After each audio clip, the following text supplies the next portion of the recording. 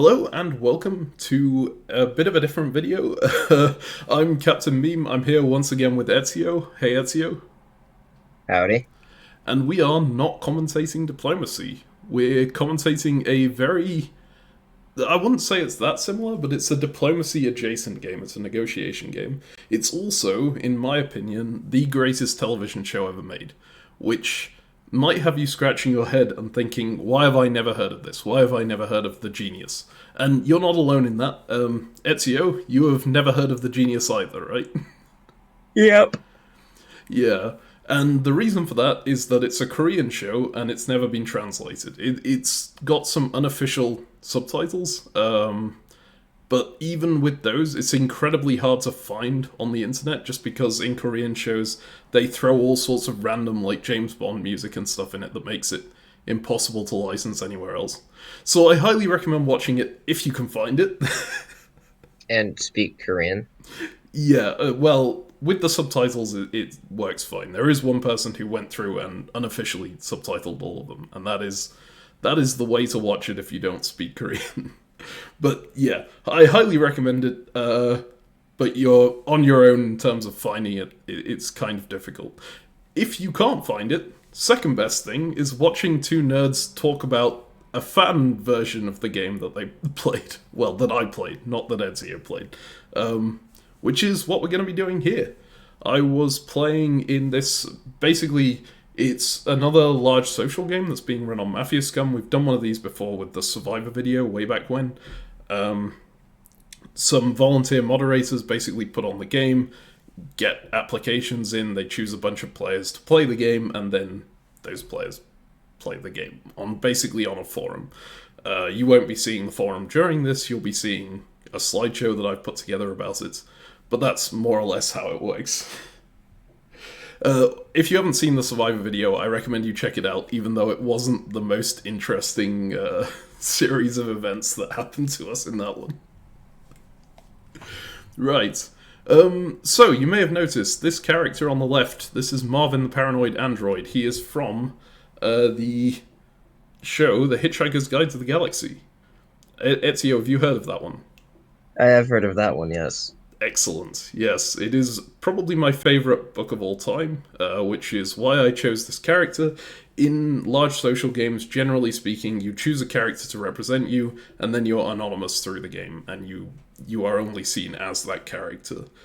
So in the Survivor game, I think we were playing as Feely and Killy, is that right? Yes. Yeah. Which I mistook for hobbits initially, which was not a good look for my knowledge of the Lord of the Rings universe, but my knowledge of Hitchhiker's Guide is a little better.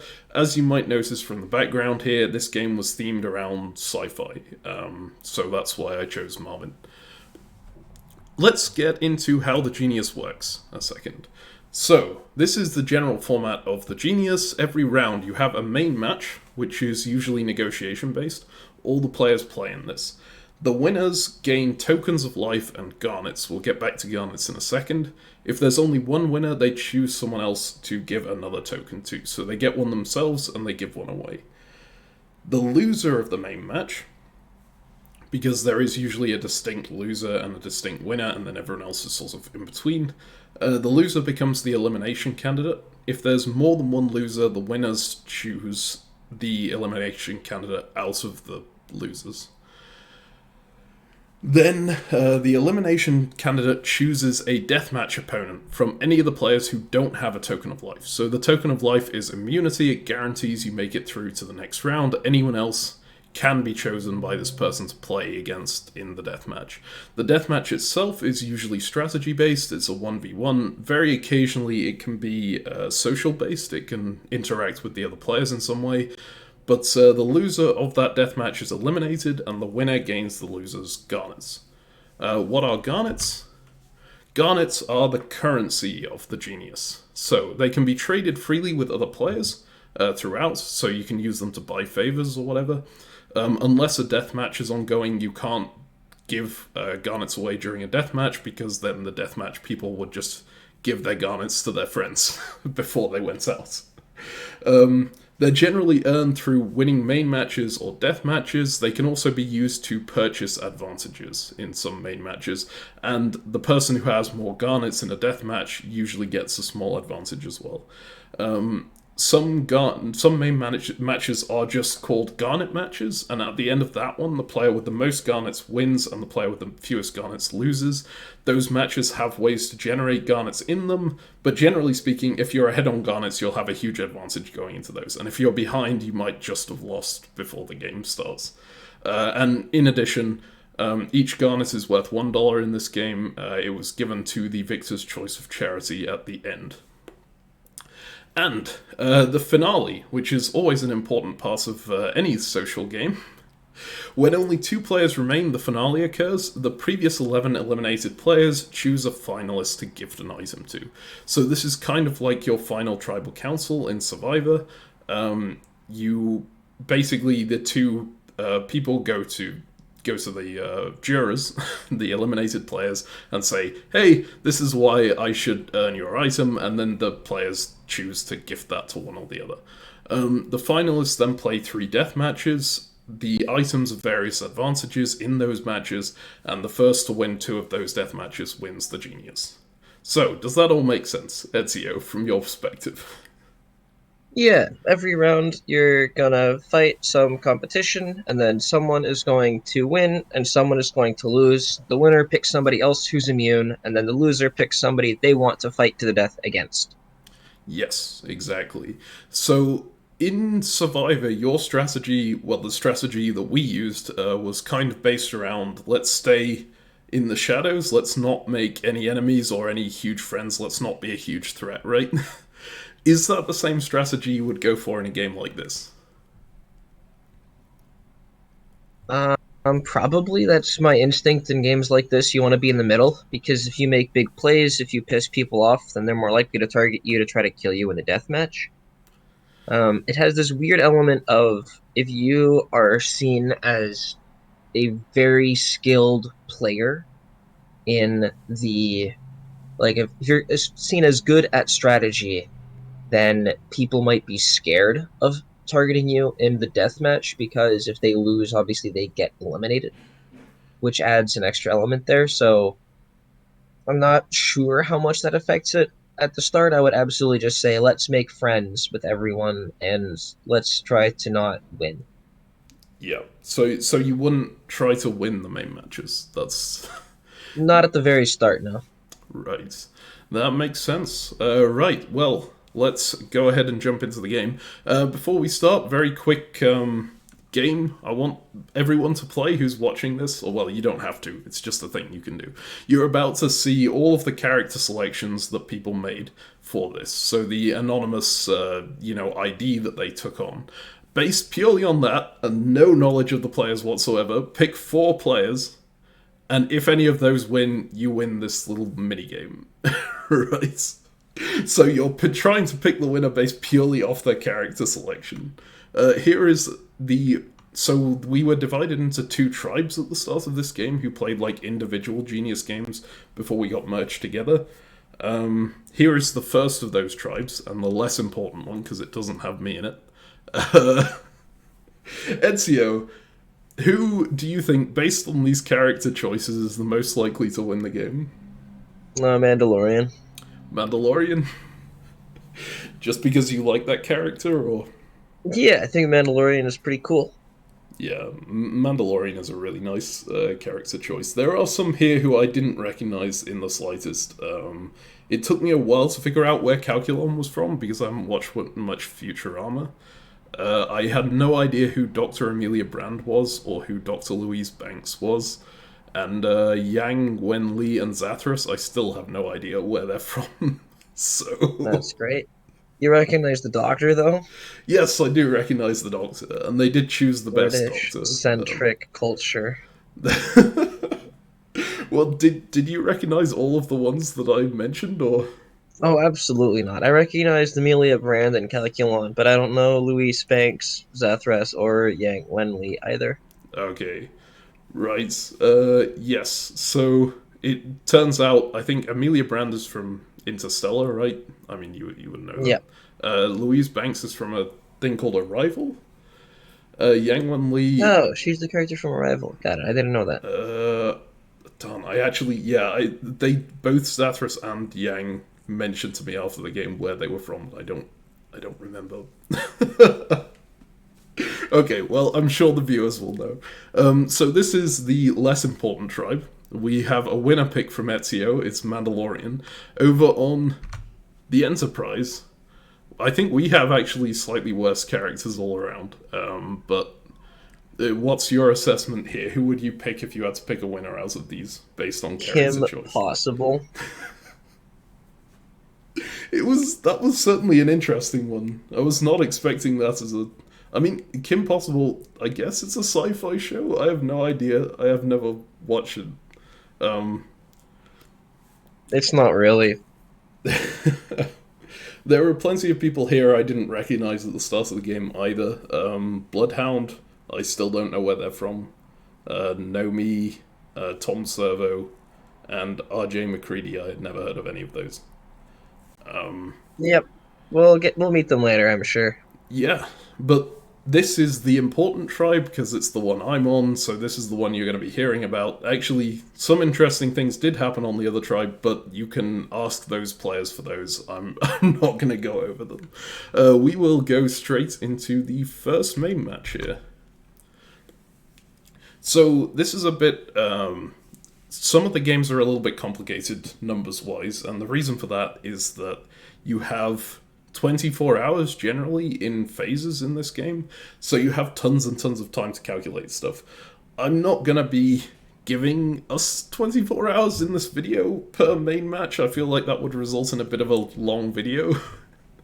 So we're not going to be going through all of the calculations and whatnot. I'm just going to ask for first impressions on this. So the way this main match works, you have you have 10 gifts in your possession. A Christmas tree, some Christmas lights, some coal, not a great Christmas gift, a stocking, 3 pieces of a Santa outfit, a garnet, a main match advantage, and the Grinch. Don't ask me why he's a Christmas present. I didn't design this game. In round 1, you will give away 4 of those gifts to other players in your tribe. In round 2, you will give away 5 gifts and you'll keep the remaining one for yourself. You can only give 1 gift to each other player, you can't give 2 to the same player, and gifts get opened between the rounds, so people will know what you gave them. Optional, you are allowed to discard 1 gift before opening it, when it comes to you. And if you do that, you're then allowed to double another gift, again before opening it, before you know what's inside it. So really you want to be doubling something from someone you trust, right? At the end of the game, the person who has the most points wins. At the end of the game, the person who has the least points is the elimination candidate. The point values, they're on the right of the screen here. The Christmas tree is worth a flat 3 points, the Christmas lights are worth a flat 2 points, the coal is worth minus 3 points. Stockings, if you have an even number of them, each one is worth 5 points. If you have an odd number of them, each one is worth minus 3. The Christmas outfit, if you have the full set of them, a complete set of them is worth 12 points. Any that are not in a set are worth minus 2 points each. The garnet has no effect, but it's just the currency of the genius. It's a nice thing to get. The main match 4 advantage, the person who has the most of those going into main match 4 gets an advantage, as the name would suggest. And the Grinch is the complicated one. If you have 1 of those, you take a 50% penalty to your score. If you have 2, you take a 25% penalty. If you have 3, you get 50% bonus added to your score. 4, you double your score. 5, you triple your score. And 6, you quadruple your score. Any more than 6, you still quadruple your score. So, there's a lot to interpret there. Ezio, you've had, maybe a minute of me talking about this to come up with a strategy for this game, whereas we had 24 hours. What would you go for if you were in this game? So my first question is that, can you give a gift to the same person between the 2 rounds? No, you can only give one gift to each person total, and there's 10 people in each tribe, so you'll give away 9 and keep one yourself. You give away one to every other player. Got it. Yeah. So I know for a fact I'm gonna be keeping the coal. I just don't care that much about. I don't want to be the person who gives somebody else a coal. Just it's a good way to piss somebody off. Just don't not gonna be dealing with that. That's sad. I'm gonna be losing this, and that's okay. Um, Due to the way that negotiations work, this is super weird. Um, I don't think trying to get a bunch of Grinches is great.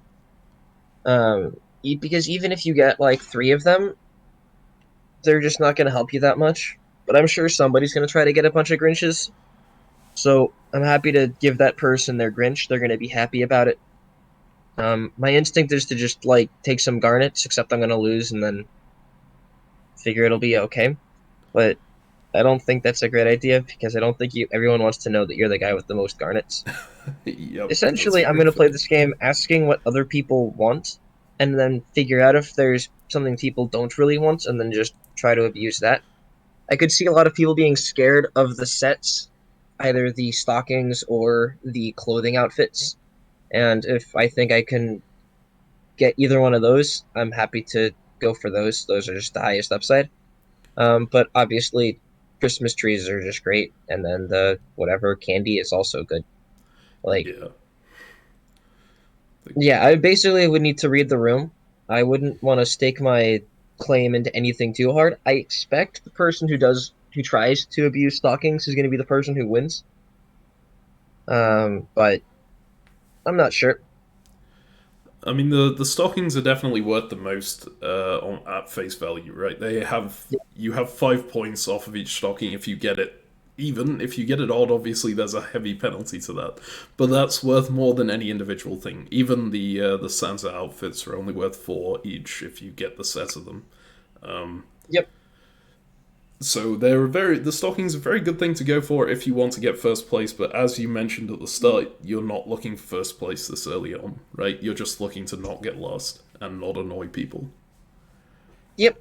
So I would probably try to get like 2 stockings, right? Have a buddy, and then talk to them and be like, "Yo, you want to just give me your stocking, and then I'll give you whatever else you want. If you want a Grinch, happy to do that. Happy to give you Garnet, whatever." And then just have the 2 to maybe not. Such I don't want to get last, right? And I assume somebody's gonna get a bunch of Garnets or some coal or whatever.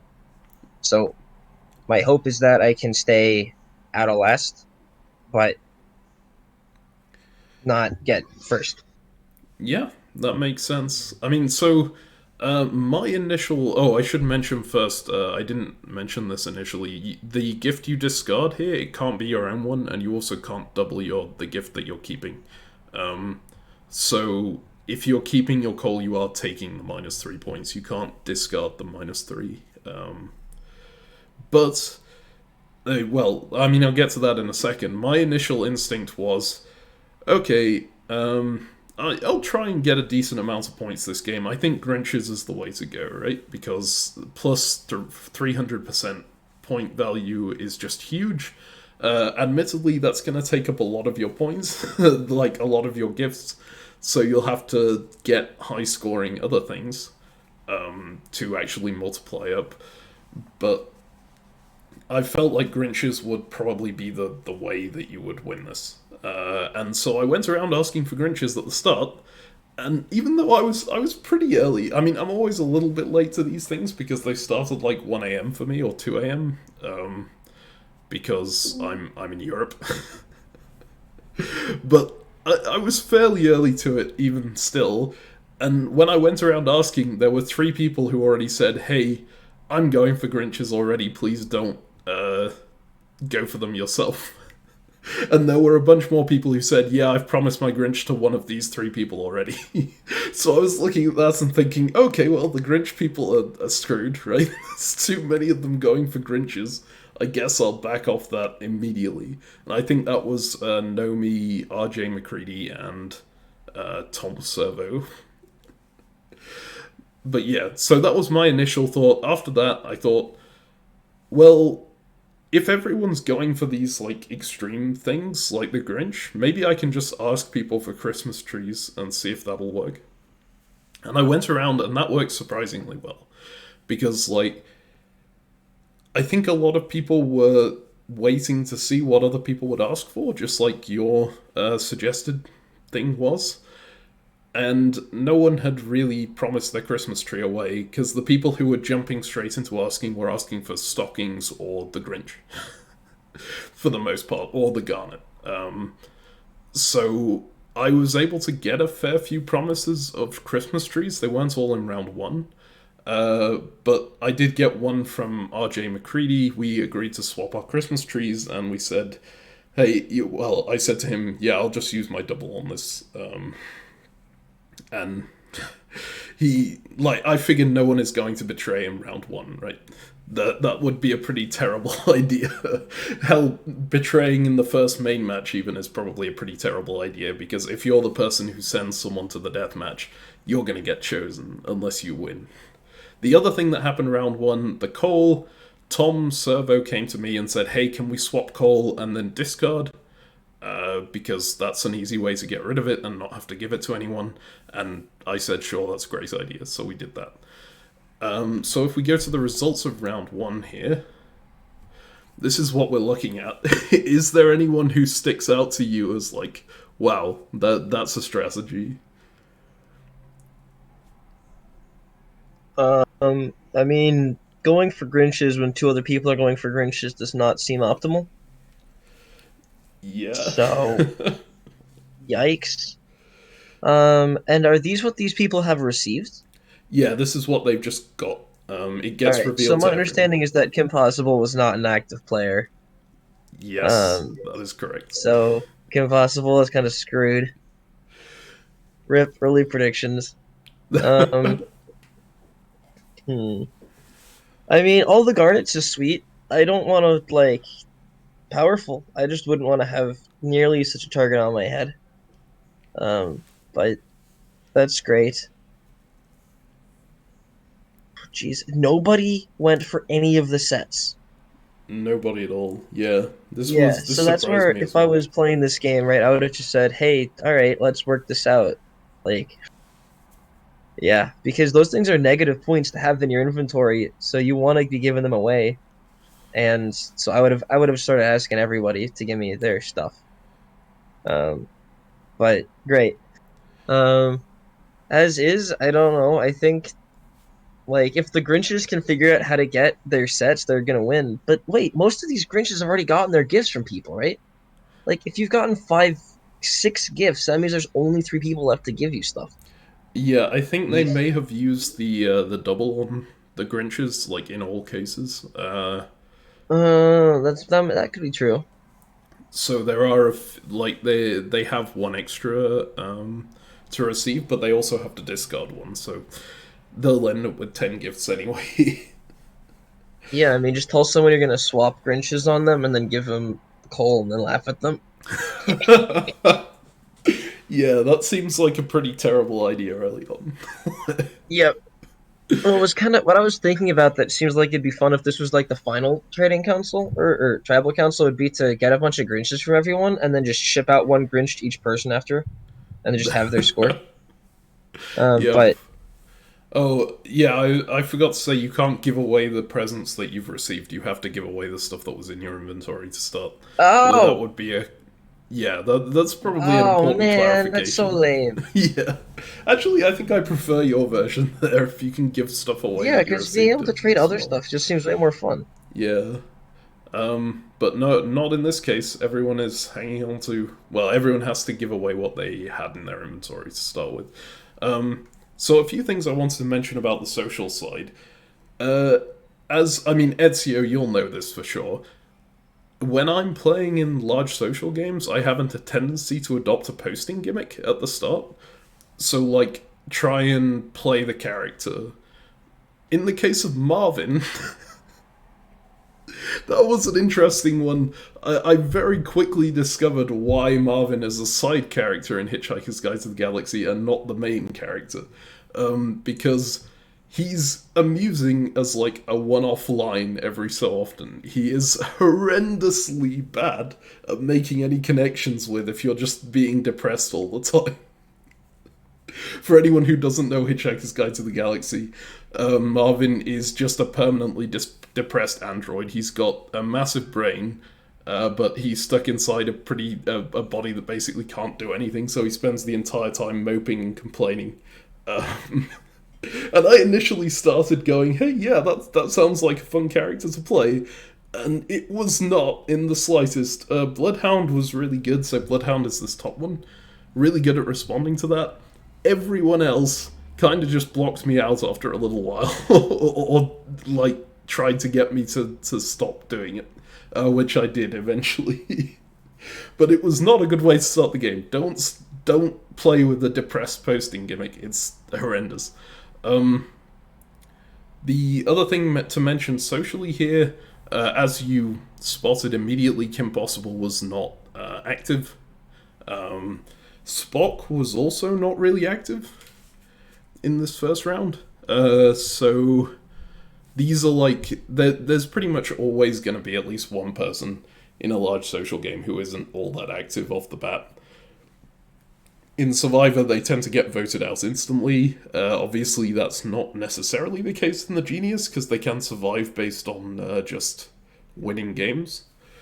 But in this case, those two players were Spock and Kim.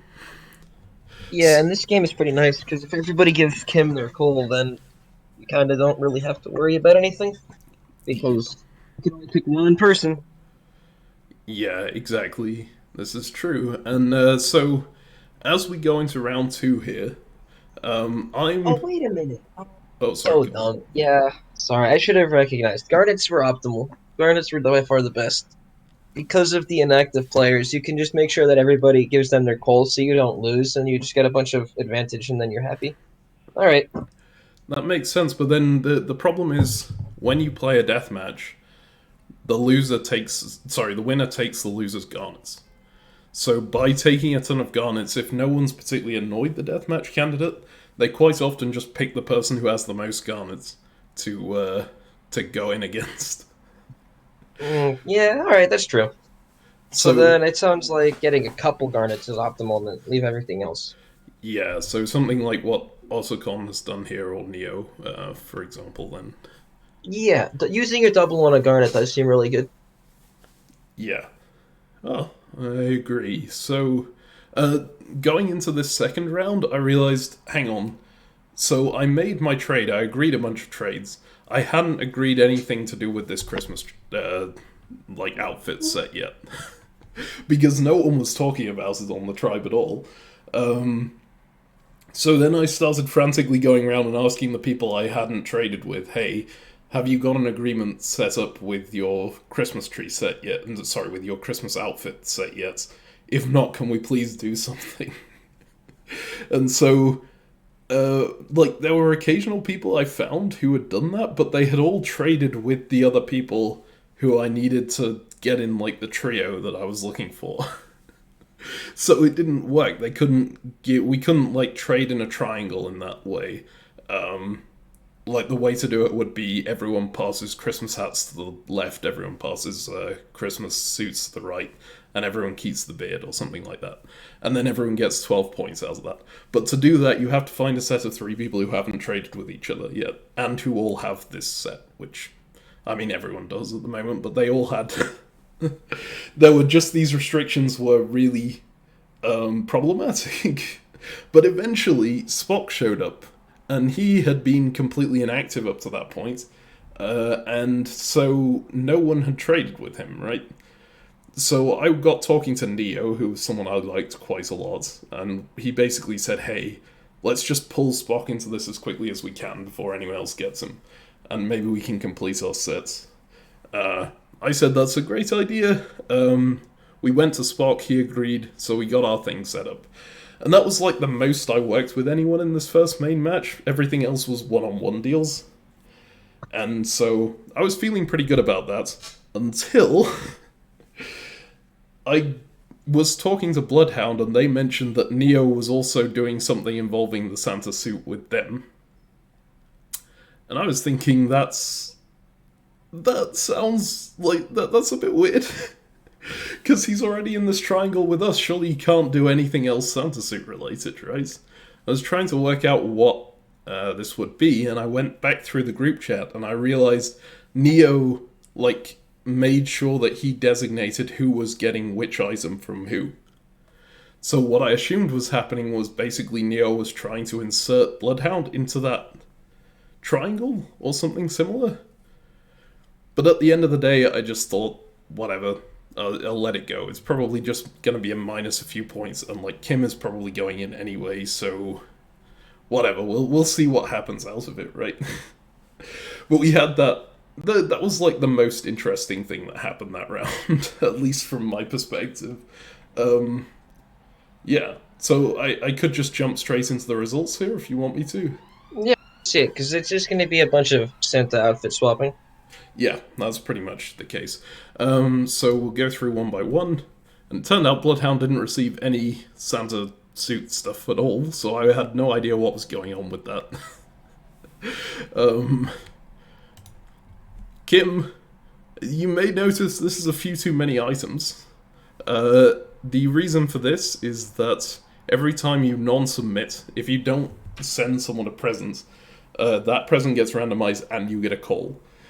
So this call isn't actually from other players, because all of the other players managed to discard their call. This is from her not submitting for the challenge, which is obviously not a very good sign in terms of actually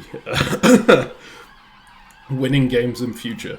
I got more Christmas trees, Christmas lights, and the full Santa suit, so that worked out quite well for me, 29 points there.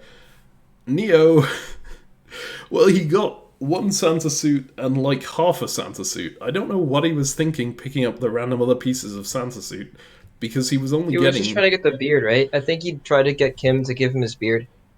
That's possible, but he'd already got 5 gifts, so he was only ever going to get 5. This didn't really make sense. I think he may have just... Yeah, that's weird.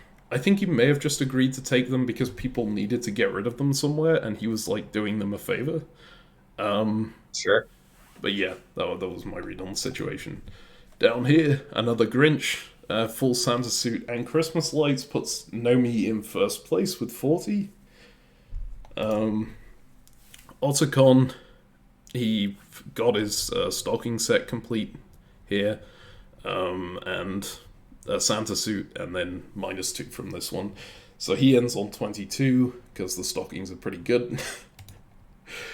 RJ also gets another Grinch, and so he ends up on a pretty high value as well, but not enough to overtake Nomi.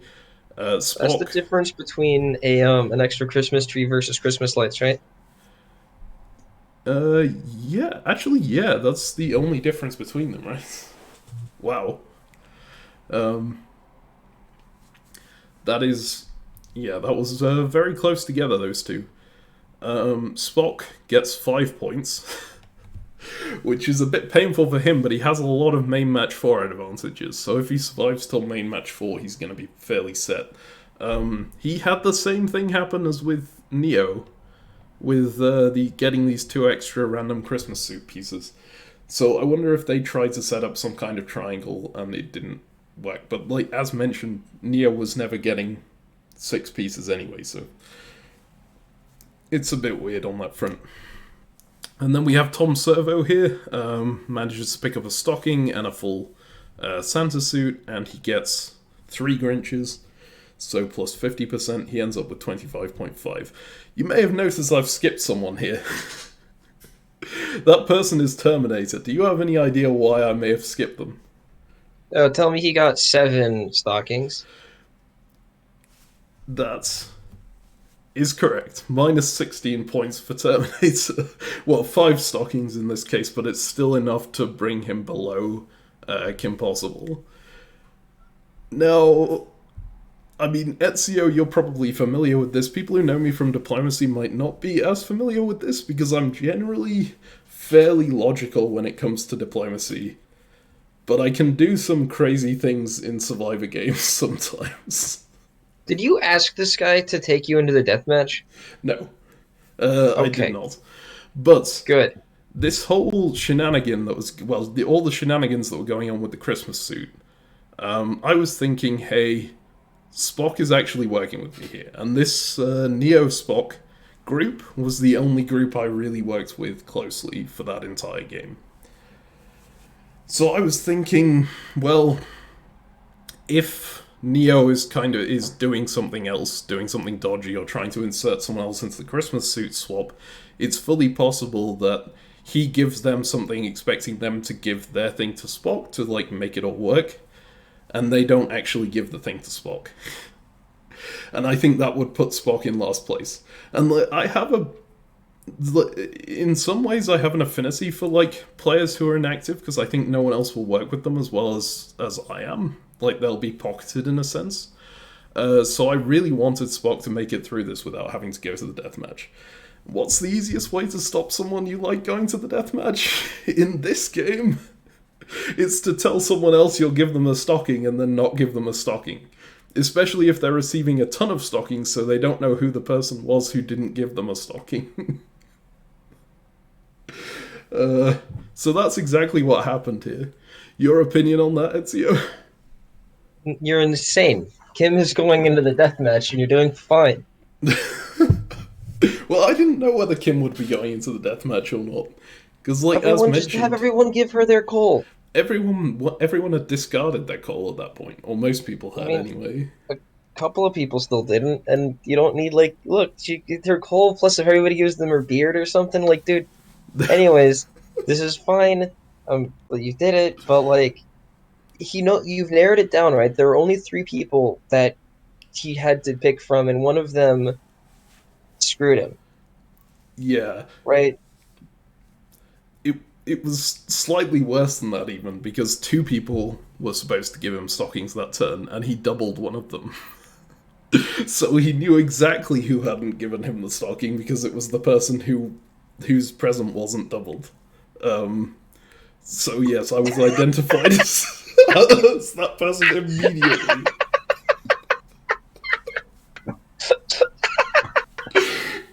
Yep.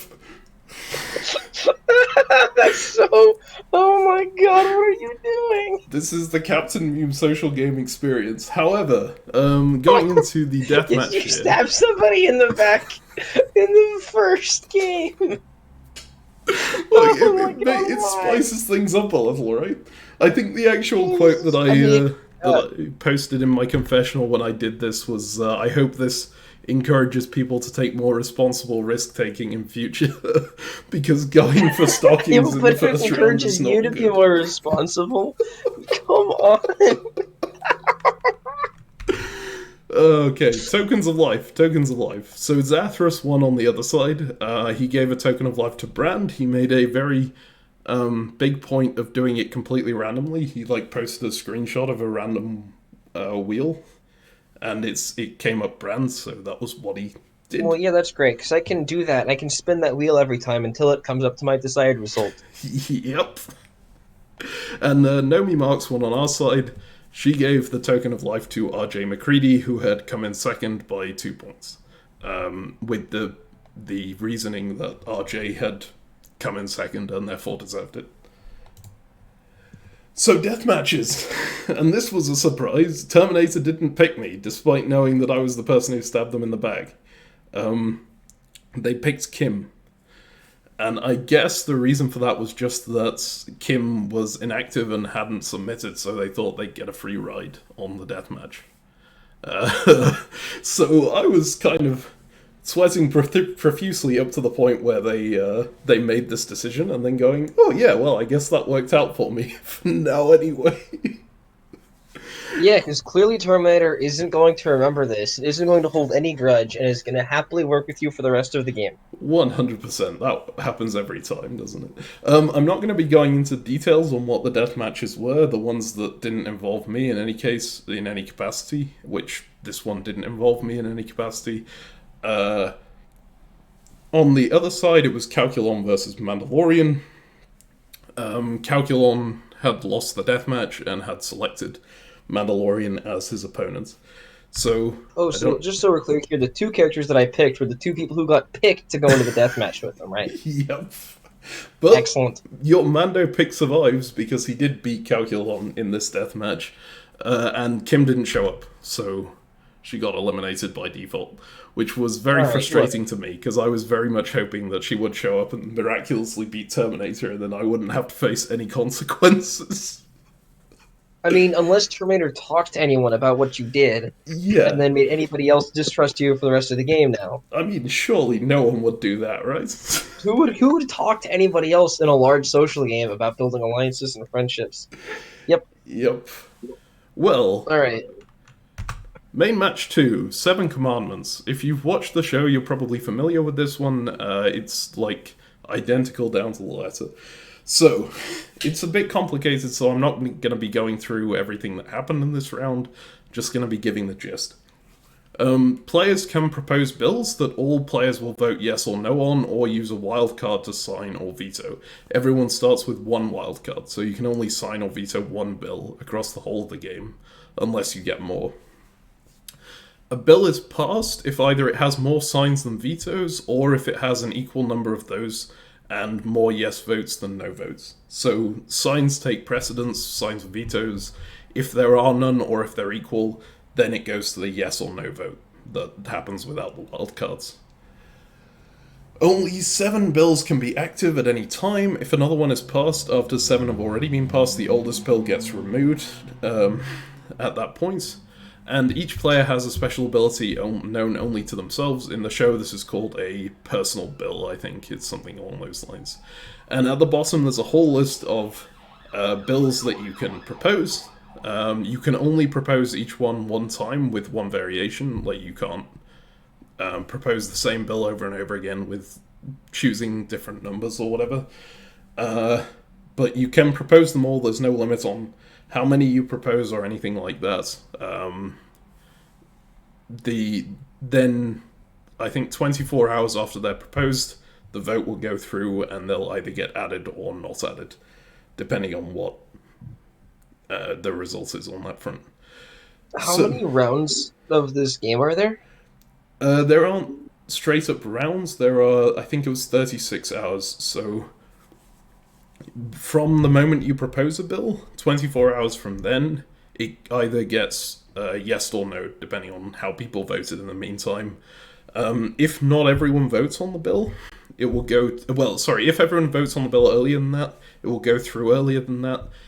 If you propose one less than 24 hours before the final deadline, then if not everyone votes on it by the final deadline, it just gets discarded, regardless of how many yeses or nos there are. So really you have to propose them in that first 48-hour window. Yeah. So this was a bit of a complicated one. In terms of the score, you would get 1 point per chip that you had by default, and then there were a bunch of things that can modify what the chips were worth. And some of them were bills down here, some of them were personal special abilities. There was one special ability. And if multiple different people pass, so if multiple different people can pass the same bill, right? Yep. Yeah, that's a thing that can happen. Okay, yeah. So you just form a block of people, and then you just say, "Hey, we're all going to propose the all colors of chips at the end of the game," and then you get half the island to agree to it. That's 5 people. You all pass the law because you have the majority, and then you downvote every other bill that comes through. You guys all easy. It's funny you should mention that because that is almost exactly what ended up happening, except it didn't include me. But like, there were 2 that stood out to me off the bat as someone who was I was already a little bit nervous about what had happened in the previous round. Obviously, no fault of my own, right? The fact that I was kind of seen as untrustworthy by other people now. I was thinking, how do I get people to like me again? And one thing I spotted: these 2 bills break the game if you pass them together. You may trade 1 garnet for a wild card, and any player that signs a bill will earn that gets passed will earn 1 garnet. The thing is, these bills stack together, so if you pass 6 of any player that signs a bill will earn 1 garnet, and then you pass you may trade 1 garnet for a wild card, and then you just continuously sign bills, you continuously get 6 garnets, then 5 garnets as the top one gets knocked off, and then 4 garnets, and then 3 garnets, and then 2 garnets, and then 1 garnet, right? But If only one you player gets that, right? No, because anyone can sign, anyone who has a wild card. So you But can, as bills keep getting signed, right, then it knocks out the older bills. yes, And so, because you can only pass each bill once, right? you can personally only pass each bill once. Yeah, but the And so sign, 6 people sign the Garnet, right? So 6 people can sign, right? If 6 people sign that any player that signs vetoes a bill that gets passed, they earn a Garnet. Um, then once you start signing it through, right, they're just going to get knocked out. One player is going to get more Garnets than anybody else. no, because so anyone can sign a bill, right? Multiple people can sign the same bill. Is the important thing here. You can sign a bill that someone else is vetoing, for example. It depends how many signs and vetoes it has. So if you pass, let's say without signing at all first, you pass 6 of these bills, any player that signs a bill will earn 1 garnet. And then you pass you may trade 1 garnet for a wild card, and everyone signs this one. Right, everyone in the entire tribe signs this one. Then everyone earns the 1 garnet for each of these bills because of the signing of this one. So they Yeah, earn the six signing garnets. doesn't actively just auto create the bill. Well, someone has to create the bill, but that person can sign it as well. It's not like so. People have to propose these bills in the first place, but then they can propose a different bill afterwards and then sign that, right? Um, and they'll get more Sure. garnets off of that. Uh, Basically, the idea behind this is more important than the way it actually worked. The idea was everyone gets a ton of garnets. If we all just work together for like the first 24 hours of this game and we say, let's use the last 48 hours to fight over the win. But for the first 24 hours, we'll just work together to get tons of garnets. And that will put us ahead of the other players, like the players on the other side in terms of garnets. And it will put us, when I say the other side, I mean the Millennium Falcon, the group in the other tribe. And it will mean that the prize money is higher, right, for the charity at the end. And people didn't respond to this suggestion at all.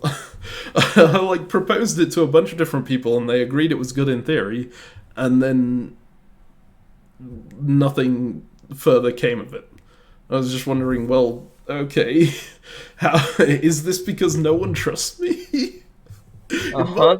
it might be because no one trusts me, and it took. Hello. I know that literally last round I worked together with some other people to make an elaborate ploy that has a high end result, but I then immediately stabbed them in the back. Um, so this round, you should do something that's elaborate that might have potential for something to go wrong, which doesn't seem like it does. I think here it's pretty safe, but you should totally trust me on this. Yep. So here was, I think, what I didn't see at the time. The problem with this, you may trade 1 garnet for a wild card, is that people could just buy tons of wild cards after that. Like, even beyond because they'd have tons of garnets, right? They could just buy Yep. tons of garnets during this and then use them after all of these have been wiped off the board. And we're technically at the reset. So everyone who wanted to spend garnets would start with a ton of these signs. And some people were nervous about that, but no one told me that outright. So I was just going around trying to figure out, how do I get people to like this? Because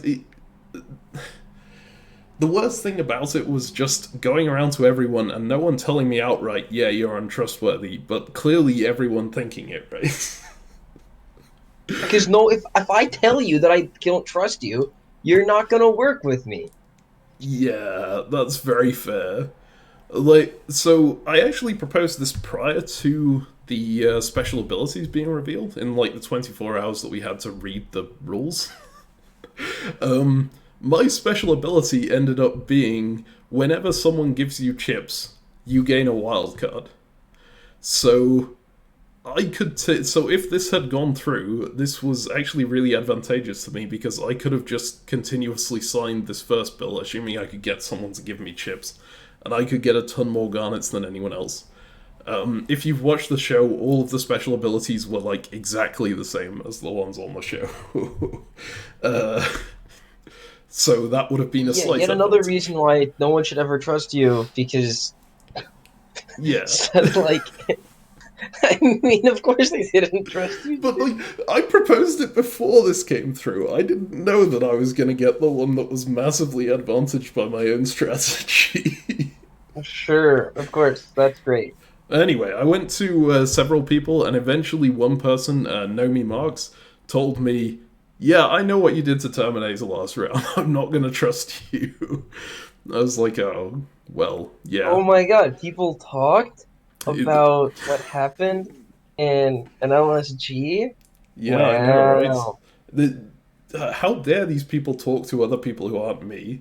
Everyone should be only talking to me. That's the only way Yeah, this works. especially after I backstabbed one of them and then didn't ensure their elimination. Yep. This is where this is much tougher than Survivor, because in Survivor, usually if you backstab someone, you can get them out fairly easily, or you can have a plan to get them out immediately. Here, you can't guarantee anyone Just is like in doing it. Survivor, when you backstab somebody, everybody else knows. Yeah, that's also a problem.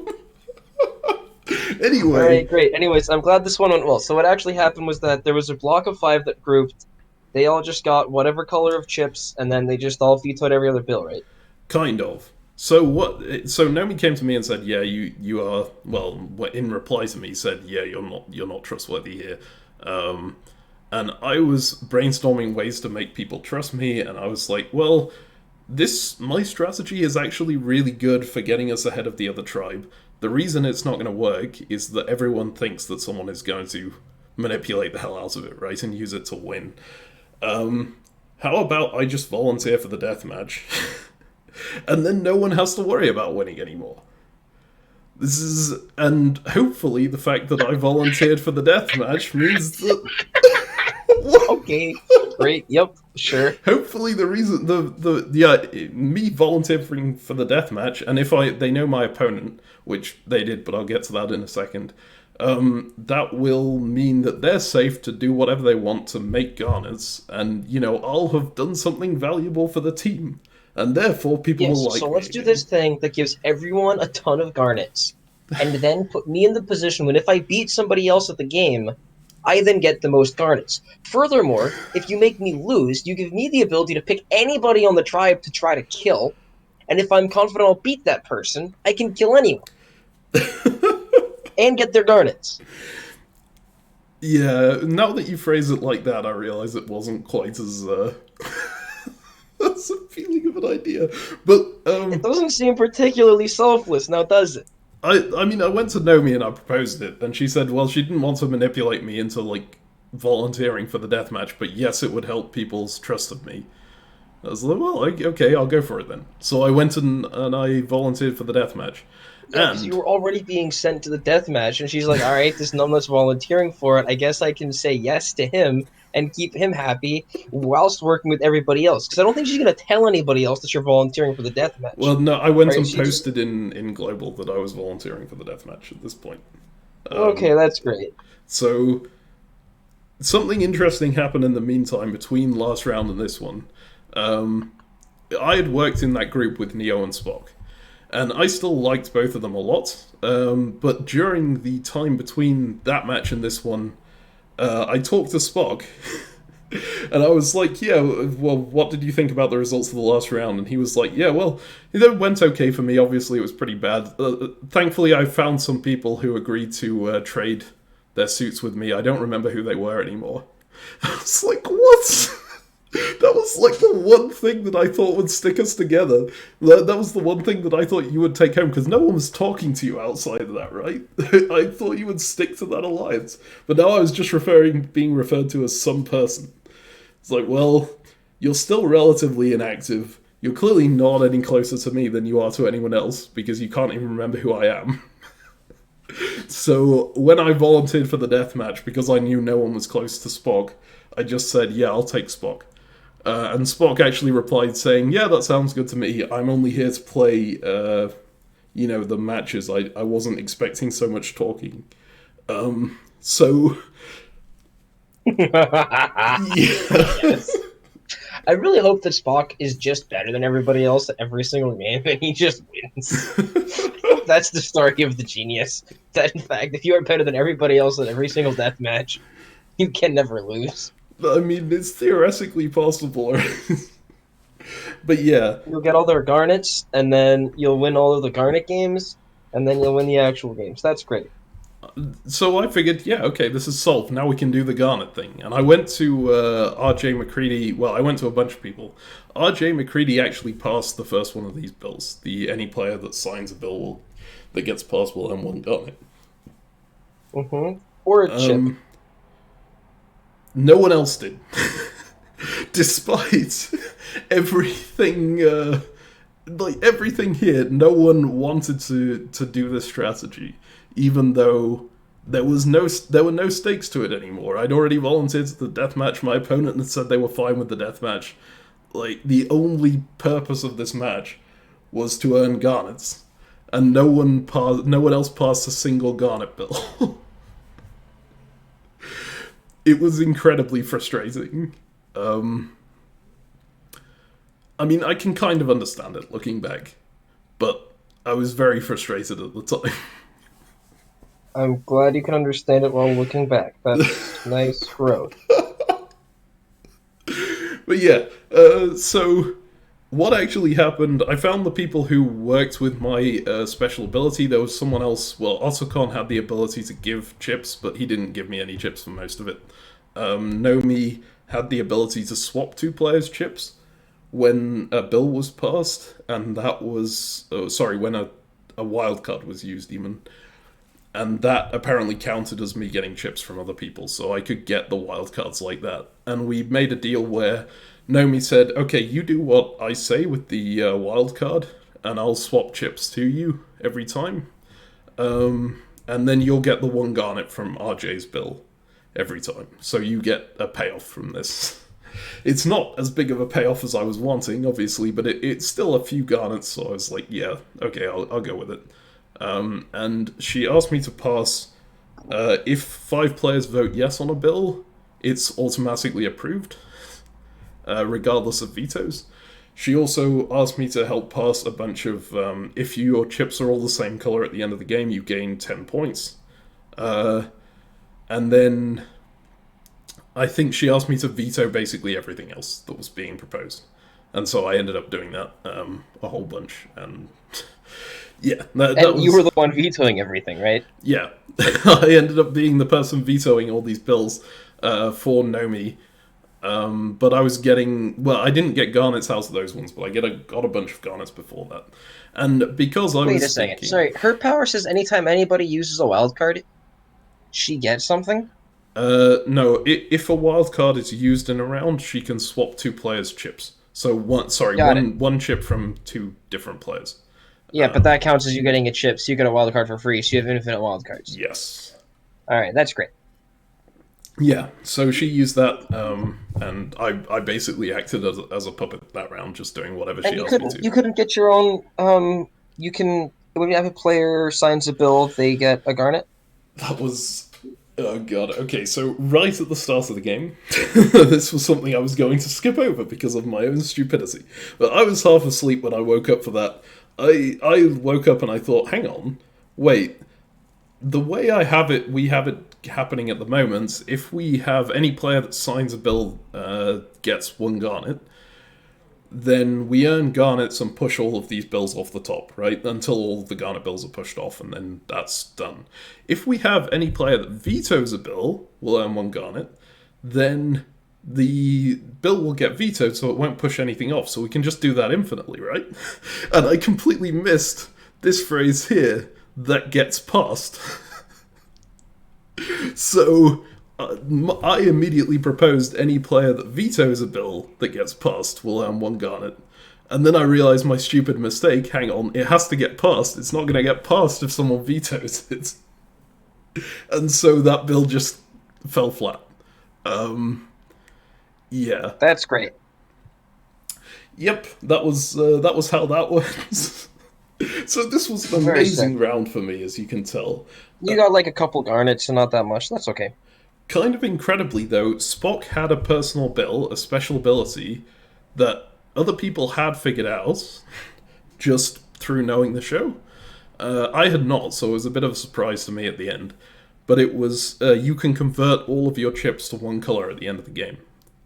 And that was insane, because this group that Nomi was running, that was trying to control the game, had passed a bunch of, if your chips are all the same color at the end of the game, you gain an additional 10 points. Yep.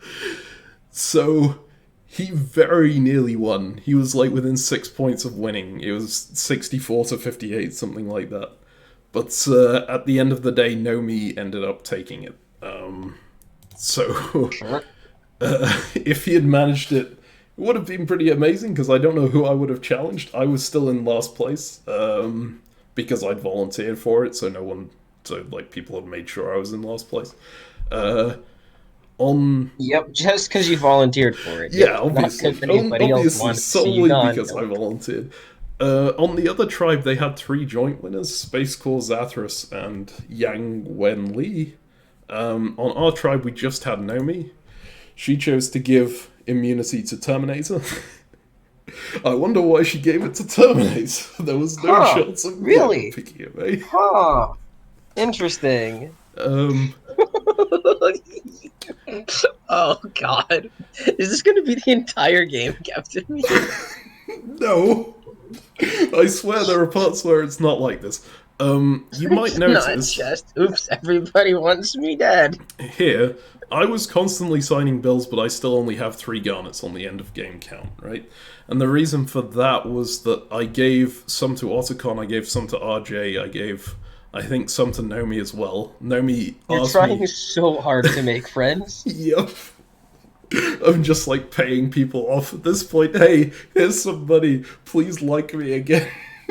Did you just give all of them to Terminator to increase the chance that you try to kill him? That would be so I fun. mean, I didn't give any to Terminator. I was pretty convinced that relationship was done at that point. So that's great. So the interesting one about Nomi was that I hadn't actually offered her any garnets. I'd just given them to RJ and Otacon, and at the end of the game, she was like, "Hey, I helped you get a bunch of those garnets. Towards the end of it, can you give me some?" Also, you've been giving them to other people who's been talking to her, Well, and you're yes. getting given to the social threat. Yeah. You're So I was How to no, make no, enemies I did. in large social games.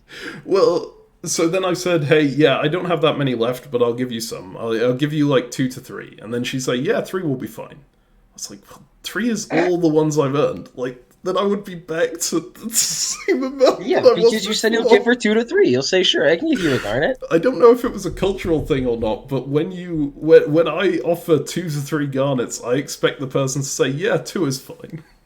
In a large social game, yeah, 3's good. Yep. But she said, "Yeah, 3's good." And I was like, "I'm not giving you 3." But I didn't want to tell her that, so I just ghosted her for the night. And then in the morning, she sent me a message saying, "Actually, two should probably be fine." And then I was like, "Yeah, I'll give you 2." But then she got 3 garnets off of winning the game anyway, which arguably she was able to do because of what I was doing. So, like, I think she got plenty out of me. I mean, yeah, but like you volunteered to do all of this stuff. Yeah, that's very fair. Anyway, I am in the deathmatch, and it was supposed to be a 4-person deathmatch. I did choose Spock, and on the other side, Dr. Louise Banks was selected. There were actually 2 losers over there. Dr. Louise Banks and Dr. Amelia Brand, and the winners here had to choose someone to put in, and they chose Dr. Louise Banks. Problem was, so this was supposed to be a free-for-all. 2 people would survive, and the deathmatch was supposed to be Liar's Dice, which is quite cool, actually. I kind of enjoy Liar's Dice. Problem was, Dr. Louise Banks quit when this happened. Well, they said they didn't have time for the game, I think. So they weren't going to pull anyone down with them. Which is fine, but it also kind of scuppered the the plans for this deathmatch. So she's out, and it ends up being a 1v1 instead. And so the mods pull one of the future death matches back to now. And it's called Goofspiel. Have you ever heard of this game? No. Okay, it's usually played with a set of cards, which is why all of the numbers are 1 to 13. Here it was themed in a kind of space way. Uh, each player has a set of 13 mechs. Those mechs have strengths 1 to 13. There are also 13 planets worth 1 to 13 points. Each round, a random planet will be revealed to play for. So, like, for example, might randomly select the 7-point planets. Both players have to submit a mech to fight for that planet. No mech can be used twice. So once you've used a mech, it's out. Highest strength mech wins that planet, and the winning player scores that There's number going of to be a points. total of 13 rounds, right? So every planet's Yes. going to get drawn? Yes. Okay. And the highest total score at the end of the game wins. The first player to win 2 of those games wins the deathmatch. Does that all make sense? Yeah, this is a very cool game. Yeah, I really enjoyed this one. I've done some graphics for it. Whoa! So we've got the scoring planets at the bottom, we've got the mechs here on the side. The winning score is 46 at the moment. That'll go down if people tie for a planet, because if you tie for a planet, it gets discarded. But just off of the base numbers, if you get 46 points, you've won the game, because that's more than half of the total that you can get. Any thoughts on how you would play this game? Just going off knowing it for 2 seconds. So my instinct obviously is to just send one to every strength planet, right? So like the fact that this is done in rounds is very, very odd. Because I've played a bunch of games like this where you submit all of your troops simultaneously to every single planet, and so does your opponent. And then you see who wins. This is done sequentially, one round at a time. Yep. And so my instinct is to just send one troop of the current strength to everything, right? And that's my plan for the entire one. The problem is that it's going to change based on what gets drawn every round. And so you need to see what planet gets drawn, and you don't know the future rounds, right? Each round it's random. Yep. Yeah, and so you don't know when things are gonna happen, and so I think you need to like. It's like the only interesting part is like what happens if the 9 gets drawn, right? A valuable one, but not a not one of the biggest ones, right? If the highest one gets drawn, right, the 13, then you have to send your highest to that one. Otherwise you give it to your opponent, and so that's too bad. So if it's the highest one, you have to send your highest, and if it's not the highest, you have to figure it out. My instinct is like to assume you're going to send the value of the planet, but I maybe not.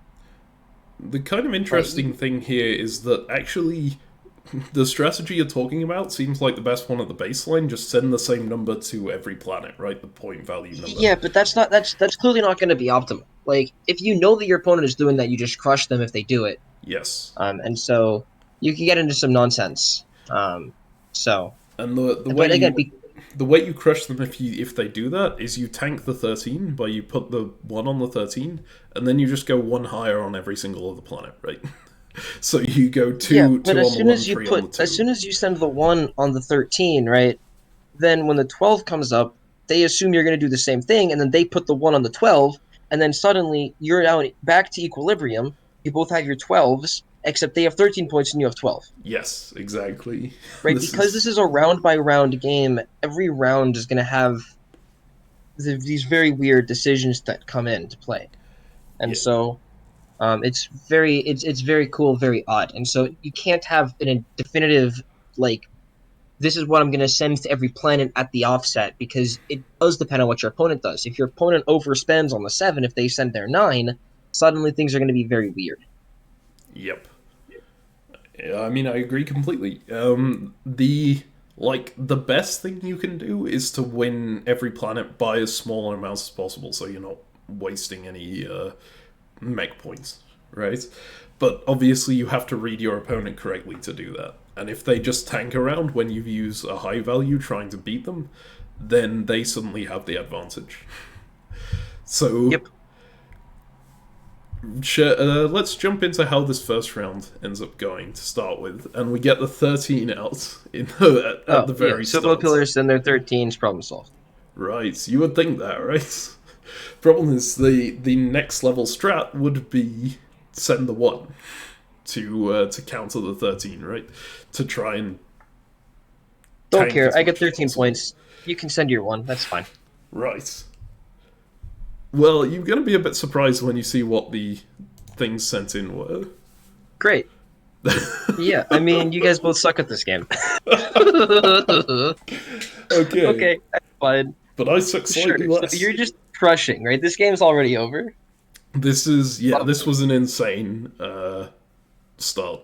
Because the main thing was, okay, so something I didn't mention before. After that main match, after I'd given garnets to all of these people and whatnot, Nomi basically came to me and said, hey, do you want some training for this deathmatch? Because I know this game really well. I was like, yeah, sure, I'll go for that.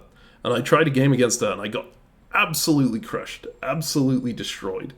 And the reason I got absolutely destroyed was that I kept trying to tank rounds that she would then guess I would try and tank and go for a lowish value without like being the lowest possible value. Yes, so don't try to tank rounds, you numbnut. I'll kick your ass at this game Okay. after. Let's go. Anyways, Tanking rounds is still a good thing to do. It still gets you ahead if you can get a big enough difference between you and the opponent. But the problem is if your opponent tanks slightly less than you do, like I did here with the 3, then you still then you lose the planet for like no cost to your opponent whatsoever. And that's great. yeah. And Nomi kept doing this, so I would do things like tank the 1, she would play a 5.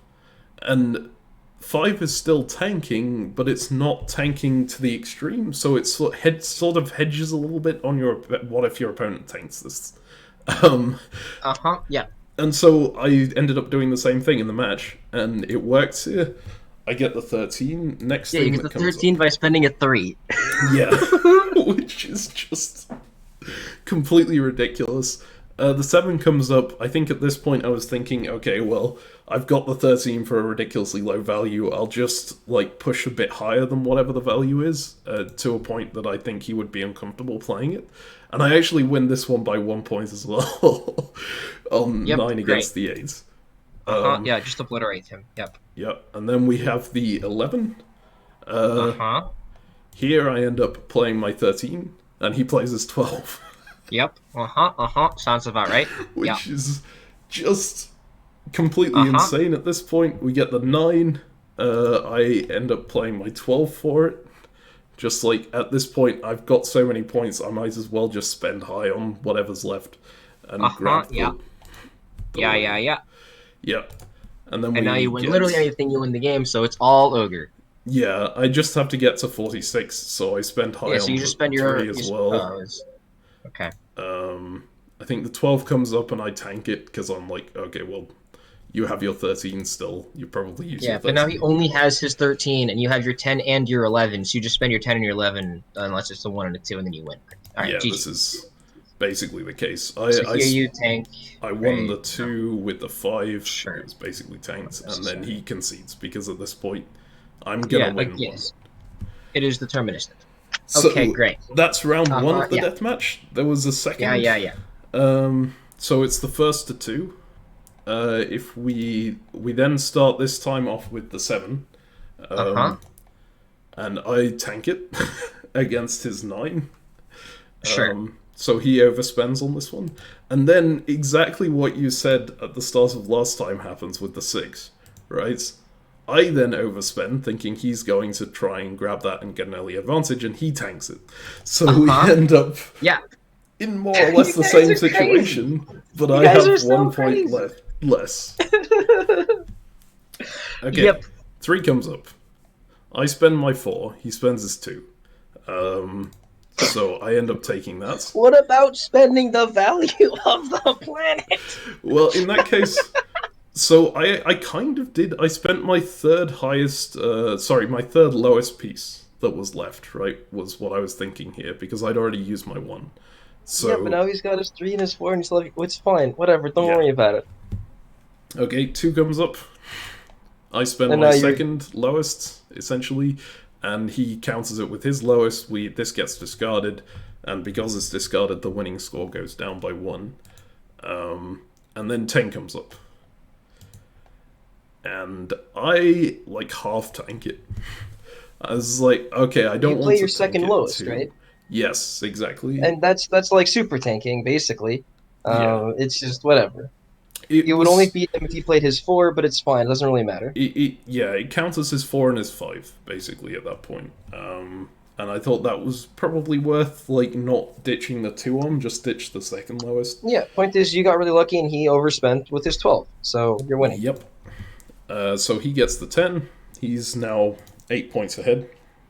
11 comes up, and we both try to tank at this point, but he does the thing of playing his lowest, and I don't play my lowest. I play my second lowest, so I end up getting Sure. this one for like a bargain price again. Yes, because you guys are not spending appropriately.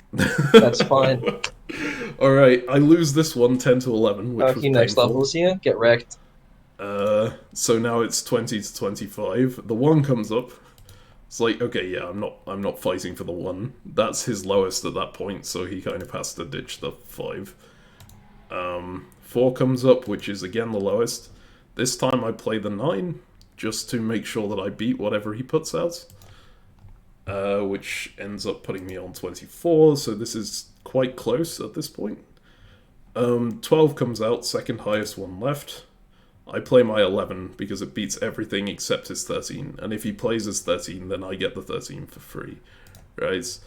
Well, you get the 13 by spending your 13, which last game Well, determined was a yes. bad idea. Yeah. But I guaranteed the 13 if he played his 13. Anyways, it's fine. And then he concedes it because at this point I've got the 13, 12, and 7, and he's got 13, 10, and 7. And you have 10 points. And I'm ahead of him, yeah.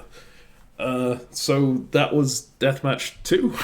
And unfortunately, Spock is not going to be able to win every round without talking to people, as it turns out. He goes out in the second round here. And then we get swapped into new tribes, which is a Survivor thing. It's not a Genius thing, but then Genius doesn't usually have tribes in the first place. So, in my position, would you be happy with the tribe you just got swapped onto? Well, you have your savior Nomi, who's also conspiring to kill you, right? Yeah. So, that's fine. You're with Terminator, and Terminator's clearly better with Nomi than you are. Yep. But at least you have new people who they can poison your mind. This is true. I've got the new people at the very least, and RJ McCready is also here, who was the person who passed my Garnet bill, so I was quite happy with him at that point. But the person, my number 1 at that point, was probably Neo, and Neo was on the other side now, and so I was Yeah, but like, very sad. it's good for you to get some space from your number 1. This is probably true. Okay, so we go into... So this isn't actually the main match, I should explain this first. What is going to happen this round is a bit different. Everyone on Neptune is going to fight a different person on Mars in a like one-on-one. Anyone who wins their match gets a token of life, and the team that wins the most matches also just are immune completely. The people who get the token of life get to decide who the elimination candidate will be out of people on the losing team who also lost their match. Sure. Does that make sense? Yeah. Yeah, just win your match, and then you're immune, and then you whole tribe wins, and then you're all immune, and you stop thinking about it. Yep. Okay, so there were 2 different matches on this. One of them was 12 Jongi, which is like chess variant that's too much for my head, so I chose the other one, Black and White, which is Was Jongi that mini one that we played a couple times? It's possible. It is a mini one. I don't know whether it would be the same. It's a mini chess game, like it's on a 3x3 board or whatever. Yeah, Or not 3x3. It's like 5 by. Maybe it's 3 by 5 actually. But yeah, you. I don't know. I think we've played it a couple times. It's fun. This is probably true. I'm very bad at chess-like games because I can't think too many steps ahead. I like thinking wide, like in Diplomacy. It's really easy because you only have to look like 2 turns ahead, right? Yeah, basically. I do not like chess in the slightest. But yeah, this is so I went for the other one. I went for Black and White, which is basically just a repeat of the last game that I did. It's kind of similar to Goofspiel, except every planet is worth 1 point. Right?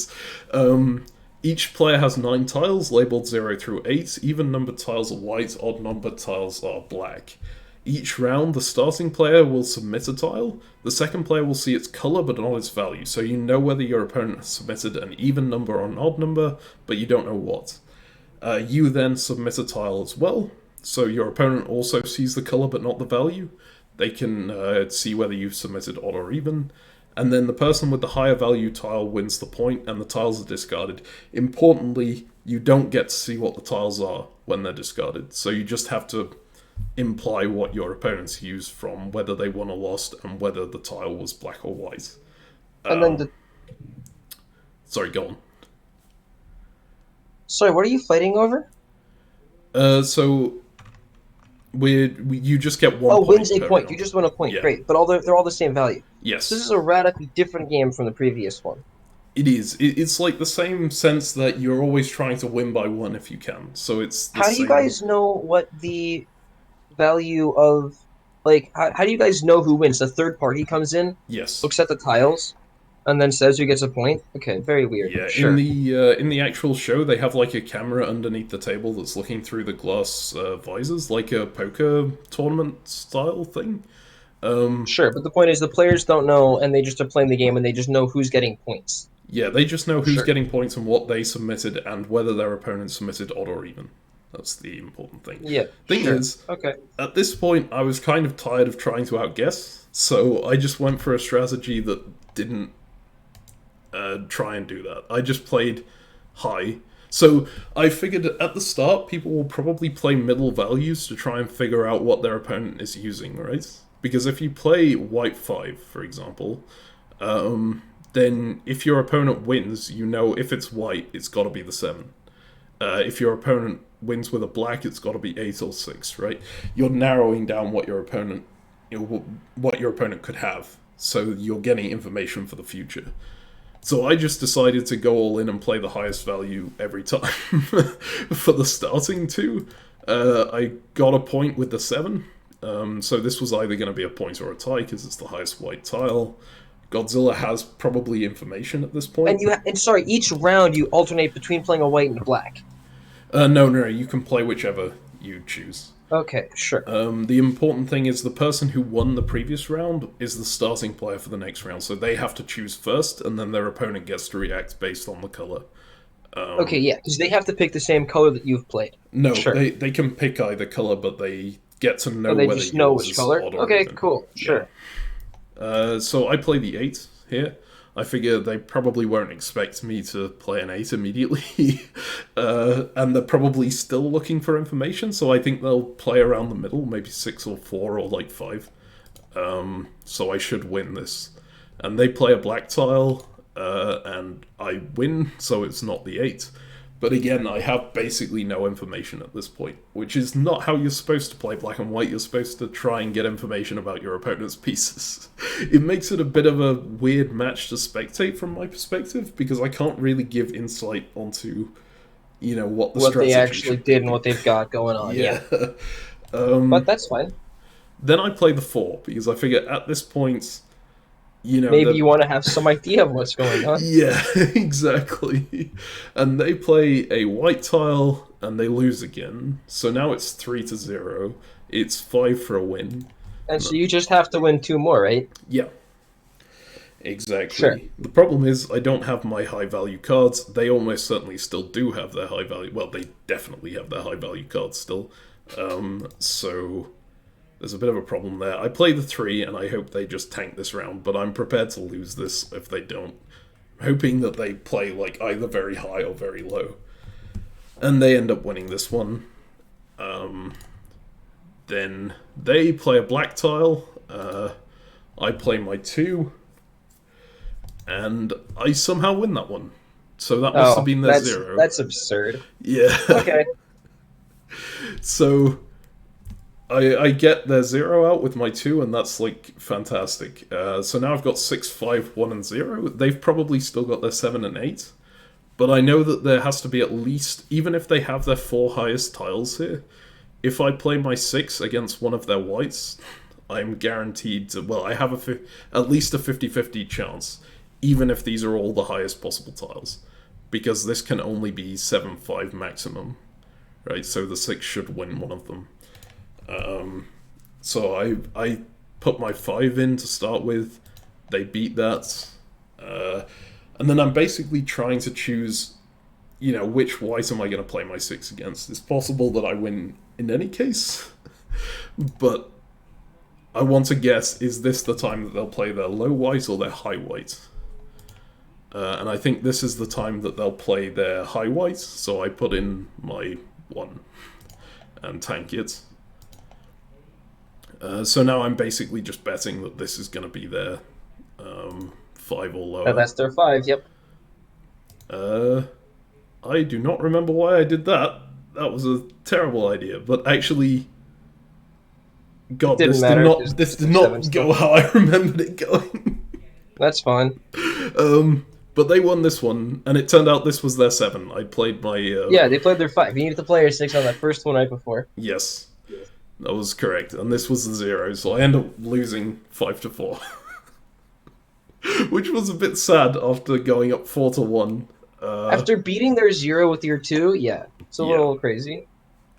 I did get to chat with them during this time. They were kind of pleasant, but they didn't actually talk to me very much about stuff, so it was a bit of a misconnection on that front.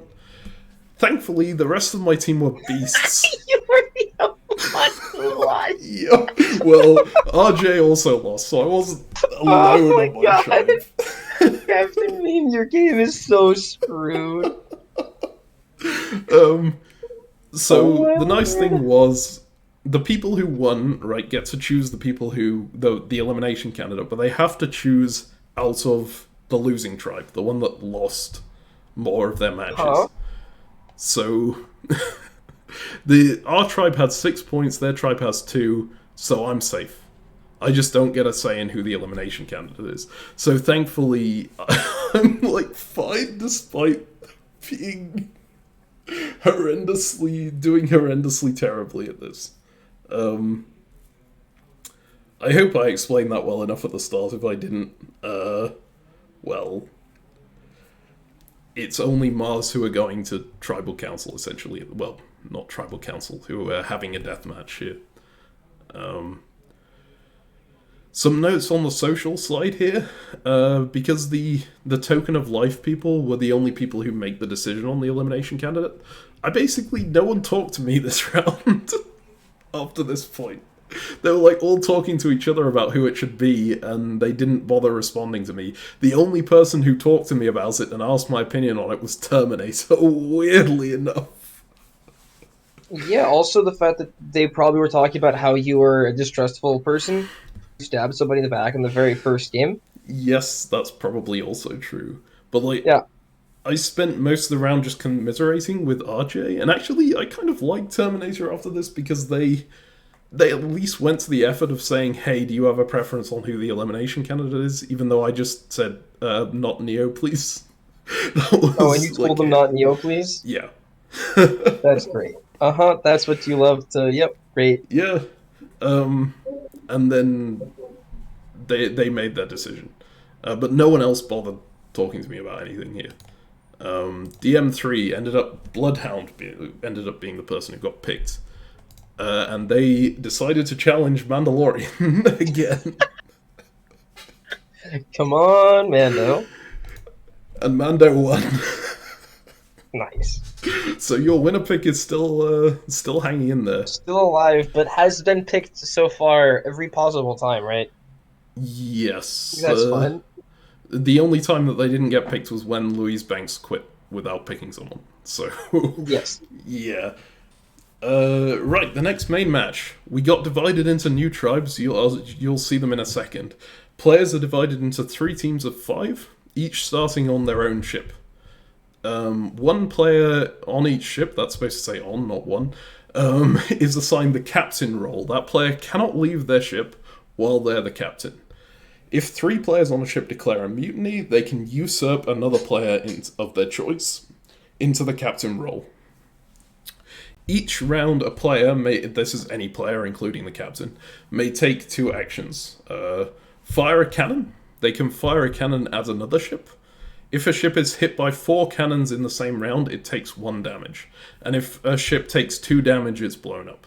So basically, you don't want your ship to be shot at. No more than 2 cannons from a ship can be fired at the same opposing ship.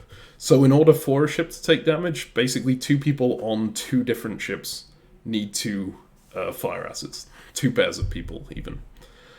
You can also, if you're not the captain, enter an escape pod. The player will then send themselves to a different ship. 2 escape pods leave each ship each round, and 1 to each opposing ship. They fit 1 person each. If multiple players choose the same escape pod, or no players choose an escape pod, the captain must choose a player to send. Each ship has a set of 10 briefcases. I haven't gone into detail on this, but it is kind of important. 1 belonging to each of the players who did not start on that ship. When a player enters an escape pod, they may take a briefcase with them. It doesn't have to be their own one. The briefcases contain money, but they can only be opened by the person who they belong to, unless that person gets blown up by being on a ship that's destroyed, in which case it's opened and shared between the people on the ship who are there. Yeah, if a ship takes 2 damage, it's destroyed. The winners must choose a player on the destroyed ship as the elimination candidate. If no ships are destroyed across 10 rounds, then the 3 captains win and can select any other player as the elimination candidate. If a ship is destroyed, the winners are the people who have the most money at that moment. So, the ship that has the most money collectively at that moment. Does that make sense? This was a bit of a complicated one. It's like you're gonna take some time, you're gonna shoot your shots, and then everyone's gonna go fly from ship to ship on escape pods, picking up their briefcases and opening it and making their money. Yes. That's basically it. Here is the setup. As you can see, my astonishing graphic skills here, graphic design. I'm on this ship down here, which was the one I got swapped onto, with Nomi and Terminator once again. I seem stuck to both of them. Godzilla is also there, and Dr. Amelia Brand, who I was meeting for the first time. And then the other ships, this one has Otacon, Paul Atreides, RJ McCready, the Doctor, and Mando. Who are the captains? Oh yeah, I didn't note that on here. The captain here was Dr. Amelia Brand. The captain here was Space Corps. And the captain here, I think, was the Mandalorian? I don't actually remember. Yeah, that's gotta be the Mandalorian. So they just all agreed to not shoot at anybody ever, and everybody just takes all the escape pods, right? And then everyone gets all their money and everyone's happy. That would be what you would think. So the captains did immediately come to that agreement, because obviously it's very much in the captain's interest to do so. The money, if no ship gets blown up in 10 rounds, then the captains all win, which means the money is a little irrelevant, but it's not completely irrelevant, because if you get both of your briefcases, you get a bunch of garnets. If it ends there. So there was the incentive to just go around collecting your briefcases for that, even if the ships weren't blowing up. Something interesting here, the main match 4 advantage from the very first round, I'd completely forgotten about it at this point. Apparently, it was Space Corps who had the most, so he got the advantage, and he basically got to pick 2 other players to be the other captains, and then draft the teams with them. So these were drafted teams by Mando, Space Corps, and Dr. Amelia Brand. So you were the last pick, is what we're agreeing upon. I think I was very likely the last pick, especially since I'd never met this person, Dr. Amelia Brand. Funnily enough, I got talking to her, and she was like talking. She was talking about Interstellar. I was like, well, I've never watched that film, but I guess I should at some point. And this is a very common thing in LSGs. You like make a list of things that you're going to watch to connect with certain people, and then you never watch any of them, right? Is that the case for you as well? Nope. I just don't. I just say I don't know what your character is. I'm not gonna understand your gimmick. Sorry. Oh, okay. I usually go, oh yeah, that sounds like an interesting thing. I'll watch it at some point, and then I don't. In this Oh, I case, mean, I tell them I'm gonna watch it at some point, but I never actually. Of course. yeah, yeah, this is the thing. In this case, I told Bran I would watch Interstellar, and then I thought, well, I mean, Interstellar sounds like an interesting movie, and I did actually watch it and then discuss it with her. And that ends up being Wow. that ends up being actually pretty important because she liked me a fair bit after I did that, which makes one person on this ship who likes me. Nice. I mean, I think Nomi liked me as well at this point, and like Terminator and I had bridged the gap to some degree, I just think through Nomi talking. likely sees you as a pawn. Yes, I think that's fairly accurate based on the previous events. But yeah, so surely seeing someone as a pawn and liking them are basically the same thing, right? Oh yeah, essentially. Okay, so the very first thing Nomi says, she sets up a group chat with myself and Terminator, so the people on that ship from the original tribe, and says, let's mutiny to put me in the captain's seat. And me and Terminator were both just like, no? That sounds like a terrible idea. Why would we, like, immediately make it out that there's an alliance between our original tribe, right? That's a horrible Yeah. thing to signal. Plus, I figured if Nomi gets into the captain's seat, she's almost certainly going to try and make sure the captains win together, right? Which isn't necessarily what I want, because then I don't have a chance at the win. So You don't have a chance at the win anyways, let's be real. this is probably true. You have to have a certain amount of goodwill. So we end up saying, yeah, that's probably not the best plan, and like Nomi ends up agreeing. And then we talk about escape pods. We go, okay, I'll take the escape pod to blue here because I want to meet up with Neo, and I can go and get my briefcase over there. Terminator wants to take the one to green, so we agree on that front. And then we talk about the Yeah, cannons. you're getting as far away from each other as possible. Basically, we talk about the cannons, and we're like, well, the captain, Brand, has said that all of the captains have an agreement not to fire on one another, right? But almost certainly the captains aren't going to be the people who grab the cannons anyway. In the other ship, it will be the people who can win as a result of grabbing the cannons. You need 4 hits on a ship in order for it to take damage. So there's no downside to us just firing off all our cannons, like 2 in both directions, and then if another ship is doing the same thing, we get the advantage, right? What I failed to consider You're when I going was to looking blue. at that, You don't want the cannons fired towards green, right?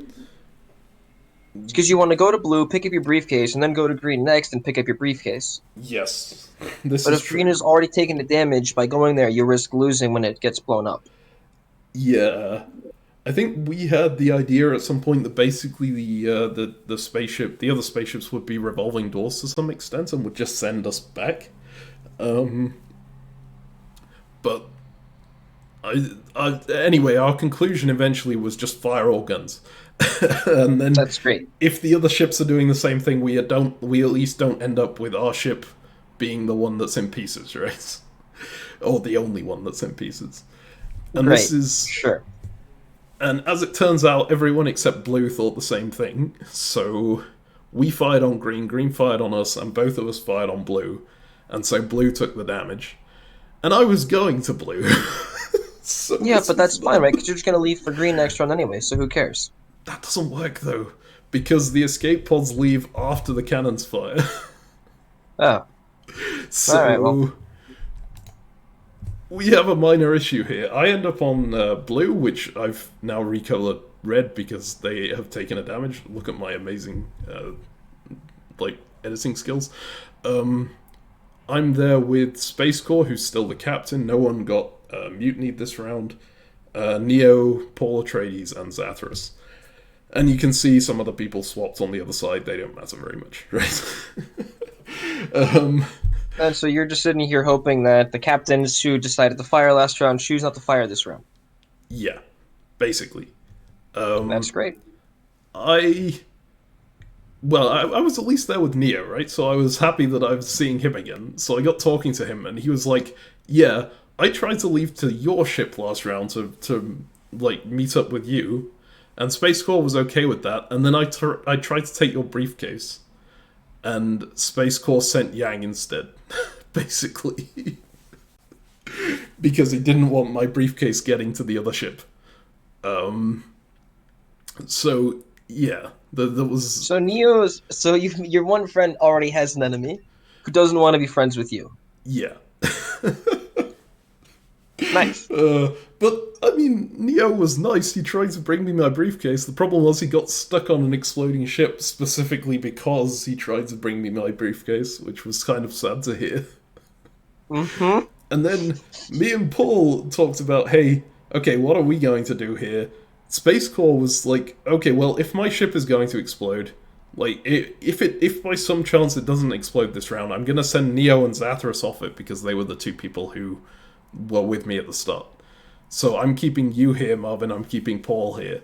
You're coming down with me, basically. Yeah, he wants to be able to kill you guys. Yes.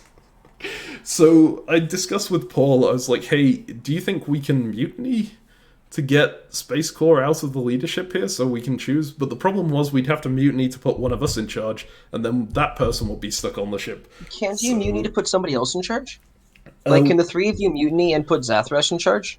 Yeah, but then Zathras would presumably do the like something. He would send Space Corps off, right?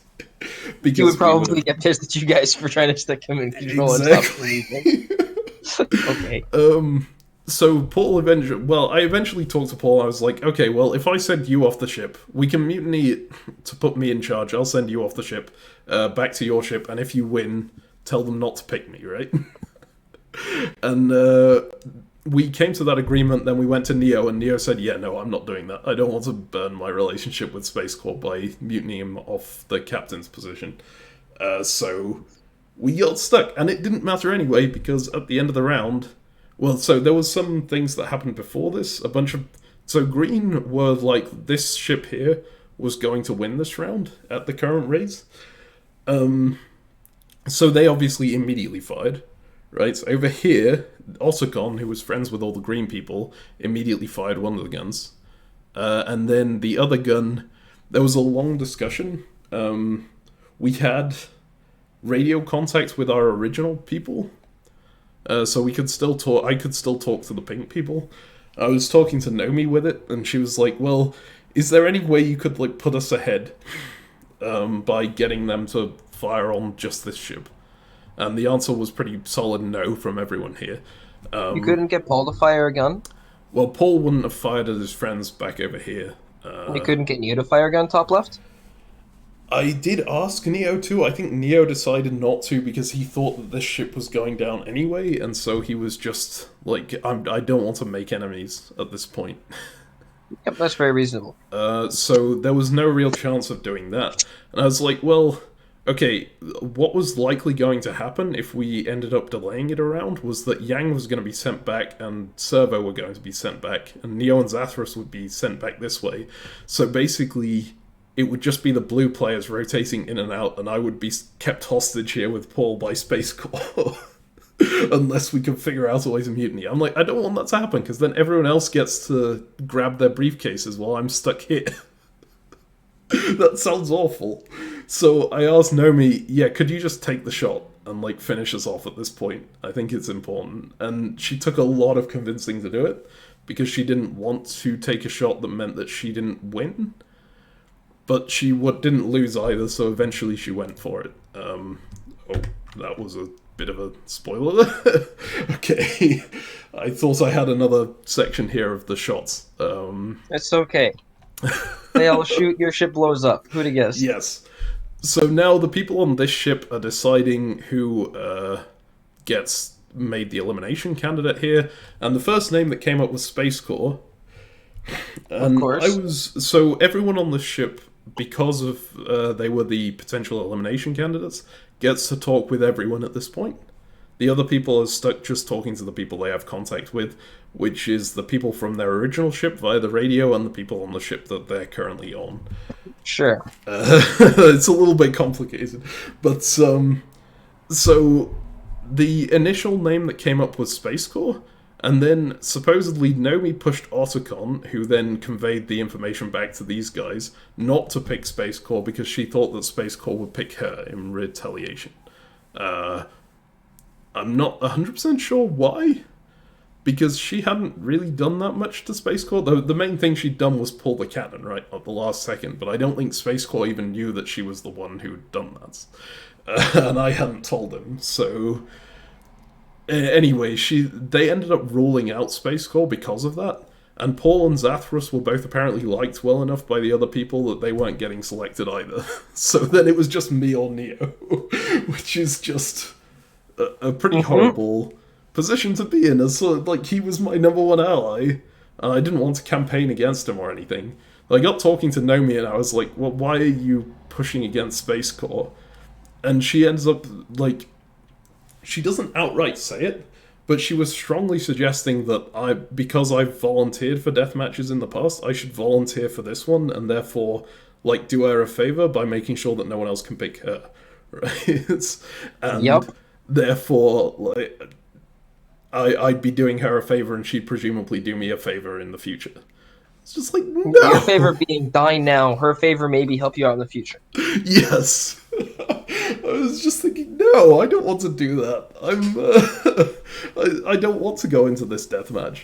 So I said, no, I'm not gonna do that. And then I was hearing from Otacon through this time, she was still pushing for the other team to put me in the deathmatch anyway, because she thought I was the only person on this ship who wouldn't pick her as an opponent. Whilst pushing for you to be the one to go in the deathmatch, yep. Yeah. And that's great. Like, well, this is horrendous because, well, Nomi was clearly a very strong player, right? She won every main match up to this point, except this one that she was in. And I was not all that happy about the idea of going up against that if I did select her for the deathmatch. But also, I just didn't want to go in the deathmatch anyway, and we'd been allies despite the fact that I was a bit dubious in round one, let's just say. And then have volunteered for her to do every hostile action possible against you. Yeah. Okay. Right? Like, there's been no point when she's had to do anything that wasn't, like, if she was talking to Terminator and everybody else like you were her enemy, then she can do every single action, right? Terminator says, hey, can you shoot their ship and kill him? Then, great, she's done that. When can you nominate you to go into the deathmatch? You volunteered for that, right? Just like right? She's been able to act explicitly hostilely to you every time. Yep. Right? Which means that everybody else thinks that she's your enemy, and so she's going to be your enemy. Yeah, that's how it works. That's a good point of view on it. Yes. Never volunteer to be a target of someone's aggression. We've talked about this. At this point, I felt a bit betrayed because I'd outright told her I don't want to be the deathmatch candidate. She's kind of seemed to accept that, and then she kept going to Otacon and telling him get your friends to put me in the deathmatch. Yeah, because she's not your ally. She's been trying to kill you. But anyway, okay. This was where Interstellar. I'm glad we realized. This was where Interstellar was super important because Amelia Brand went to bat for me. It was like, do not put Marvin in the deathmatch. I swear to God, that was to Otacon, and then Otacon ended up refusing. Well, basically saying, yeah, actually no, let's put Neo in instead. And they so instead of me, let's put my closest ally. Yeah. They didn't end up putting Space Corps in. They put Neo in. Neo told me he was going to select Nomi for the deathmatch as well. So Nomi was like very. Nomi was perhaps correct. The only person who wouldn't have put her in was you before she started trying to push you into the deathmatch. Exactly. So maybe she. Actually, I would have selected her at this point as well. I put a conditional select in case I was selected in my confession that was for Nomi. Because, like, at that point, if someone's trying to get you into the deathmatch, you kind of have to pick them as an opponent. Like, that's just. That's great. But Neo gets picked, and we were all expecting him to pick Nomi, and then he picked Brand, which was out of yeah. Because she got him into the deathmatch. Because I'm sure that's what he heard, right? Because somebody was Yes. talking about how they wasn't clear there was a choice between you versus her, versus him, and it was just, oh, this person wants you in the deathmatch. Is all that got heard. So that's almost certainly what happened. Yes. Damn. But also, apparently, Nomi offered him half her garnets if he did this after the deathmatch, instead of choosing her. And he accepted that. Right? And then he died for it. He lost to Brand in the deathmatch. So I've lost my only Sorry, ally. Nomi offered him garnets if he Yes. survived. Yes. Oh my And god. didn't pick her. And he was like, yeah, okay, I'll select Brand instead then, because then I get all of Brand's garnets and I get half of Nomi's garnets. It's like, Yeah, assuming he win-win. wins. Whatever, that's fine, great. Neo's dead. He lives a good life. Yep. And then we get swapped again. This is the Thank God final you're not swap. with Nomi anymore. Yes, and I'm not with Terminator either. It's like the first time. And these are the garnet counts down at the bottom now. And these actually turn out to be super important because the next match is a garnet main match. So I'm here Yep. with Godzilla, Otacon, Paul, Dr. Mando, and Tom Servo. So my original tribe members are Otacon and Tom. These other people I don't know all that well. Doctor did keep me in the loop on the decisions in the last, on the deathmatch candidates on the last one, so I liked him a bit. But outside of that, wasn't very familiar with any of them. Outside, of course, trying to mutiny with Paul. And then we had Garden of Eden, which is your standard prisoner's dilemma type thing. It was a garnet match. The team with the most garnets at the end of the match wins immunity. So the entire team that collectively has the most garnets are all immune. They cannot go into the death match. The player on the losing team with the fewest garnets becomes the elimination candidates. So if you look at the garnet counts here, the people who are in real danger, Terminator and Tom Servo at the start, unless they earn more garnets. And then me, I'm just like second to last on this tribe, which is not a good spot to be in. Each round, a player must choose either a green, silver, or gold apple. If all players submit green apple, so that's the cooperate option, everyone gains a garnet on that team. If all but one player submits a green apple, the player who betrayed gains 3 garnets and everyone else loses 1 garnet. If all players betray except one, right? So if only one player picks a green apple, that player loses 6 garnets and everyone else gains 1. If everyone picked gold or everyone picked silver, then everyone loses 1. So if everyone betrays. If people are split between gold and silver, then the majority gain 1 and the minority lose 1. And if a bunch of people pick cooperate and like 2 to 5 people pick betray, then the people who picked betray gain 1 and the people who cooperated lose 1. The teams were specifically set up to be tied on garnet count at the start. And if both teams remain tied on garnet count by the end, then the player on each team with the fewest garnets will go into the deathmatch against each other. So if they stay tied throughout the whole thing, Tom Servo goes against Terminator in the DM. And then, so can you show me that thing again? Sorry, so Which one? This one? no, no, I don't care about This one. Yes. There's a lot to go over here, but basically So it if boils down to one player cooperate or selects betray. green and everybody else screws. That person Oh no, loses sorry. 6. If everybody but one person, okay, yeah. If one person picks green, then that person gets absolutely smashed, Yes. and the net goes down. And if one player submits, if everybody but one submits green, then the net still goes down, but that player gains. Ugh, tough game. Yeah. What would be your strategy going into this from my position? So from From second to your last here. position, dude, just cry. I Like, mean, that's very fair.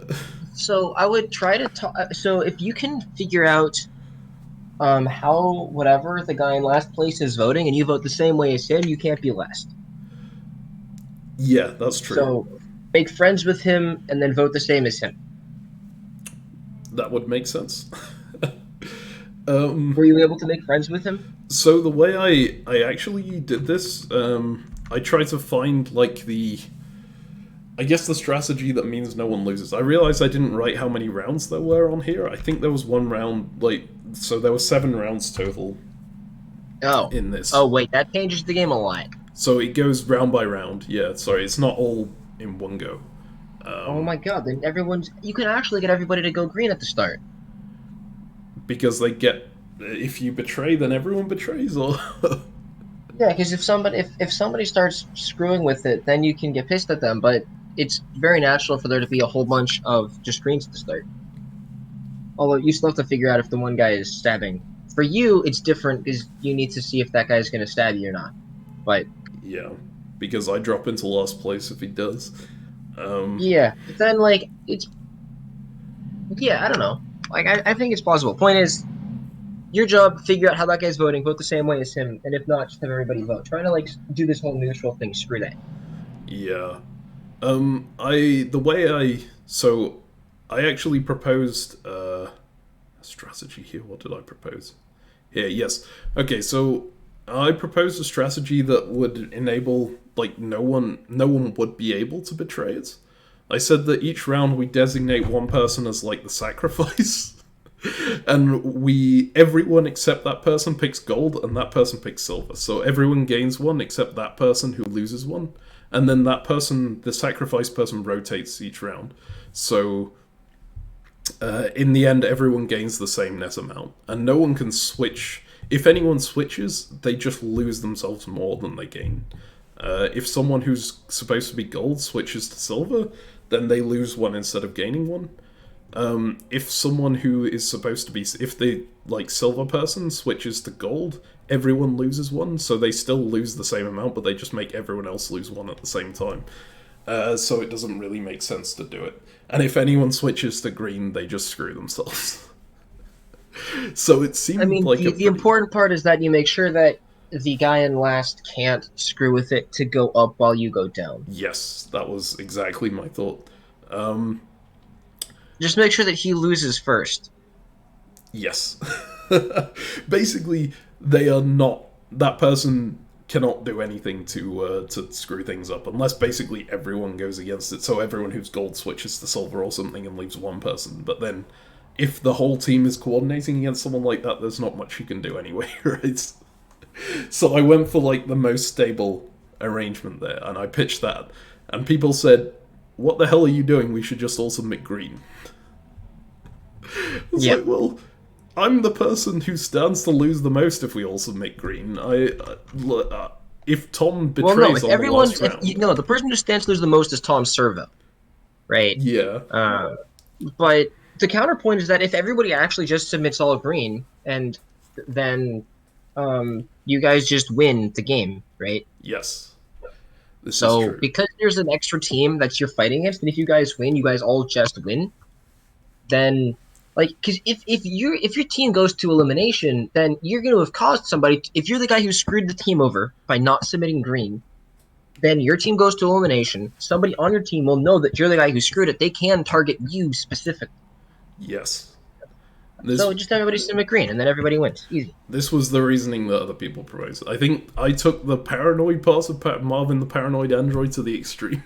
In this game in general, because you like stabbing people, And I was like, Tom, if we all submit green, Tom is going to submit something else and then overtake me at the last moment. There's you stab?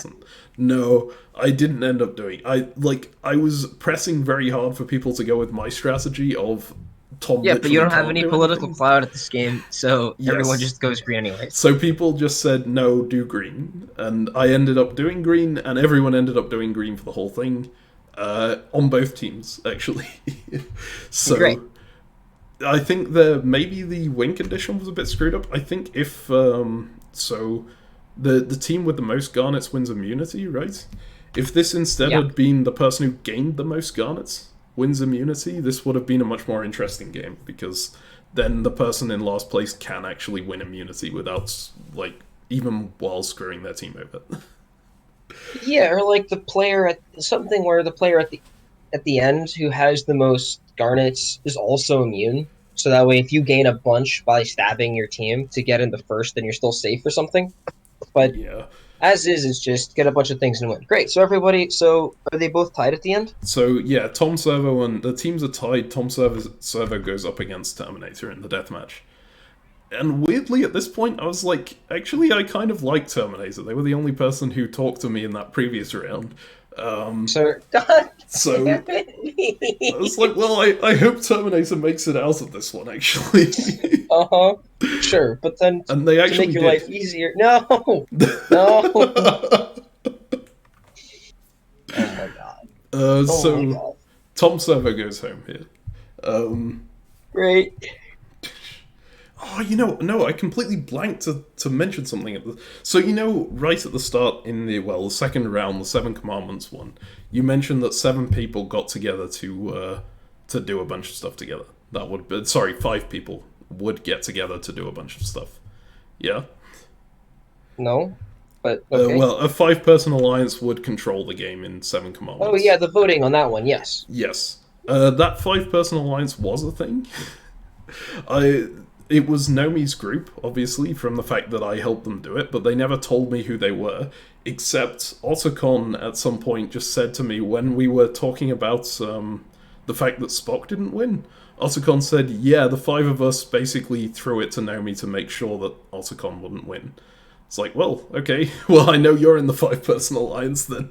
But outside that, I didn't actually know who was in or outside of it. So you're telling me that you were so on the outside of an alliance, you literally didn't know who was inside the alliance that you were a part of. Yes, well, I wasn't part of the alliance, I was just helping them at that point. I did consider taking one of them to the deathmatch instead of Spock, but I thought, well, I've already screwed up by burning bridges on the first turn. I'm not going to do it Yeah, and again. a 5-person alliance is so big, they might get pissed at each other on their own. Yeah, So probably, or like people will get pissed at them for just being big. So probably better to like keep them all together and try to make friends, I guess. I don't know. Interesting. that's fair. But yeah, I thought that Bloodhound might be one because they would seem like the most skilled negotiator from the bat, the most social person. But they actually weren't. This is the moment where it went down from a 5-person alliance to a 4-person alliance because Tom was one of the 5. And they actually are still in an alliance at this point, those people. So this is something to watch out for. And Terminator was in it too, I assume. Terminator was in it too, yes. Yeah. So the only reason they ended up going up against each other was because they kind of got forced to by this. They didn't get to choose their opponents here. And because Servo didn't go for a stab. Yes. Interesting. But I think Servo knew if he stabbed, I would select him, so... You wouldn't take Nomi? Well, Nomi was on the other team, so I couldn't take Oh, Nomi her whole team would because, have immunity. Got it. Yep, yeah. okay, sure. But yes, so... Then we go to Earth, which is the merge. The merge. Tribe. Indeed. I've made it to the merge. You made it. Despite...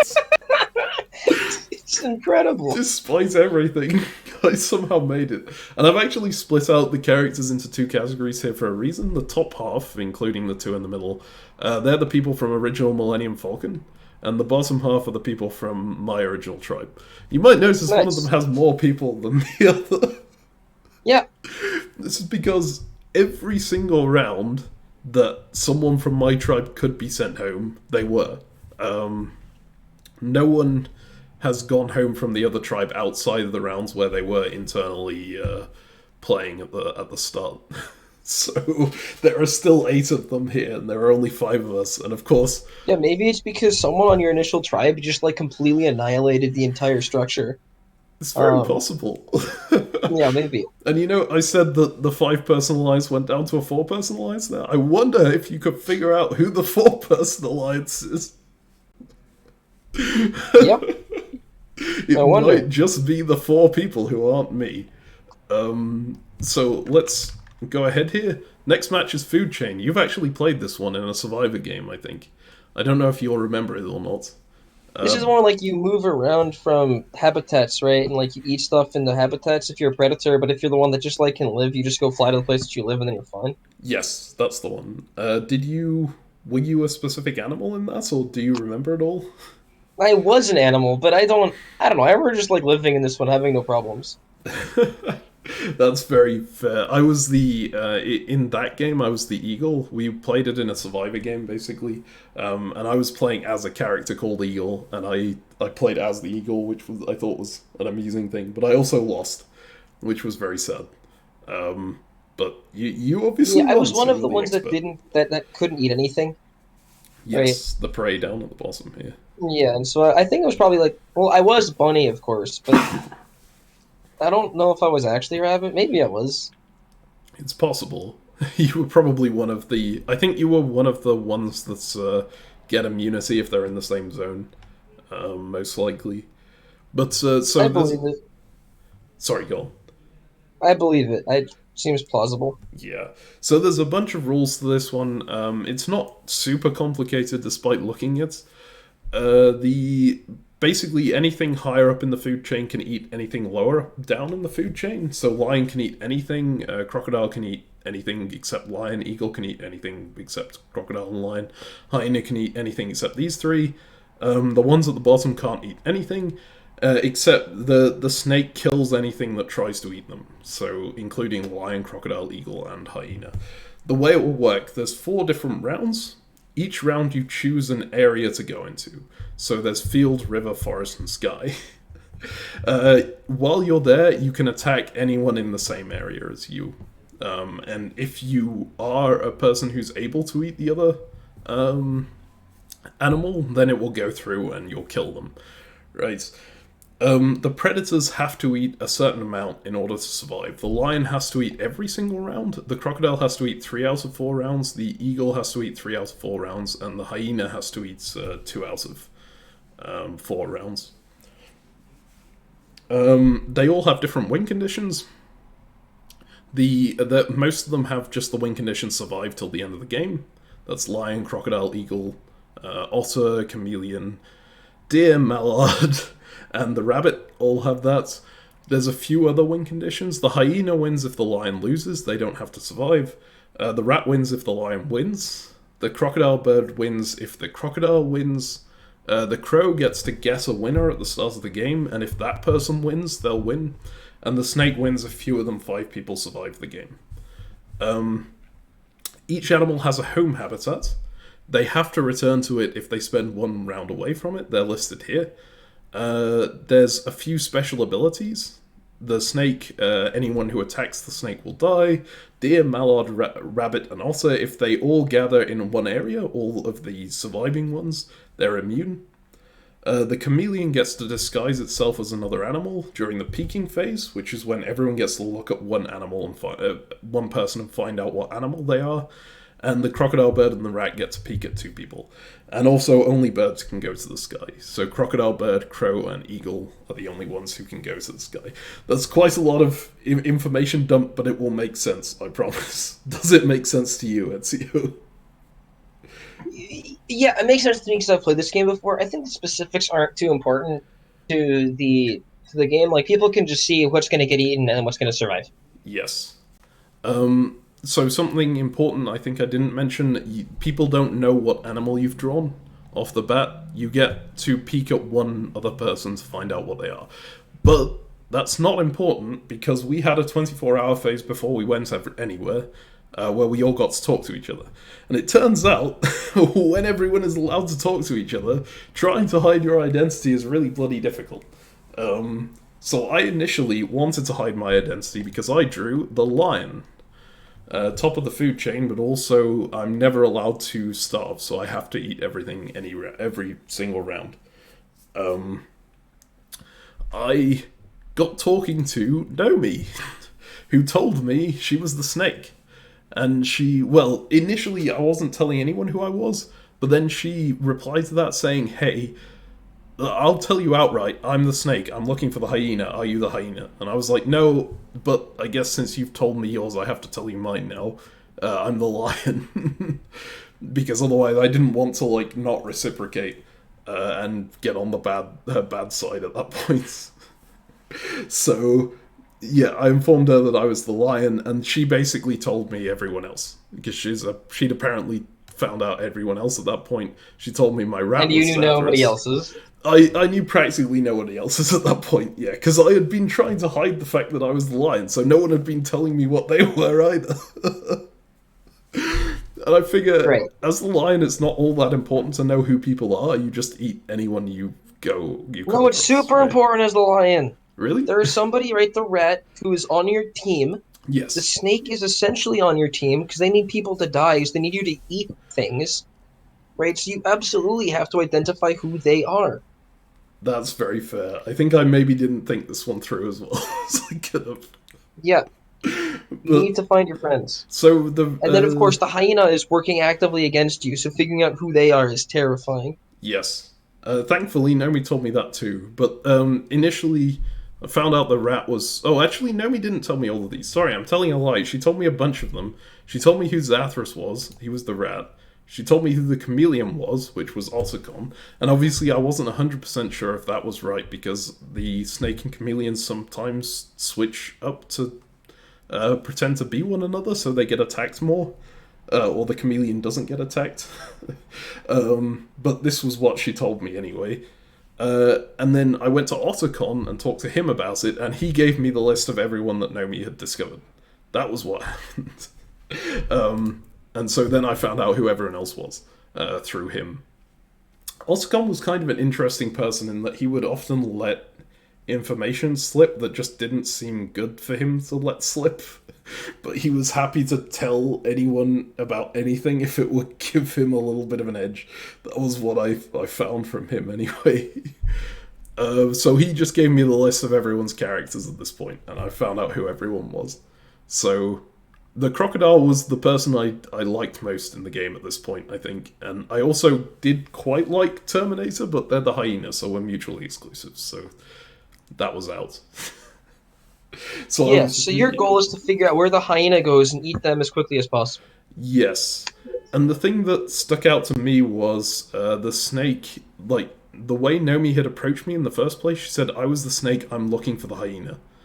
I was thinking, okay, that probably means that she's going to team up with the hyena and then get them to kill everything that moves, right? Or attempt to, because their goals line up on that front. The hyena gets to starve out the lion if it does that. Yep. And Nomi told me I talked to Nomi, I said, hey, do you have any advice for this game? It's not one I'm all that familiar with. And she said, yeah, go to the field first, twice in a row, bring your rat with you. Then you can eat the rat on the round that the deer isn't there. So you get 2 rounds free, and then the rounds after that you can figure out where to go and just pick up the last 2. I was like, yeah, it sounds like good advice, but also I heard you talking to the hyena, like looking for the hyena. So surely you're going to point me to somewhere where the hyena isn't if you're trying to get the hyena to kill everything, right? So in my position there, where would you go?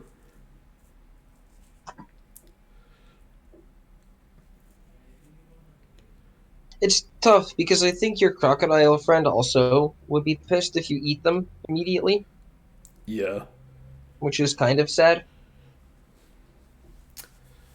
Yep. This is But true. I'd probably still just go to the water. To the river. Yeah. Yeah, I mean, it's And an of course, tell the interesting- rat that I'm going to the river, right? Because the rat is your one. Oops, I screwed Yeah. up. The Actually, maybe you don't even tell the rat. Maybe you have the rat to try to survive. The interesting problem with going to the river with the rat is that you and the rat actually have different habitats. The lion has the field and the rat has the forest. So you have to split up in the round after that if you do that, which is a Okay, bit yeah, then have the painful. rat just stay at home. Have the rat stay in the home habitat so the rat can follow you home. Yeah. I figured. Oh no, the hyena's gonna go to the rat habitat. Got it. Go to the rat's habitat. Yes, exactly. So the snake is working with the hyena to try and kill things, right? So they're gonna have a Yeah. communal gathering somewhere to try and massacre everything without the hyena dying. So they're trying to send the lion off to somewhere else. Maybe they think the crocodile and the eagle are gonna go to their home habitats to start with, which would be river and sky. So forest makes sense as the location. So I chose forest here. And actually, I got a tip off from the rabbit the doctor at that point, saying, "Hey, well, I talked to him and I said, hey, I think that the hyena is probably going to try and go on a killing spree in the forest. You might want to be careful. And he was saying, yeah, Nomi's had this plan to kill everyone there, basically. And I agree to go with it, but I don't really want to because it's against my win condition. And can a hyena eat multiple things in a round? It's only one thing Yes. per round, right? No, you can eat as much in a round as you want to. Oh. But Oh. Jeez, yeah, okay, got it. Never mind. But if you're a predator, you don't want to, because then that removes your prey for future Yeah, except for the rounds, right? hyena specifically. Except for the hyena. The way the resolution would work in this one, it was a bit... it was a bit of a complicated thing, but it basically boiled down to, if you attack something, then your second attack happens after everyone else has had their first attack, if they want one. Yeah, But so in you can terms kill of- the hyena. The hyena will still eat something, but you can actually stop the massacre. Well, it might not even eat something, because the first attack is based on how fast you posted in the chat at the start. So Got it. I decided to go to forest. I was like, okay, I will stay up until 2 a.m. and just refresh this chat to make sure that I post the moment the thread gets unlocked to kill the hyena. Great. And yeah, this is where things went. So, I mean, anything you want to point out here, or This is like the best possible game for you. is it? Oh, sorry, the eagle isn't dead yet. Sorry, I thought the eagle has a starvation round, so it's okay. Yeah, Eagle has one free starvation round, which is... And so you could just kill the hyena immediately, and maybe you can ask your crocodile buddy to not kill your rat buddy. Yes. That's pretty much exactly what I wanted to do. In Yeah, this but case, I think the crocodile is supposed to eat the rat here. I think that's probably a good idea on their part, but also that might prompt Actually, maybe crow. retaliation. I don't know, it's tough. Yeah, maybe crow, because the crow goes to the sky. I don't know. Yes, I think that's also fair. As the it turned crocodiles. out, the reason that Eagle went river and Crocodile went forest was that they'd both been told the same strategies by Nomi. You know, go to your home habitat and stick there until something comes along to eat, basically, and you'll be fine. And they also distrusted what she said, as maybe she's trying to get everyone killed by the hyena. So they agreed to split the river and forest between them and go one to each, just to make sure they killed the hyena if it was there. Yeah, and the mallard / otter / deer, are those the immune ones? Yeah, as long as they have the rabbit with them as well. Or Oh, but the rabbit didn't go with. Oh, very sad. yeah, they were supposed to all go to the same location, but the doctor, who was the rabbit, had agreed to Nomi's plan for everyone to die in the forest, despite not actually wanting to do so. He was just saying to me, hey, can you get me out of this? But he didn't want to break the deal himself. Perfect. So he went to the forest instead, and they weren't immune over in the field. But it didn't matter, because no predators went there. Yeah, great. So, the attacks that happened. First things first, the chameleon attacked the snake. Okay. Just like, what? Why? That was Osakon attacking Nomi. So he's just lost. He is, like, because he attacked the snake, even prey can attack, they won't be successful, but he attacked the snake in any case. Sure. Then I got my hyena attack in, and the hyena is off the table, so that's good. Then I spoke to Brand, and we negotiated for a bit, and she agreed to kill the crow instead of my rat. So she ate the crow. And then things kind of settled down for the night, and I decided to go to sleep, right? Yeah, because you don't want to kill anybody else, of course. Yeah. I think there's an argument to be made here for me just eating the crocodile as well to make sure it doesn't kill any other prey. Yes, I think if you're trying to win the game, you are supposed to do that, but there's out-of-game considerations here. Yes, exactly. And Brand is the person who I like the most out of anyone left, so... I basically had a discussion with Zatarus. He said, hey, okay, so the way we deal with this is I stay in the forest this round because no predators can come here. Crocodile has to go back to the river and Eagle has to go back to the sky. You go back to the field and hope that something is there to eat. And wait, no, actually, sorry, his plan was he accompanies me to the field. I'll eat the deer if it stays there, and then he goes back to... sorry, if the deer doesn't come there, I eat him and then stay there until the deer comes back. There's no other animal. What other animal has its home in the field? Hyena. So that one's... It's just lion, deer, Yeah. hyena. Yeah. Got it. So yeah, you really do need the rat because the deer is of course going to try to dodge. Yes. Yeah, the deer can just go to the forest. No, if the deer goes to the forest, it's tough. Yeah, I mean you're basically one already. Yes. It seemed pretty solid in any case. And I made a deal with the crocodile. Yeah, I'm not going to eat you. Just, like, don't... Hands off Yeah, my rat friend, and my let's deer. And that was really good. So then I went to sleep. And then I woke up to Oh, this. and because the crocodile ate the bird, then the river is fine. Got it. Yeah. Oh no, but the crocodile ate your rat. Yes. I woke up to the crocodile having eaten my rat. Then you eat the crocodile, right? To say, like, what the hell? I woke up to messages from Brown saying, please don't be mad at me, you know, you need, like, I'm guaranteed a win now if you don't attack me, Now you so eat don't her, attack right? me. I'm like, what? Yeah, now you just eat her, right? Yeah, as revenge. It certainly crossed my mind, but I was like, let's Yeah. look into why this happened. I looked at the main thread, and so the attack on the crow, Godzilla, in the first place, had gone through as expected. The crocodile had posted first, and therefore Godzilla got attacked. And that pissed off the eagle, I assume. No, so well, yeah, it would, except Godzilla had chosen the snake as the winner. And Godzilla had submitted an attack in their confessional immediately on the snake. And because apparently the rules weren't very clear about where the attack had to be, the mods accepted that. And so the crow killed itself to the snake before the crocodile got to eat it. So then the crocodile had a choice between rabbits or rats, and chose the rats. I was pretty mad. Yeah, because that guarantees that you lose. Yes. And Well, especially... you're screwed. Yeah, especially I was thinking... Oh, I went to sleep thinking I had won, and then I woke up with her saying, hey, you know, I had to do this, but let me win now, please. I was like, why the hell didn't you talk to me about it first?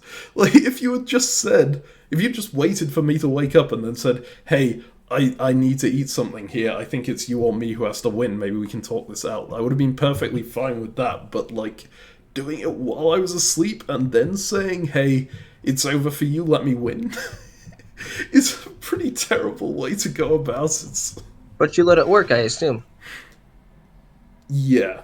Well, so this is where it comes down to. I was like, I have a choice here. I could just, in retaliation, eat the person who is the friendliest to me of anyone in this game, despite them being, like, well, clearly having not taken my wishes into account for this game.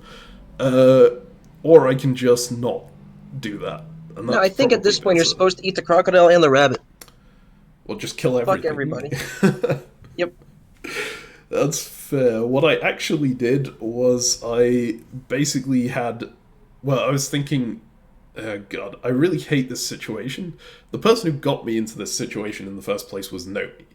Because she teamed up with the hyena, right? She tried to send me away to the field and get the hyena to kill everyone.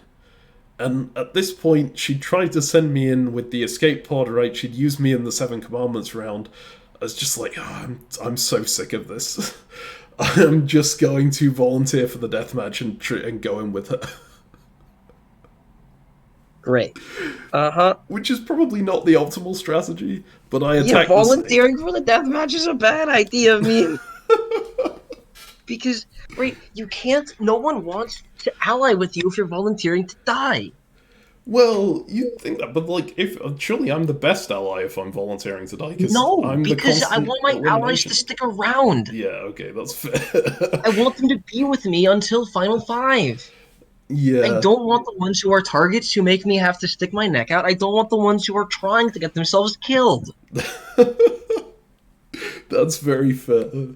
But in this case, I got really mad. I basically said to Brand, hey, make sure that Nomi doesn't win. And if you agree Great, so to you that... just got hella tilted. Yeah, basically. I was very tilted at this point in the game. I think That's if you fine. read my confessional, I was more mad than I had a right to be. But I attacked the snake. and so I died. And then, because the attacks don't go through until the end of the round, Nomi finally messaged me. She had not messaged me during this entire time in the forest, and said, "Why the hell did you do that? You've screwed up my plans now." It's like, oh, look, I was very frustrated at that point. And annoyingly, Otacon also messaged me saying, "What the hell are you doing? You've ruined our plans." It's like, you deliberately lost. You've lost anyway. You attacked into the snake to try and make Nomi win. So, like, it doesn't... Who's the one who picked somebody else to win? That was Godzilla, the crow.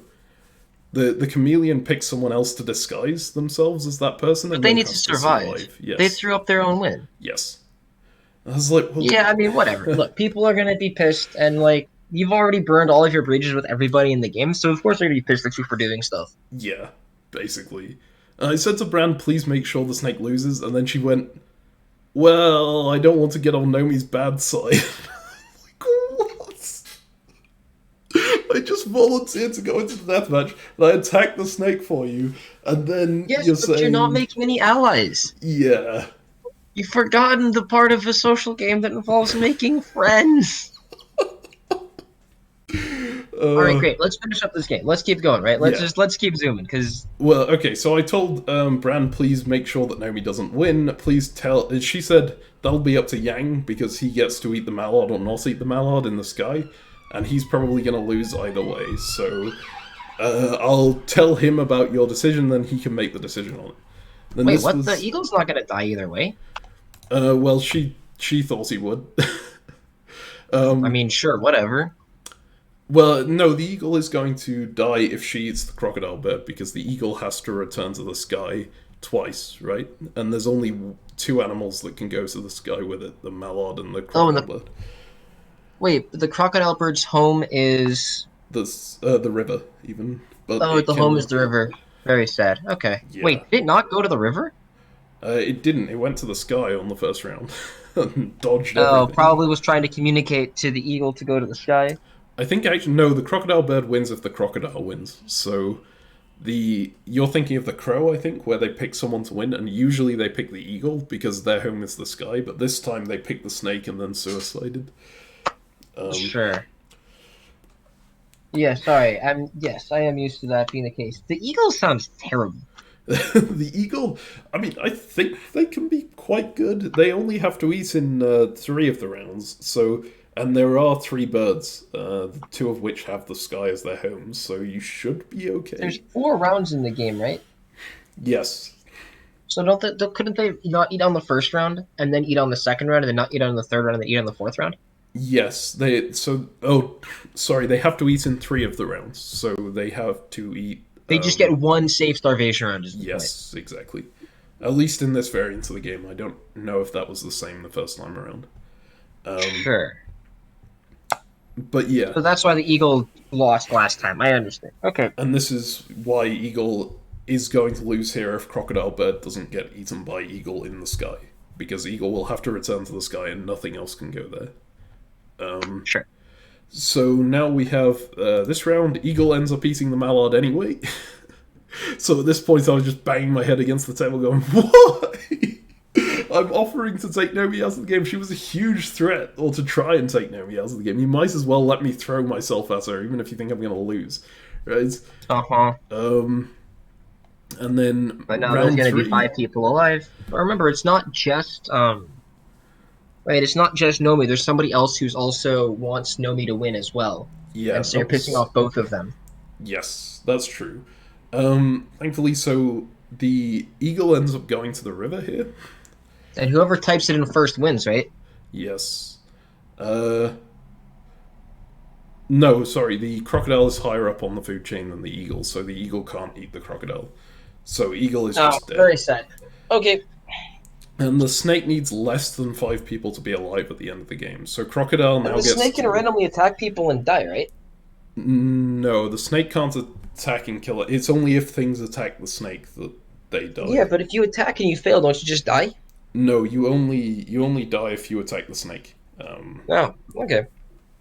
So, the eagle here gets eaten by the crocodile, and now the crocodile's had 3 rounds of feeding, so they don't technically need to feed on the last round. Oh, why would it skip that? Hang on. Oh, I didn't put in the last round. Brilliant. Okay, well, the crocodile decided not to eat anything on the last round, and like outright pissed Nomi off at the same time. Like Nomi was in the same area and was trying to get the crocodile to eat someone, and Crocodile Brand just refused. So at the end of the day, she did come through to me and let me take on Nomi, but got Nomi very angry at her in the meantime. So these were the winners and the losers. The hyena won because I lost. The 3 prey won because they stayed alive, and the crocodile won because it stayed alive, and everyone else lost the game. Nice. Yeah, so I'm about to prepare for the deathmatch because I volunteered, so they picked me to go in. And I picked Nomi. Great. See, I may not be a great player at these, but I am quite entertaining to watch, I think. Yeah, Yep. Alright, let's see it. As long as you're not looking for someone who's good. Deathmatch 6 was Coup. Oh, it's just 1v1 Coup? Kind of. It's got a couple of changes. So Ezio, you're very aware of this game. We've played this game together in the past, like in person as well. Yes. The way this works, each player gets 2 cards face down. They get to see the cards their opponent does not. In this variant, the 2 cards are guaranteed to be different from one another. You can't draw 2 of the same. Each card has a special ability that you can use on your turn. So the Duke can take tax, which is take 3 coins. Sorry, when you say that the variant, the 2 cards can't be the same, like, I cannot have 2 dukes, is what you're saying. Yes, exactly. Okay. So the Duke can take tax, he can take 3 coins, the Assassin can pay 3 coins to kill one of the other player's cards. The Ambassador can exchange cards with the court deck. In this case, that was a bit different, but we'll get to that in a sec. The Captain can take 2 coins from another player, that's still the same. And the Contessa does nothing except blocking Assassination if it's attempted. And these guys all have some bonus passive abilities, some of them do anyway. Duke can block Foreign Aid, which is a basic action someone can take. They can just take 2 coins without using a card. The Ambassador and the Captain both block the Captain's stealing, but you have to claim that you have that card in order to activate any of these abilities. And the way that Coup makes things interesting is you can claim to have cards that you don't have. So, for example, I think the number 1 start in Coup is just claiming that you have a Duke and taking 3 coins because it's the most powerful starting move, regardless of whether you have a Duke or not. And the other player, if they think that's a falsehood, they can call you out on it and say, I don't think you have a Duke. If you reveal yourself to have a Duke, they lose a card. And if you don't have a Duke, then you would lose a card instead. And the first person to lose both I need to hear the variants loses. about the deck here. Okay, this is actually super interesting. The Coup deck is 12 cards here. There are, sorry, not 12 cards, 15 cards. You are correct. 4 of those cards go to the 2 players playing the game. What do you think happens to the other 11? Well, normally they're shuffled up into a deck that are put in the middle. Yes, in this case, there are 11 other players in the game. They all received 1 of the extra cards. They can't do anything with them, they just hold on to them. And the way the Ambassador is different is you can exchange cards with another player instead of with the court deck. So you pick another player and you say... So those players, they aren't, like, in the game. They're not in the game, but they can talk to other people. And they do know what card they received. So if you have a good social game, you actually just know... Because these 11 players are the players in the game, right? Yes. So if you have a good social, then you just know what your other person has. Yes, exactly. That's great. So if you talk to people, you can figure out what the other person has. Great, so what did they have? Okay, so let's go into the deathmatch here. I've arranged people in a certain way here. You can probably figure out pretty quickly why I've arranged them in this way. The 6 in the middle told both sides their cards. They were just unwilling to declare a side.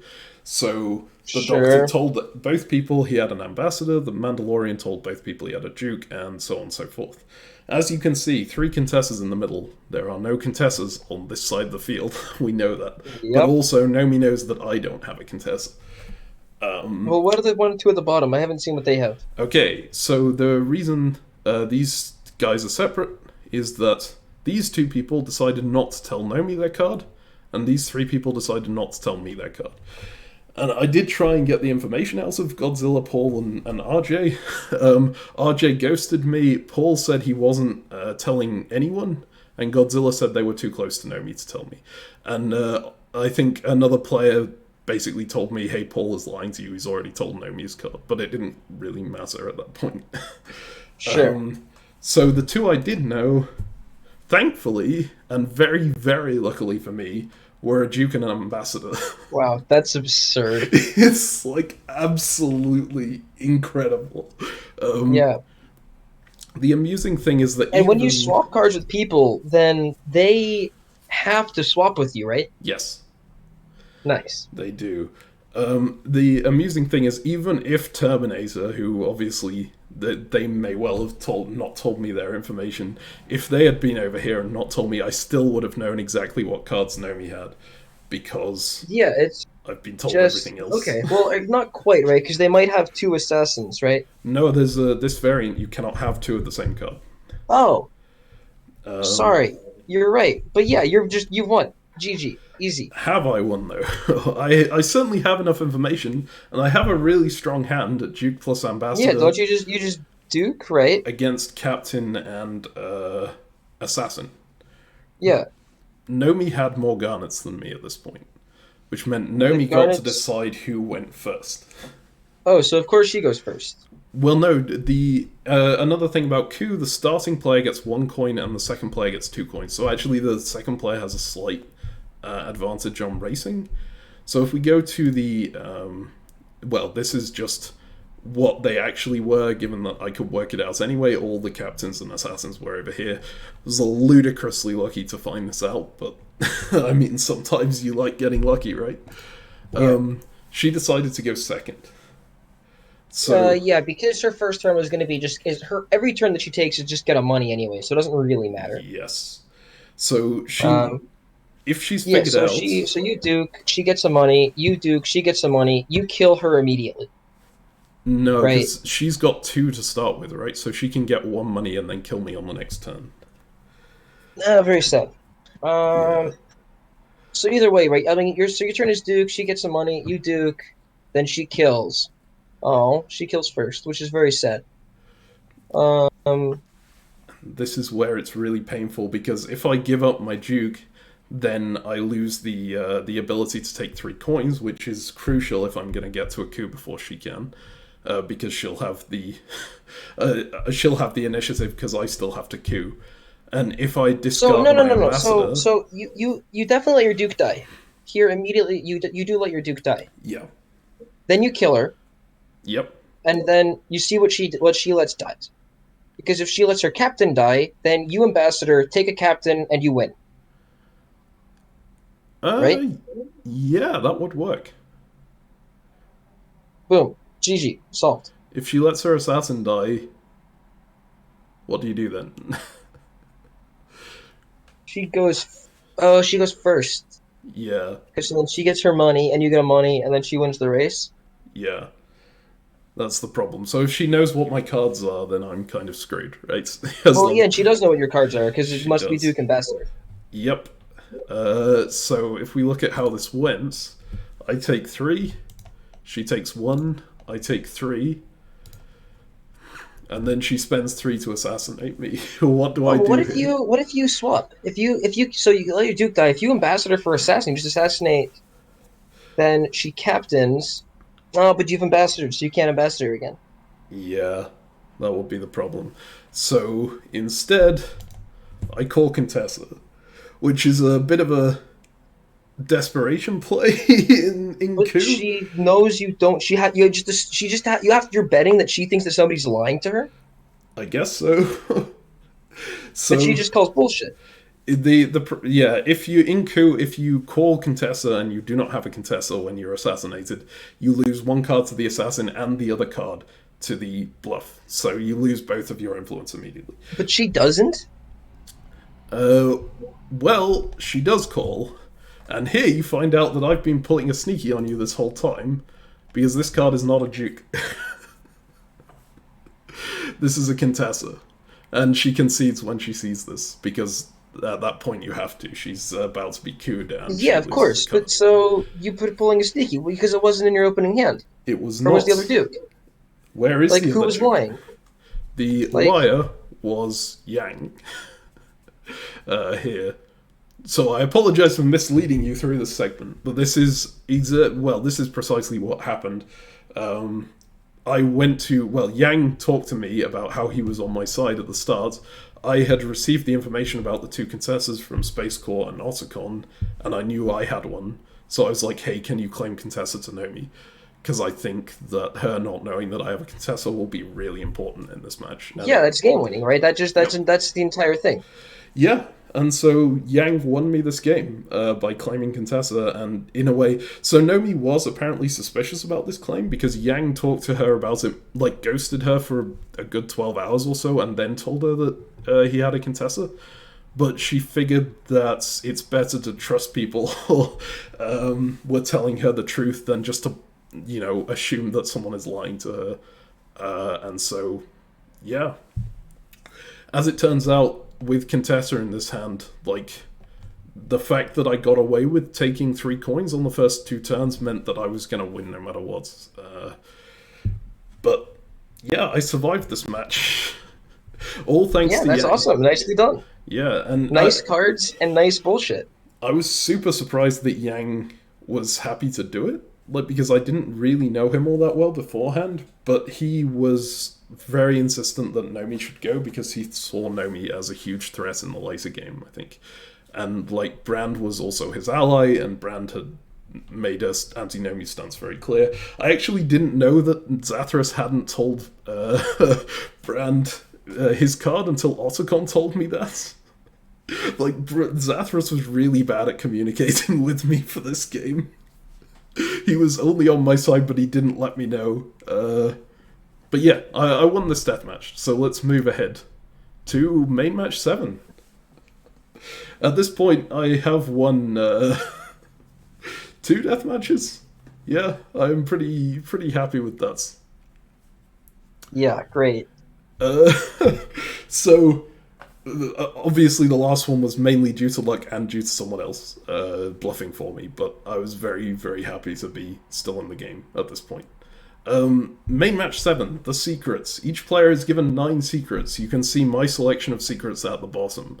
Your own secrets are worthless to you, but other players can score points by submitting those secrets to the GMs, so other people's secrets to the GMs. Sure. A secret is either unrevealed if one or fewer people submitted it, in which case it's worth 3 points to whoever did submit it. A rumor, it's a Can you rumor only if share 2 each people... secret with one person? Sorry? Can you only share each secret with one person? No, you can share them with as many as you want, but we'll get... So, it's Can you share multiple secrets with the same person? No. So, I thought I'd written this down here. You can, right? But you can only submit a secret, a score. Sorry. You can only score for a certain person's secret once. So, say if I was trying to score for Yang's secret, I could only submit one of his secrets to the GMs. I could submit his other secrets as well, but they wouldn't be worth anything to me because I've already scored for his. So it's an unrevealed secret if one person submits it, it's a rumor if 2 people submit it, it's exposed if 3 or more people submit it. And at the end of the game, you lose 2 points for every one of your secrets which became a rumor or was exposed. So ideally, you want only 1 person or 0 people to submit each of your secrets. But you're also trying to submit secrets from everyone else, right? Does that make sense? Yeah, I mean, so... the game does make sense. It's very scary. Yeah. It's like, if you give away your secrets, you don't know if they're going to get passed to someone else and then exposed. right? In which Yeah, I case you mean, it's start like losing your points. dream is to be able to share all of your secrets with the same other person, right? To just have like, because if you could do a full 9 by 9 swap and submit all of the secrets from the same person, then the two of you, both of your secrets would stay unrevealed, and you would both get the max points from each one. But So because each person can only submit one of your secrets, it's tough. yes, exactly. Like as mentioned, they can submit more, but they would do that purely to be hurting you. They wouldn't be gaining anything from it, because they can only score once for your secret. Um, so, say if I sent two of my secrets to the same person, they could only score for one of them, but they could make both of them a rumor, for example, by handing them over to other people as well, if they wanted to hurt me. Um, so yeah. Uh, so actually, there was a very important part of this that I haven't mentioned in this slide because I forgot to put it on. There was a subforum that popped up at this moment, and as we all know from Survivor, whenever a passworded subforum pops up, you immediately start looking for some kind of immunity idol clue or something. With that in mind, what would be your thoughts on this game? Um,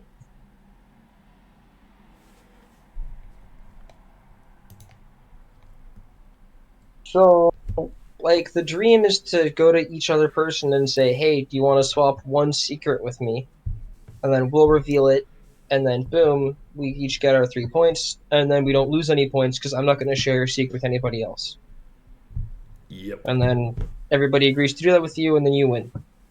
Yeah, there are 11 people in the game, and you only have 9 secrets. Sorry, there's 12 people in the game, but one of them is you. So you only have 9 secrets. There are 11 other people. So you could technically get 11 secrets from other people, but if you're swapping one for one with people, you're going to get 9 total. So that is like the base level strategy, I think. Swap one for one with 9 other people and get Well, yeah, but 30 then, points. with the final and last person or other two people, you can still swap 1 to 1 with them, but just give them somebody else's secret. Yes, that is a possibility too.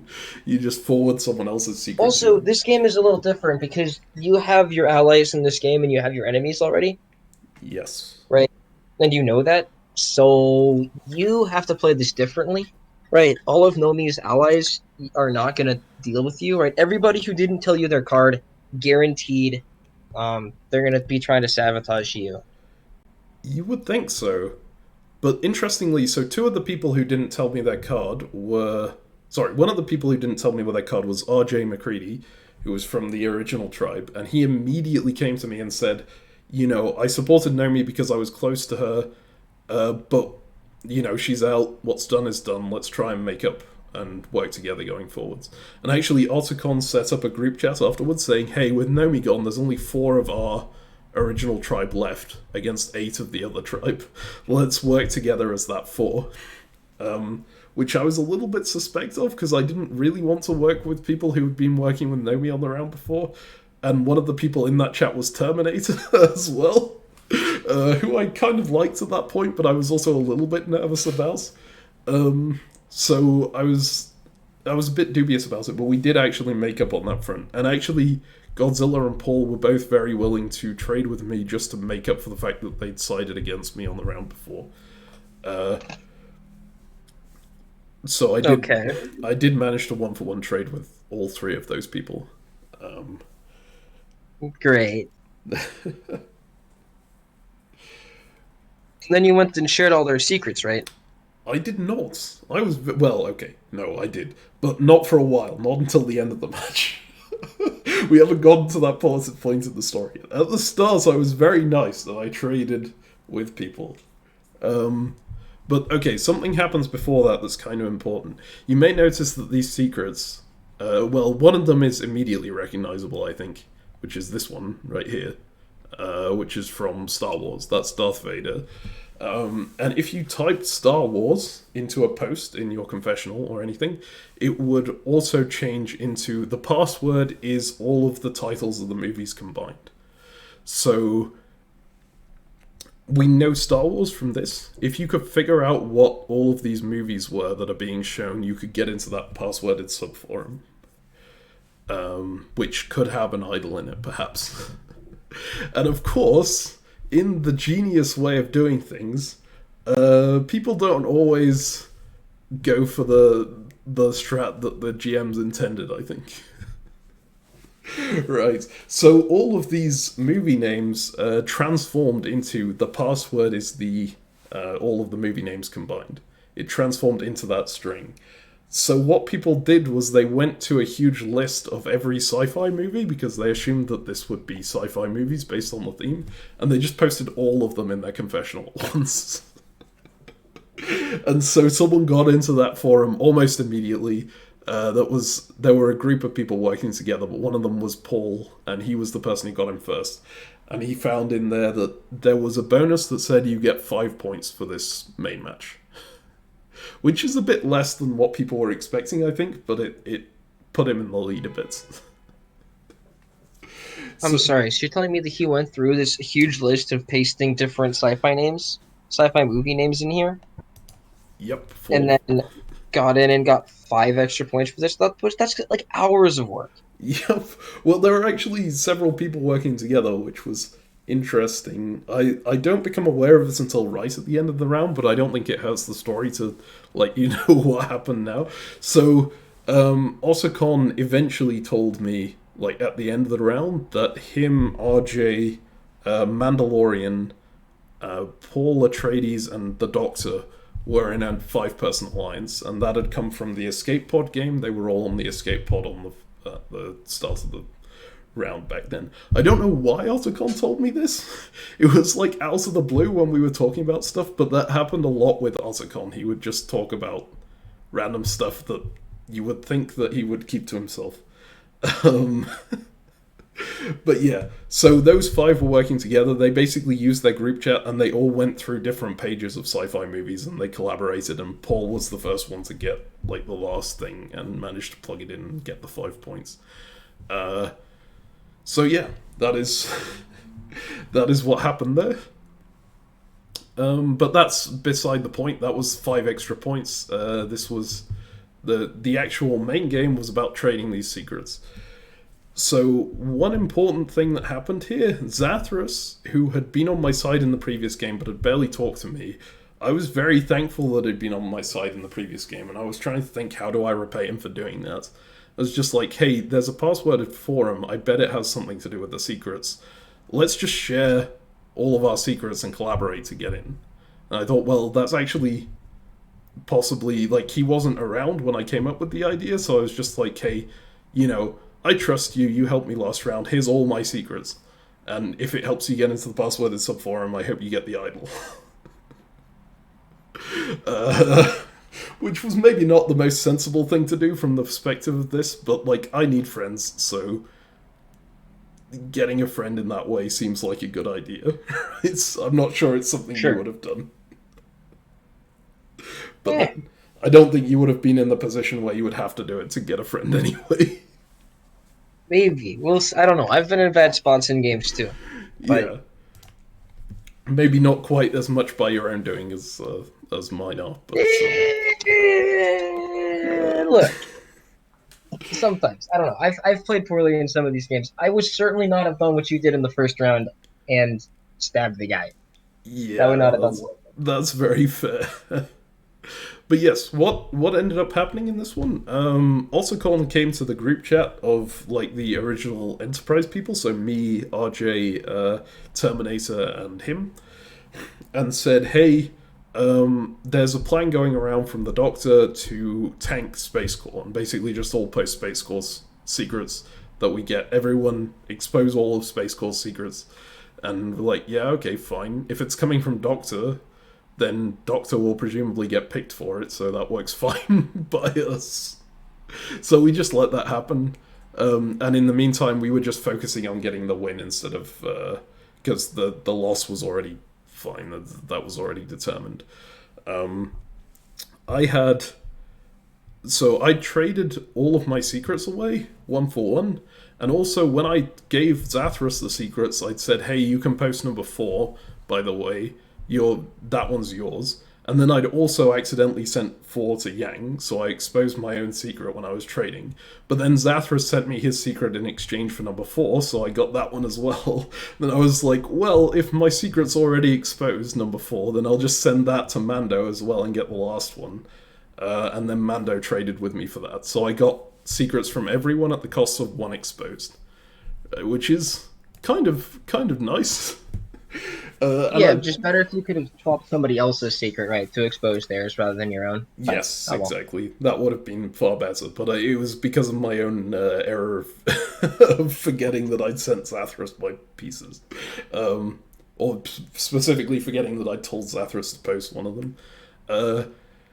So yeah, I got all of them, and then Terminator told me they were missing 2. And I was like, well, this isn't this is an opportunity to get back in their good books properly, and maybe we can make an alliance that will last the rest of the game at this point. So I was just like, well, here are the 2 that you're missing. And I sent them the 2 that I'd got for those people. I'm sorry, I'm confused. I think I might have gotten confused again. Do you have 9 unique secrets? Yeah, so these are the secrets at the bottom. I've got 1, 2, 3. And so if 2 people have given you their secrets, right? Like number at the end of the game, is it just the number of total points that are revealed? Yes, it doesn't tell you who submitted what secret. It's just how many secrets each person got, and so then your how many prayer exposed. is just that the people that you stab, that you leak their secrets of, don't know that you're the one who leaked it. Yes, and also, if I remember correctly, the people who I was leaking were also, like, I think it was... Paul was one of them, I'm 100% sure, and he'd sided with Nomi in the round before, so I was like, whatever. This is my payback. I can't remember who the other one was, but it wasn't someone I cared very much about. Right, so you're more than happy to stab these guys and hope that they know that you did it. That's great. Yes, and so that should have probably put Terminator into first place, because they got 11 secrets for trading away 9, right? Depends how many of theirs got exposed. But yeah, it will come down to it. At the end, they did get the most secrets, well, joint with me, because I'd also gotten 11, but they had a bunch exposed, so they got tanked, and I also got tanked, and then Yang and Paul ended up taking joint first, with Paul getting the extra 5 points that got him into first. Something I did want to deviate onto, Zathras sent me some information after the round about what he'd been doing with my secrets in the meantime. He didn't actually post them and expose them. He did something kind of amusing here, which was he went and identified the screenshots that the secrets had been taken from, and he cross-referenced them and matched them up exactly pixel by pixel and resized them to match. With his own secret and my one as the 2 coordinate, the 2 things that snap it into a grid. And then he cut those out into the different segments because all the secrets were the same size. Stuck a number on them, which he'd asked the mods about, and apparently the number wasn't part of the secret, so it didn't matter.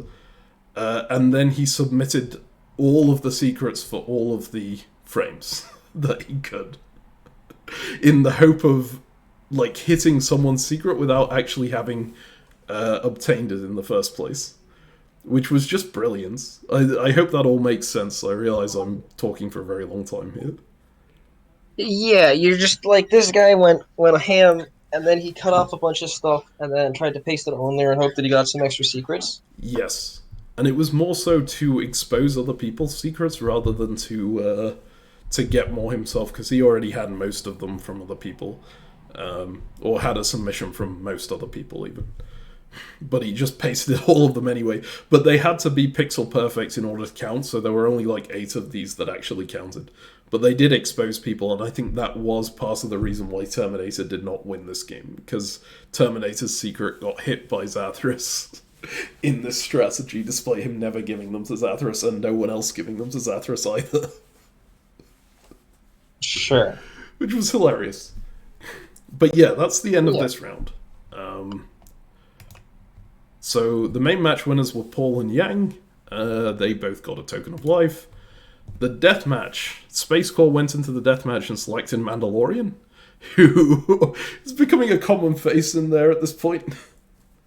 Yeah, you and Mando. Yeah, and once again, Mando comes out on top, so your winner pick is very solid here. Mando wouldn't talk all that much, but he was very good at the matches, especially the 1v1 strategy ones. So, deathmatch-wise, he was a killer. Okay, and then we go on to Heaven and Hell. There are 3 zones in this match. Heaven, Purgatory, and Hell. All players start in Hell. Each round, a number of players will be required to ascend or descend from these areas, and that's determined by a vote, so it's like a Survivor Tribal Council, basically. The player with the most votes in each category ascends and descends. Players begin the game with 1 vote, but they gain votes as they go. So you gain 3 votes per round you spend in Hell, you gain 2 votes per round you spend in Purgatory, and 1 vote per round you spend in Heaven. You can also use garnets to buy votes. At the end of the game, there actually would be 1 player in Heaven. Sorry, that's supposed to say. And there'll be 1 player in Hell. And the player in Heaven wins the token of life and an extra 1. And the player in Hell is the elimination candidate. Does that all make sense? Do we know how many rounds there are gonna be? Yes, it was all planned out, but I didn't actually. I haven't written that in the slide. You get told how many people are ascending and descending every time. So to start off, there's a bunch of like ascensions into Purgatory, and then they send up like 1 person per round into Heaven, and Heaven starts sending back 1 person per round into Purgatory, while Hell is still sending people up.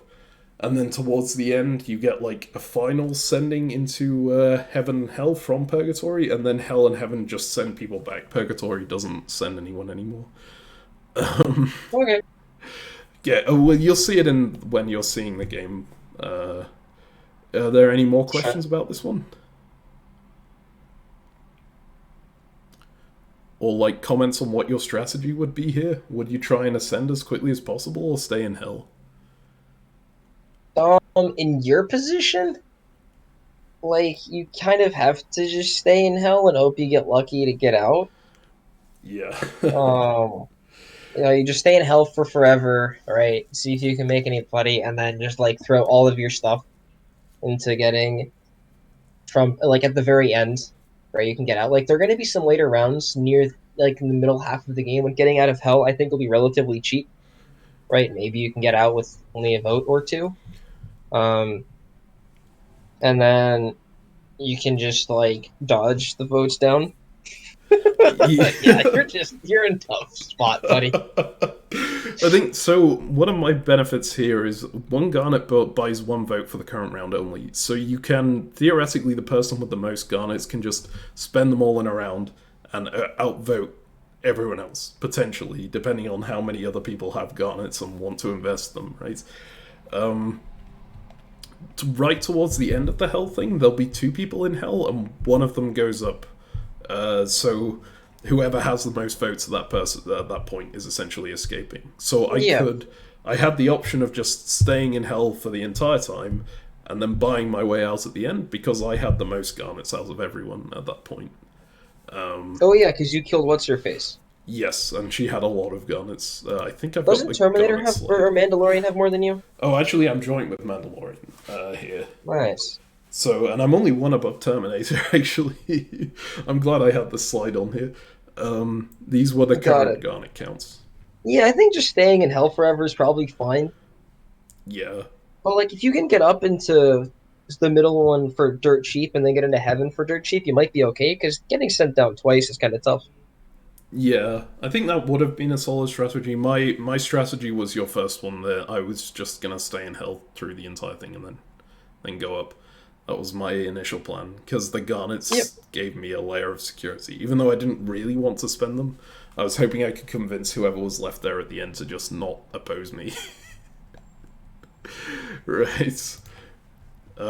So here we start with this. We're having 3 people sent up on the first round. This ends up not being very contested. Basically, it's all very, fine at the start. People are just asking to be sent up, and other people let them. There wasn't much contention over it. So here we have then 3 people go up here, Yang goes into heaven, and then 2 more people go up, Paul and RJ, and then these 3 are in heaven up here. Yeah, but see, you and Mando are like, dude, everybody hates me. They're just gonna come kill me anyways. I need to have as many votes as possible to get out of here at the end. And everybody else is like, maybe they don't actually want to kill me, so maybe they'll just let me go up. That's exactly basically what happened. Mando also had the same idea about garnets, and he was thinking, you know, I have the most garnets tied with Marvin. I can just buy my way out of hell at the last moment, and it'll be fine. Yeah, but what you guys should be planning on is instead of like having one of you go up a little early, and then slapping somebody else down there that you don't want, right? That you want to force an elimination, then have Mando slap his way up, like bring himself up and just abandon the other guy out there. Yes, that would have probably been sensible. There are at this point going to be 2 rounds of people being sent down, and then after that, people only go up. So there's going to be 1 person sent down this round, and then 1 person sent down the next round, and then up, and then up, and then up, and then up. And the last person left gets killed. So, well, gets put in the deathmatch. So the 2 of these purgatory people, or potentially 1 of these purgatory people and 1 of the heaven people, if they drop straight down, are going to join us, and that's going to be it. Yeah. So, at this point, Doctor actually makes a group chat with me and Mando. Basically says, hey, I don't want either of you to go into the deathmatch here. And especially, like, you have the same number of garnets, so if you fight here to the very end, it's going to be a bit of an interesting situation. I think if the vote ties on the last round, you both go into the deathmatch. So... Well, that would suck. Let's figure something out. And I was thinking in my mind, okay, yeah, Otacon told me that Otacon, RJ, Doctor, Mando, and Paul are in an alliance together, so it makes sense the Doctor is trying to protect Mando here, right? So he was basically like, hey, can we cut a deal where you 2 help each other out, and then just basically the last person we send down for Purgatory, you just put them in the deathmatch instead. I was like, yeah, that sounds fine to me. Mando was also like, yeah, that sounds fine to me. I was like, well, can we talk about who that will be then? Because obviously there are some people I don't want to send down. Like, you don't want to send the Terminator, for example, for whatever reason. Yeah, that was pretty much it. Yep. Well, so there were actually a lot of people I didn't want to send down. I didn't want Otacon or RJ or Terminator because they were my original tribe mates and we had that group chat. Right, and they're not going to send Paul, so it's Godzilla who's going down, I guess? Yeah, I also didn't want any of these 3 because they were the 3 people who supported me in the deathmatch. But they're also in heaven, so it doesn't really matter that much. But basically, I told Doctor, hey, I don't want these 3 or Terminator to go down. And I think that's reasonable because these 3 are probably not going down anyway, so you only really need to protect this guy. And I figured, since he's in an alliance with these 3 people, that just means Godzilla's coming down. Sure. And Godzilla was against me in that deathmatch, so it makes sense. It seems fine, right? Yeah. Sure. And Doctor said, fine, yeah, sure, I'll go up and make sure that happens. And then... Yeah, he'll go up and make sure that happens. Yeah. Yep. Let's not send Mando or you out of here. Yep. I'll be sure. Yep. So we sent Doctor up. RJ came down, which I was a little worried about because Otacon also went up. And between us 4 had made an agreement, like a pact. Let's help each other out as best we can into the last round so that we don't end up in hell. Sure. These 2 had just bailed, right? Yep. So it's like, yeah, that's not great. And RJ told me, yeah, well, I went down because this is the second last round, so I assume you'll send me back up and then it'll all be good, right? Because there's someone coming down after me. Sure. Okay, great. So what would you do in this position? At this point, Yeah. I'd like to get into Purgatory. You would ask the other people to vote you up. Yeah, just toss me a vote, send me up to Purgatory. I think that would have been the sensible thing to do. It was not what I did. Yep, I sent RJ back up because I of course he wanted did. to Yep. stay. And of course, Doctor had promised me he was going to send Godzilla down. I was like, Yeah, I'm he perfectly promised he was fine going to with send Godzilla down. Yep. Yep. Yeah. He's 100% going to send Godzilla down, right? Absolutely, man. That's right. Yep. Nope. Down comes Terminator, and actually, Doctor used his votes to get into heaven himself, so he wasn't even Yep. paying any attention to the hell votes. Of course not. He just, yep. God, he's so easy. Meme. You gotta understand, most people want to stay safe. But that's not how I play, so it can't be how Yeah, other people because- play, right? Oh, great. Okay. I love it. So, what? And do you really, you care more about Terminator than Mandalorian? Like, you want Terminator to survive more than Mandalorian to survive? I was much closer with Terminator. I liked Mandalorian because he'd survived death Terminator's matches. the man that you tried to kill. Yeah, but that's why we got a blood pact eventually, right? Because he eventually started talking to me again and was actually quite likable and hadn't gone after me at all since then, as far as I'd seen anyway. Great. I'm so happy for you. So you're gonna spend your stuff to get yourself out of here now, right? But I had also cut the deal with Mandalorian and Doctor, and I was like, if I stop Mandalorian from getting out right now, he's gonna pick me for the death match. So, Maybe not. Everybody has been sending him into the death match, man. this is true, but he's like all the people who sent him into the deathmatch are dead. Well, yeah, but there are other people who worked with those people. Whatever. It's fine. Yeah, My argument here is you need to just get yourself out of hell. I think that would have been the sensible thing to do. I did not. I prioritized sending Mando back up because I wanted to make sure Okay. that we weren't like him versus me at the very last phase. That's fine, yeah, getting him out. And so you don't have to spend all your votes on that, right? Because it should be pretty cheap, Yes. right? He just has to outspend Terminator. Yeah. And he did go up, and he spent quite a lot of garnets on going up, actually. He was very nervous about this, but Terminator voted him up as well, because I talked to Terminator and said, hey, I'm sending Mando back up. Let's talk this out. Great, and now you send yourself back out with all of your stuff. You don't even need to spend any garnets, probably, because you've been in hell forever. That should have been the case, but also I was mad at Doctor for not sending Godzilla down. Wait, can you vote other people? What do you mean? As in... Like, can you vote Doctor down right now? No, you can only vote people in the area that you're in. Yeah. But also... No, so you vote yourself out, and then you trust Terminator to terminate the Doctor.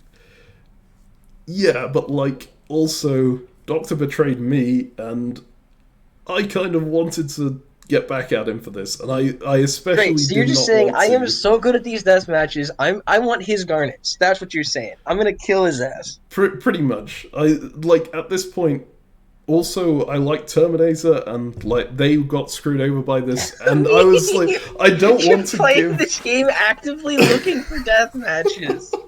I don't want to let Doctor get away with this, like, get what he wants putting Terminator in the deathmatch. So, except, obviously, it wasn't what he wanted. He didn't care. He just wanted to get himself up to heaven. He wasn't Great. actively trying to put Terminator Sure. down. Can He you just talk to didn't. people in Purgatory right now? No. We were stuck Great. Yeah, of talking to course. each other Okay, just so down here. so what happens, right? Doctor gets sent down. You vote Terminator out because he's your best buddy now. Yeah, so no one else is getting sent down from Purgatory. There's one more vote left. We get to vote someone up, and they vote someone down, and then the last two people are deathmatch and winner. Great. So you can guess what happened. Yeah, so you get Terminator out of here. Great. Yeah. I voted Terminator back up. These two had equal amounts of votes at the end and didn't spend, so they got joint win in heaven. And so I am in a deathmatch again. Yes. And I, of course, chose Doctor. I think Yes, there and were... it's not that they didn't send somebody down, right? It's just that it was you versus Terminator who's going into the deathmatch, and you chose to let Terminator out, so you got your chance at the Doctor. Yes. Great. Yeah, that was it exactly. Okay, lovely. Basically, once it was me, Mando, and Terminator, one of those three was going in. There was Wasn't no... Doctor in the middle at the previous challenge?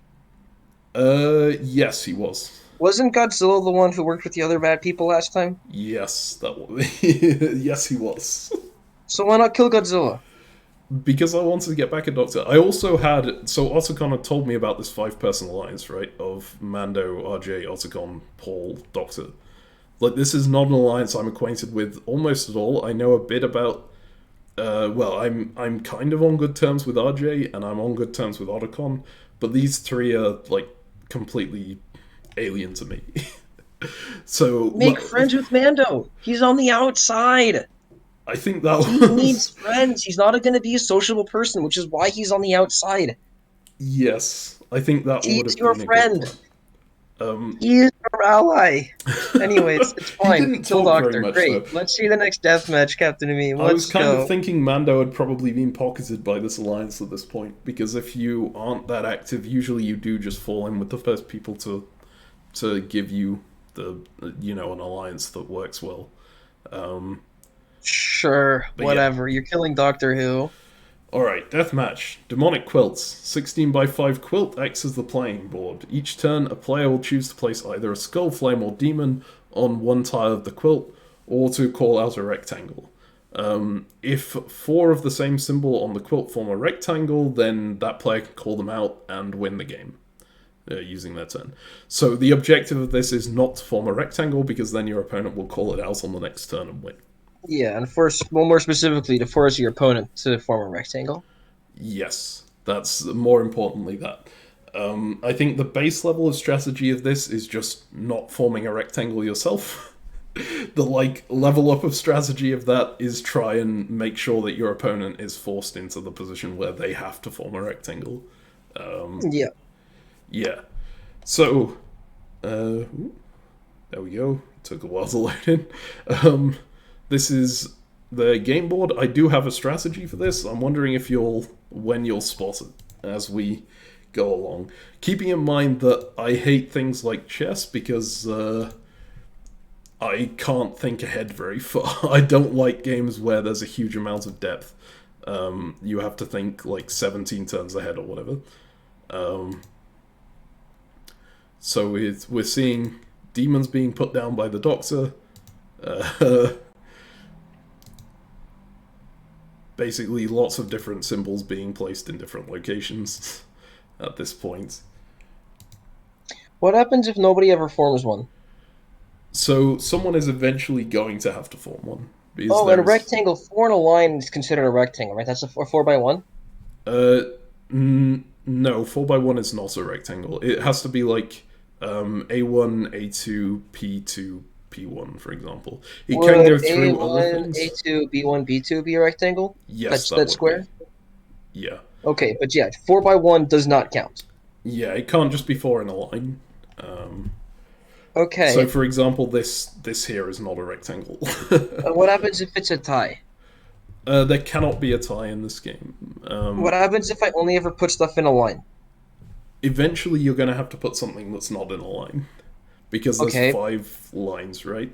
Yeah. The way this board is set up, there will eventually be a rectangle no matter what. Guaranteed? Okay. I think so. Actually, there might be feasible. I think it's guaranteed. It certainly. should be. It's a pretty crappy game, but that's okay. The 5th line is neat. Yeah.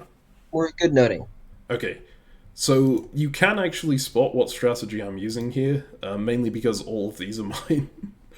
But I don't know who's placed what, but whatever. Yeah, that is a downside to this representation. So at the moment, I was trying to make my strategy not entirely obvious from the outset, but you'll see in a sec I go for it here, and then here. So I've formed a full column of flame, right, and I've formed a full column of skull. And the way Doctor has been playing, all of these demons are his. He's basically putting one in every row at this point, making 100% sure he doesn't form a rectangle that way, because if you go in a different row every time, you're never going to double up on everything, right? Yeah. So what I've done here with the columns means that you cannot have more than one flame in any other column on this board without forming a rectangle now. For example, if you try and go on D3, it forms a rectangle here. If you try and go on D4, it forms a rectangle with the E file still. If you try and go on D5, it also forms a rectangle with the E file. So there can only be one flame in every other column. That all makes sense? Yeah, I mean, I understand. I don't know how this is the strategy yet, because it's like you have to count the total number of flames that can be placed, total number of scrolls that can be placed, total number of other ones that can be placed, and try to figure out which plays can screw with that number to make sure it's not ending on you. Yeah, Right. exactly. This is the... And that, yeah, I should note, I got to choose whether I was going first or second in this game because I had more garnets, and I chose to go second. That's actually sure. kind of important for this strategy. I did the same thing with skulls, so there can only be one skull in each column, and you'll see in a sec, I'm going to try and do the same thing with demons. And if that works out, what's going to end up happening is you'll have one column of skulls, one column of flame, and one column of demons, and then there'll be basically 3 rows of flame, skull, demon all taken up, and then the last 2 is going to be completely full of empty spaces, because you can't go in any of those anymore. And I'd figured out before the game started, due to some practice with Otacon, that you cannot, if you do this, if you form 3 columns successfully, then the second player always wins. There is no way for the first player to win beyond that point. I'm not sure whether I went over this well enough, but I think it's like... There's some math. I assume this works somewhere in NIM, so it's fine. Yeah, exactly. So you'll see me try and form a column here in the M. What I was really waiting for was for him to put a second demon down in some column so that I can then form off of that. But he did not do so, like, ever. So I started building my own. The problem with this approach is that if I'm trying to form a column and he puts 2 in the same column anywhere else, it blocks my strategy from working because you can't form the column anymore. It would form a rectangle to put the last one in. So for example, if G5 was a demon here, I can't play in M5 anymore because of this. So I do try and form this column, and then he plays in C1, and that blocks me from putting the very top demon in. So it's not entirely scuppered. Thankfully for me, this has reduced the amount of possibilities down massively, because it's only demons that can double up in columns, nothing else can. So it's still calculatable. And it's only in a couple columns, right? Yes. Like, only a couple rows. So specifically, because the first row is the only one empty here, you can only really double up with the first row. You can't double up with anything else. Yeah, so I would just start placing demons in the top rows and figure it out. Yeah, I actually kind of panicked at this point and thought, oh god, how am I going to figure this out? So I started placing non-demon tiles. Well, sorry, I did place one demon apparently. But I started placing non-demon tiles while I was frantically working in a spreadsheet to try and figure out how many tiles to leave open on the top row to make myself win. And you can see I'm still placing fire tiles here. And then I start placing demons. And this is where I've figured out, okay, if I place here, here, here, and here, then I win the game. And there's no way the Doctor can do anything about it. And I end up doing that. I place here. I think I place like here, yeah. And then here. Yeah, that one that you just hovered over would have lost you the game. This one here? No, if you'd moved the one to the right. Right, if you Oh. placed it in C4, that's a rectangle. Yes, sorry, that is correct, because it would form a rectangle with these ones. But this one here, for example, blocks anything from being placed in B1 because it forms the rectangle with these 2 in the N file. So then I go. Yeah, it's like now we can officially say no one can place anything in B1, right? Yes. Because anything you put in there is a loss, and then you can say that about a lot of different cells in this board, and so you can start looking at places that take up 2 plays from your opponent. Yes. And so that's how this game is exactly like NIM. Neat. Yeah, and at this point it's just so I just put in F3 and that blocks off F1, and L1 and M1 are also blocked off here. So the only one that matters is H1, and I figured out if I block anything from being played in H1, then I win this game because of the amount of spaces to the left. So I play one here in H2, and then from here it's guaranteed. It goes on for a little bit longer. We place back and forth. I place a skull here, and this point, so Doctor's way of doing this, he had actually written a computer program that he was inputting the moves into, and it would output a valid move somewhere on the board, which was a clever way to deal with it. The problem was it doesn't look ahead far enough, right? It's not, it's just... Yeah, it just gives him a legal move, but doesn't actually play well. Exactly, yeah. So that was the problem here. And it was exactly why he was doing this strategy of demons all along, like, one in every row, because the program's initial way of dealing with it was just find a row that's empty and put it there. But also, it had one additional problem, which was that at this point in the game, he mistyped the coordinates in the wrong order and the program crashed. So he didn't know where to go, and he played in F1, and then I just called out the rectangle on here and ended it. But it was finished either way. Interestingly, after he got eliminated and went to the jury, he rewrote his program to be much more effective, and you can play against it online if you want to. I'll leave a link in the description. But yeah, that was the deathmatch, and we're back into Crew Builder. I hope the huge number of rounds has not taken its toll on you yet, Ezio. I mean, it's just, hey, how can I get into the deathmatch? Hey, that way? Great.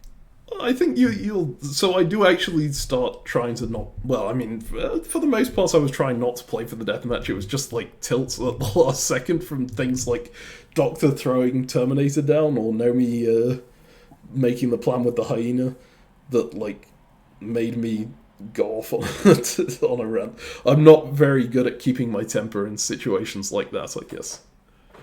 I'm much better in diplomacy.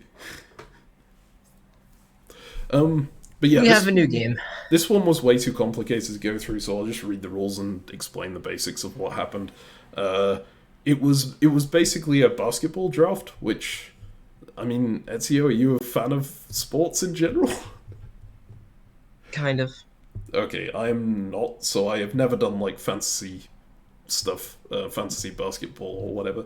But this was just reskinned fantasy basketball. There are 10 crewmates available on each of the 5 planets. A crew must have... This game is awesome. Holy smokes, this is so much fun. It was very fun to play. Unfortunately, it was, like, very numbers focused and spreadsheet heavy, so I haven't really got step-by-step in here. But the crew must have at least one crewmate from each planet. If a player has no crew member from a planet and the last crew member from that planet is taken, the game will immediately end with that player's loss. If 2 players go for the same crewmate, the player higher on the tiebreak order gets them and then drops to the bottom of the tiebreak order. And a player can pay garnets to raise their rank on the tiebreak order. Crew has different stats, so close range accuracy, long range accuracy, blah blah blah blah blah. At the end of the game, each player scores points for each stat based on their crew's ranking for that stat against all the other crews, and the player with the most points wins. So that all makes sense to you? Yes. What would be your strategy going into something like this? I need to know what all the crew members are. Yeah. Like, is it the same 10 crew members on each planet? No, there were certain planets were like much better than other planets, people on them, in general. There was one guy who was like far and above anyone else, and I immediately just went with him because I had the tiebreak order on garnets, and I was not really in danger for the rest of the round because of that person. Yeah, so it's like I need to see what all of the crew members are, because once I see what all of the crew members are, I can identify what the major stats are, right? Like how things are going to look. Can you pick from like every single different planet on each round? Yes, you can Like, pick anyone at all. Yeah. So that just makes it super, super clean, super simple, especially if you have the highest tiebreak at the start. But I need to see what all the crew members are, and I would prioritize the ones that are the most important, and then not take the ones that aren't. In this case, you have the tie break, so you just take the best crew member on the board. Easy. Yes. I think it would be straightforward if it wasn't for this line here. If a player has no crew member from a planet, and the last crew member from that planet is taken, the game will immediately end. So there were a lot of discussions that went around about how about if we all go in on this planet twice, for example, a 5-person alliance grabbing everyone on a planet, then the other 5 people are all elimination candidates. There's no, well, you get to choose between those. And like the score barely matters at that point. Just determines who wins, but It still does, yeah. So you could get revenge picked, which is the main downside to doing something like that. yep.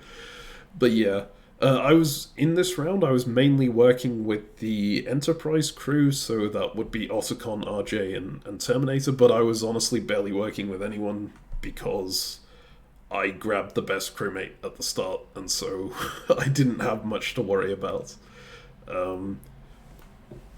At the end of the day, no one actually went for this strategy of crowding out a player from a planet. There was a lot of talk about it, but everyone backed off out of fear that they'd get selected. And right at the end of the game, it was between... There were a couple of players at the bottom of the table. One of them was Terminator. And I essentially took a slightly lower pick than I had to, just to make sure that Terminator would get a slightly better one than they would otherwise get. And that pulled them out of last place and put Otacon in last place instead. So, yeah, I don't know if you had any other questions about this main match. I'm kind of skimming over it. My questions remain: why are you about your alliance choices? But it's fine. You have allies now. I think you might actually have allies now. Yeah. Oh, that's great. I forgot. So at the end of the last match, Godzilla, they had like reached out to me saying, "Hey, you seem to be on the bottom. I'm kind of feeling on the outside as well. How about we work together in the future?" And we'd come to some agreement on that, but we didn't do very much with it in this one. Great. And your agreement was that once I get sent to the elimination, I'm going to pick you because I think you're bad at games, right? Well, we'll see. We'll see about that. But that doesn't really have an impact in this round. Yeah, great. So we have this round. Who's the elimination candidate? We have a massive set of winners for this round. There was a huge tie between... Wait, but you didn't win? I did not win, no, because I took a slightly worse person than I otherwise could have to stop Terminator from getting last place. I think I may have not won anyway, because like I kind of didn't pay attention to the numbers after I got the best person, and that tanked me a little bit. And also I dropped to the bottom of the tiebreak after the first thing, so I was not getting the best people anyway. But you didn't want to spend your 3 garners to go back to the top.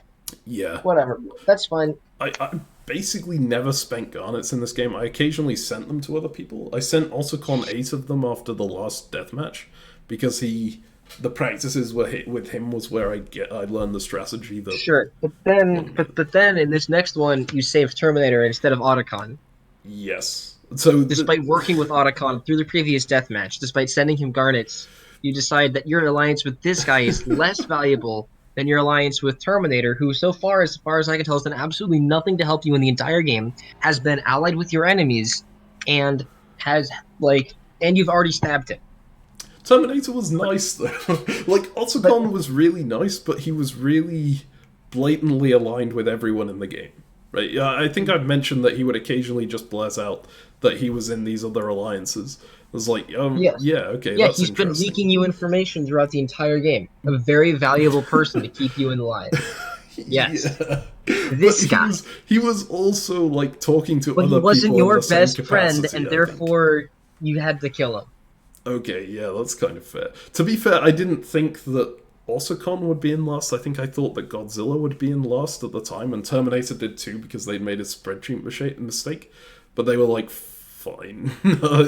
Afterwards, it's still me out of the not in the deathmatch, right? So Otacon goes in and chooses Godzilla.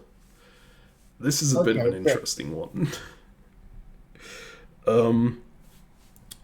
So this deathmatch is tactical Yutnori. I don't know if you've heard of Yutnori. No, and I also haven't heard of Ludo, so is a game like Ludo is not useful. I thought Ludo was maybe it's got a different word in America. It's basically a game where you roll dice and move pieces around the board until they get to the end. And there's like no other gameplay but that. It is just move the Sorry, pieces perhaps? around. That sounds Trouble or like hang something? on. I don't know. I think Sorry is the same one, yes. So I guess Ludo is our version of Sorry over here. This is lost in translation. But instead of dice, you throw 4 sticks. So they're marked on one side and they're unmarked on the other, and then you move the token of your choice a number of spaces equal to the number of sticks that landed marking side up. So most of the time you're going to get like 2 or 3. If you land on an opponent's token, you tend to send it back to the start and take another turn. And if you land on your own token, you stack with it and they move together. And that's basically it. It's a really dull game, but it's like an old traditional one in the same way that like the Royal Game of Air is. Yeah. So Tactical Yutnori is much more interesting. Each of the deathmatch candidates chose a player to team up with, and that player was also playing the game. But their pieces, while they're considered friendly, they don't matter. It doesn't matter whether they finish or not. They're just like used for capturing other pieces or for stacking up with and moving along with. In addition, on every single turn, all 4 players throw 1 stick each, and they choose whether they're throwing a marked stick or an unmarked stick. So they basically, half of your roll every turn is determined by your opponent and half by you. When you say marked stick or unmarked stick, what's the difference? Okay, so essentially in normal Yutnori, you have 1 stick that's marked on one side and unmarked on the other. And a marking, if it lands marking side up, that's 1, and if it lands unmarked side up, that's 0. And you throw 4 of them, and however many markings land face up, that's how many you roll, right? In tactical, okay, so I pick a stick that has like a marking on some number of sides, right? So in tactical Yutnori, you have a marking on both sides. So no matter how you throw it, it's going to end up marking up. And you have another unmarked stick that has no markings on either side. So you essentially choose which one you're going to throw. Okay, do I see what the other guys have picked first, and then I pick what I pick? No, you all throw at the same time. You get to talk to your teammates. So you can determine what to throw with them, but you don't know what your opponents are going to throw. Sure. It's quite an interesting game. It takes forever.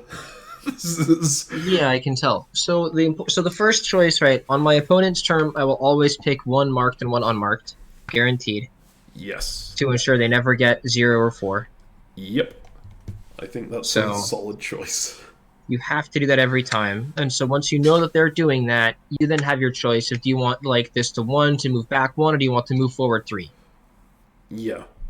And an interesting thing about this is once a piece passes the finishing sweat, so you have to move forward onto the board first. If you get a backdoor, which is the 1, when you're off the board, you don't get to move.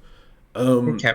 But once a piece passes the finishing square, it's out of play and it's finished.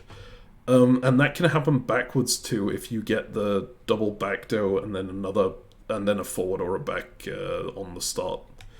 I got it. So if you go forward 2 and then back 1 and then back 1 and then forward, you just win. Yes, exactly.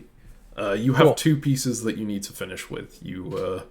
Yeah, but they can be stacked on top of each other, and so you can just go back twice with both pieces and then just win. Yes, exactly. The other thing is if you land on these blue sides, you're allowed to cut the corner and go in. I don't know why this arrow is pointing outwards. It's supposed to be pointing inwards, but yeah, that is basically it. I'm not going to go through all the strategy here. The important thing is that they had to choose a player to team up with, right? Sure. And this is where Godzilla and I got talking again. And Godzilla is in the deathmatch against Autogon here. And we came up with the plan of... We'd been in this initial black and white deathmatch against one another, right? Not deathmatch, Yeah. sorry, black and white match, way back Yeah, when. the elimination challenge, yeah, And thing. we had our own private subforum from that. So the players aren't allowed to message each other except unless they're on the same team when they're the DM, when they're in the DM. But if Otacon selected me as a partner, I would be able to like a post on there to tell Godzilla what number we were throwing. Wait, Right? I'm sorry. You are now actively working against Otacon? Yes. uh, He Otacon saved was a you bit... last round! So here's the interesting thing on that. Otacon actually practiced with Doctor as well in advance of that round. It wasn't solely with me. I didn't know that at the time. My justification for this was Otacon seemed close to absolutely everyone. Godzilla is close to no one and is reaching out. I think No, Godzilla is the Godzilla better was close partner. to your enemies. It's not close to no one. Godzilla. Alright, fine. Sure, you're helping Godzilla now. Great, we're friends. Yes. Who needs an actual ally? I understand. I think this would be a really good opportunity to solidify an alliance now. No, you can't solidify an alliance, Captain Meme. You can reinforce the ones you already have. You can get a new one. I think that's a key a key But ability. Meme, what do you want from your ally other than someone who will help you, give you advice in important rounds, and stick around to later? I would like them to be loyal to me over anyone else, ideally. Yeah, but you can't have a bunch of allies like that. Yeah, but like, I'd hope You to get can't be them. everyone's number one. Yes, but I like being people. Like, I like being at least one person's number one, right? And Otacon, I Maybe, was but clearly not the number one, at least in my okay, mind. but that doesn't mean he's your enemy. Yes, but Godzilla was very likely my number one if this works. Like, they were No, your super number one excited is about this. Terminator, the guy who you threw yourself in the deathmatch for Okay, like 2 rounds ago. yes, but yes, but I could get another number one. No, you can't. You can only have one number one. Well, you don't know I that. hope you understand. I have a pillow and I'm just like hitting it right now. This is the worst decision you've ever made. Well, okay, so it doesn't actually end up mattering because I was I was willing to do this, right? But I liked Otacon a fair bit, so I didn't want to like screw him over by going up to him and saying, "Hey, choose me," and then betray him. I was like, okay, this is a kind of weird moral decision, but if he chooses me, I'll betray him. If he doesn't choose me, then he can do whatever, right? Then it doesn't concern Great, me I love it. anymore. Yeah, fine. Yeah. Great, excellent. The problem was that he didn't choose me because I wasn't like enthusiastically agreeing to be chosen. I wasn't going up to him and saying, "Hey, I'll be your partner," and he was expecting me to do that in the first place After he because saved you last round, yes. yeah. And so right before the end of the phase, he came up to me and well, right before he had to choose, he came up to me and he said, "Hey, I'm really hurt that you haven't like come and said I'm gonna be your partner here." I was Yeah, like, no oh shit. god. Because you were his. Yes. Yeah. Um. So then I had to like, well, I was trying to think how the hell do I wriggle out of this one now. So I said to him, "Yeah, I didn't think I was very good at this game, so I didn't want to pull you down if you had a better choice in mind." And at that point, he'd already decided to go with Zathras as his partner, but then Zathras didn't agree to it. Like, he didn't post an agreement in the thread. So at the last second before it went out, I just went, "Oh, okay, I'll post because otherwise you get an auto concession, right? And I don't want to see that happen."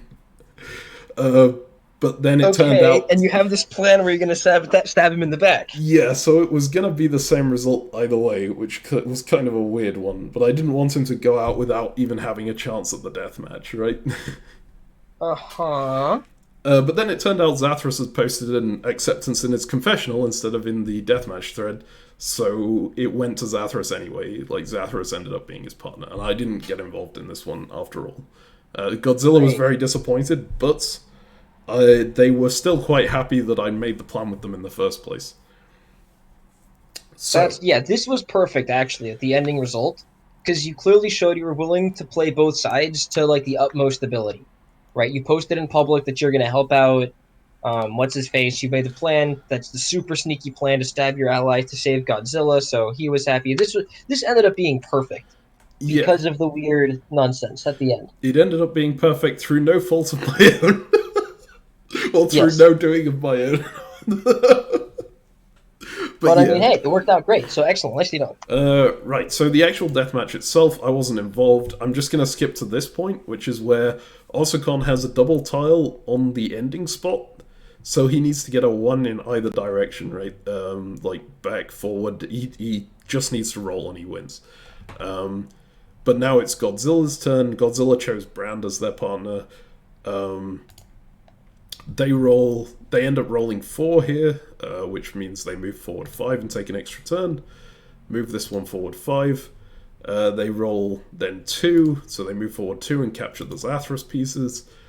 Then they roll a 4 again, so they move this one forward and take an Why extra do they turn. get? Wait. I'm sorry. I'm confused. Hold up. How did they get 2 turns in a row again? Because the first one I got because it was move forward and take an extra turn, but then they just move forward too. Why do they take an extra turn?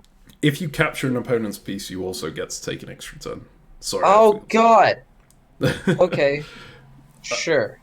At the end of the day, the like, we're not going to spend much time on this deathmatch, so it won't be, as you can see from me rushing through it. I think we've gone over time on this entire commentary anyway, but like, we'll get there.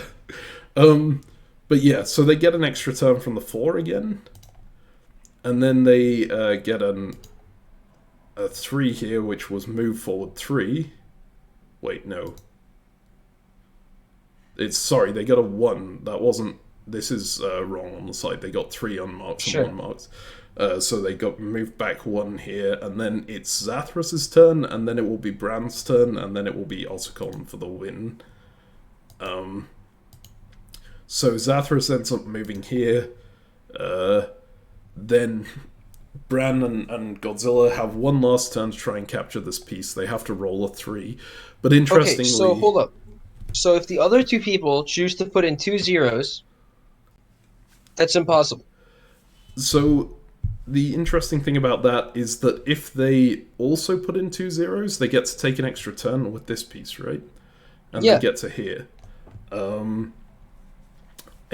I don't actually know if there's any possible way of capturing that if you keep going with that.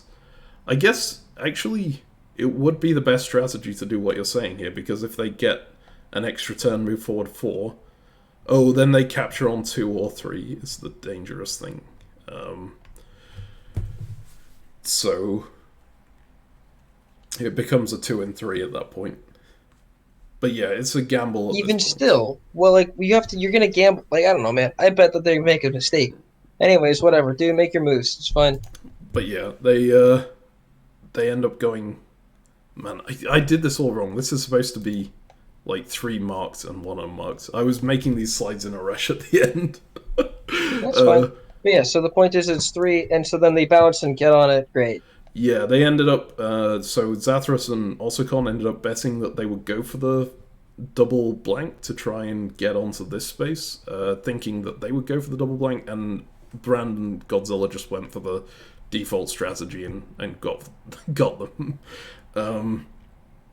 So then this DM went on for like 6 hours, which was insane, and eventually Godzilla ends up winning despite Osakon having had 2 pieces on that final square at one point, which was just insane. So at this point, Osakon is gone. Okay, Human Gilhap. I promise there aren't too many more matches in this. So, Gilhap is a game played on a 3x3 board of tiles. Each tile has 3 properties: object type, object color, and background color. 3 tiles make up a hap if for each of their properties, either they're all the same or all 3 differ. So 3, 5, 7 here, this line here, is a hap because their object types are all different, their object colors are all different, and their background colors are all the same. Does that make sense? Kind of.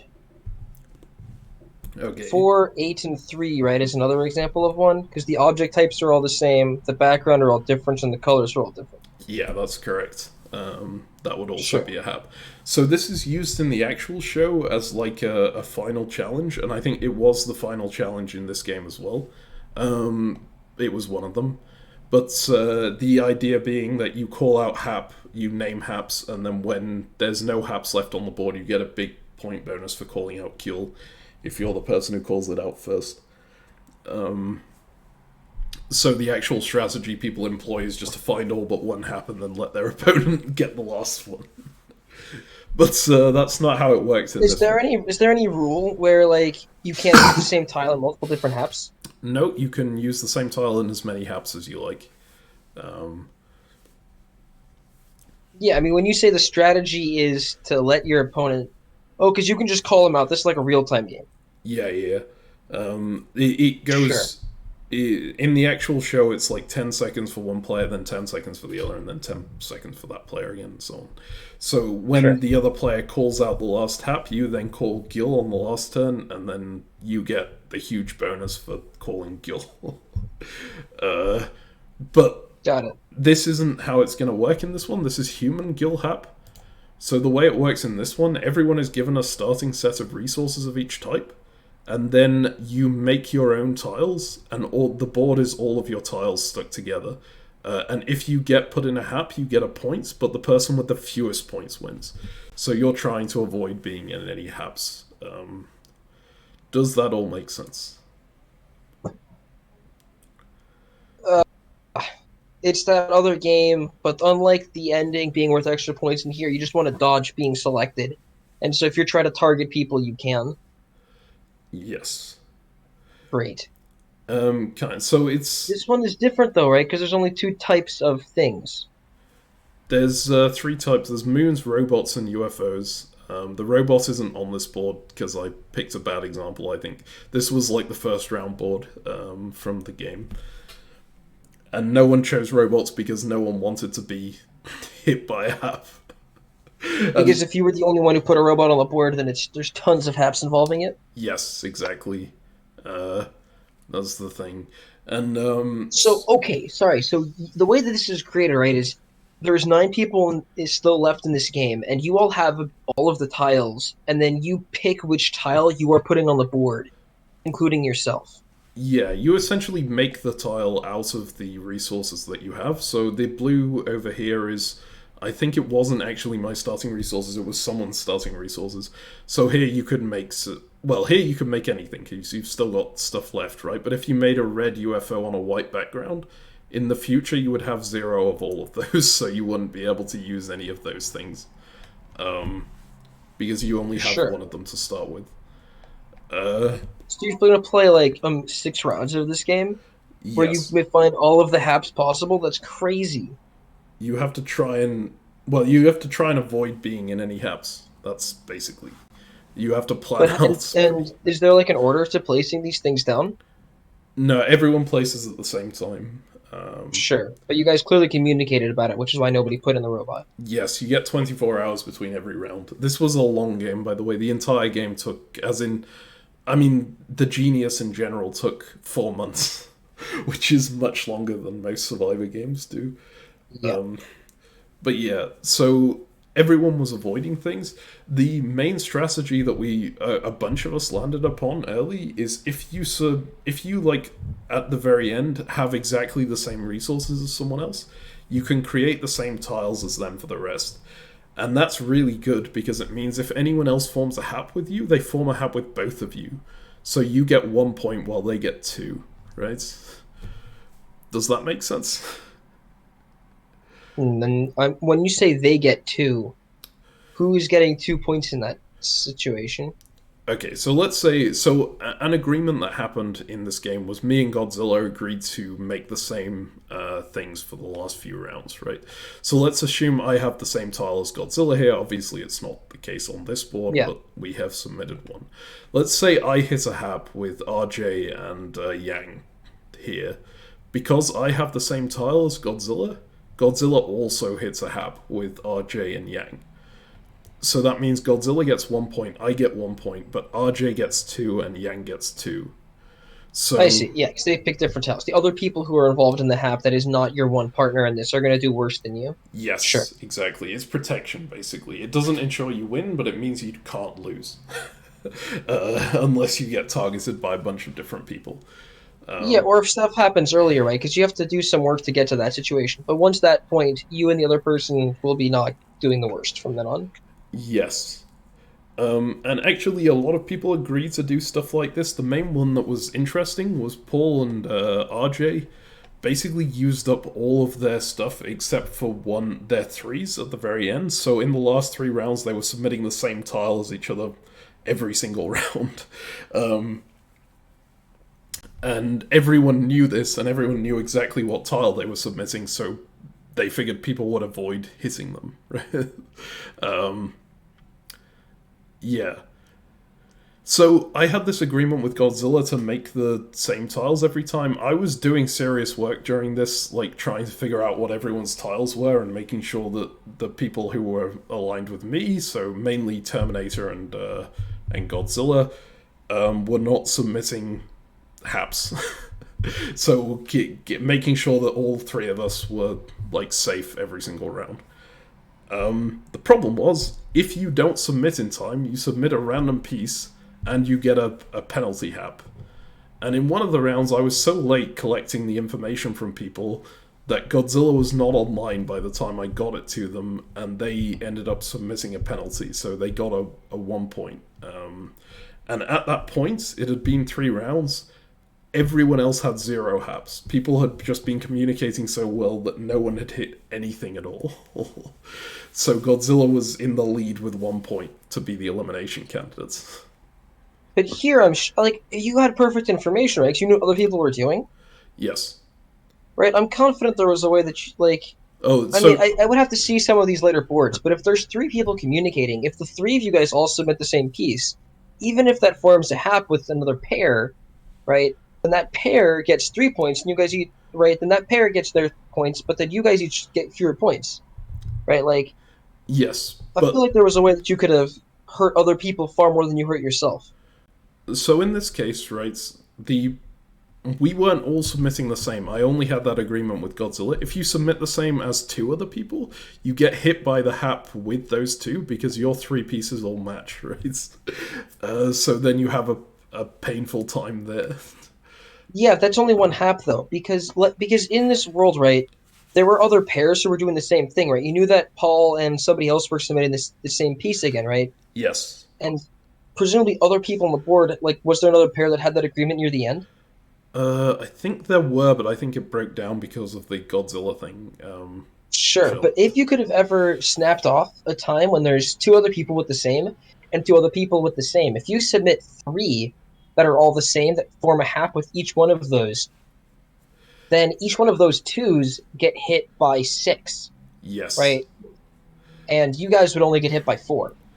Yeah, that's a very good point, and it actually it's not quite that, but something similar it comes into play at Let's the see very it. end.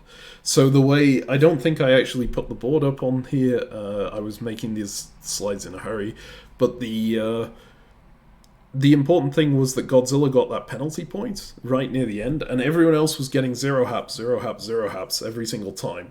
And so right at the end, we kind of scrambled. I talked to Brand, who was also aligned with Godzilla at that point, and we figured out that Mando would always post his hap his tile publicly with about an hour to go, just to make sure that anyone who was going to submit a hap with that would avoid it.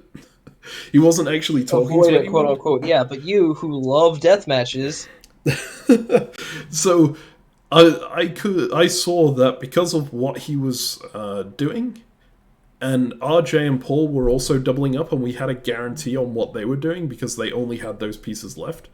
If myself and Godzilla submitted certain pieces in the second to last round, we could pin Mando between those 2 duos on the hat board. So he would get I can't think how many it would be, but it was quite a few, right? He Sure. forms a hap with both of our pairs, and all combinations of those pairs, and that ended up saving Godzilla because they Yes, you only threw the person who's done the best in all of these challenges so far into the center with your haps. Yeah. yes. Yeah. So he ended up taking a bunch of penalty points, and he was in last place then. The thing was, that meant that the people who had 0 haps, which was Brand, Terminator, Zathras, and Yang, all won. And so it's just these 5 in the middle who were potential Yeah, so who's he gonna pick? deathmatch candidates. So interestingly, Who's he gonna pick, Meme? at this point, RJ went to Mando and he said, "Hey, don't pick Marvin. We need Marvin against this like Zathras Yang Brand group." And Paul went and said the same, because these three even have been working pretty solidly together for a long time. If you look back in the video, you'll see almost always when like one of these people win, they give the token to someone else, or they get a joint win with the other. And they were beginning to be seen as a huge threat. And so Mando picked Godzilla, despite this whole thing being to save Godzilla. It ended up being slightly better for me that he didn't pick me, I suppose. But Yes, because Mando has just been gunning through these challenges and just executing opponents left and right. Yep. Oh, here we go. Okay, so this was the board that I was talking about there. The haps that happened: Marvin, Mando, RJ, Marvin, Mando, Paul, Godzilla, Mando, Paul, Godzilla, Mando, RJ. And so points from this round: Mando gets 4, Godzilla only gets 2, which brings their total up to 3 with the penalty points. I forgot I had that slide. But yeah. Because he submitted the only UFO on the board. And the only red on Sure. the board, yeah. It was a bit of a painful piece. But these were the main match winners, and then Mando chose Godzilla for the deathmatch. And this is where Mando falls. Godzilla wins this one. Nice, So, good for Godzilla. yes, Godzilla is still in the game, much to my delight, because I've kind of sacrificed everything to be in a in a group with them now. Yep. Okay, Steampunk Coffee Shop. This one was way too complicated to talk through. All the players drafted machines that produced and converted various materials. They then used those machines to produce goods.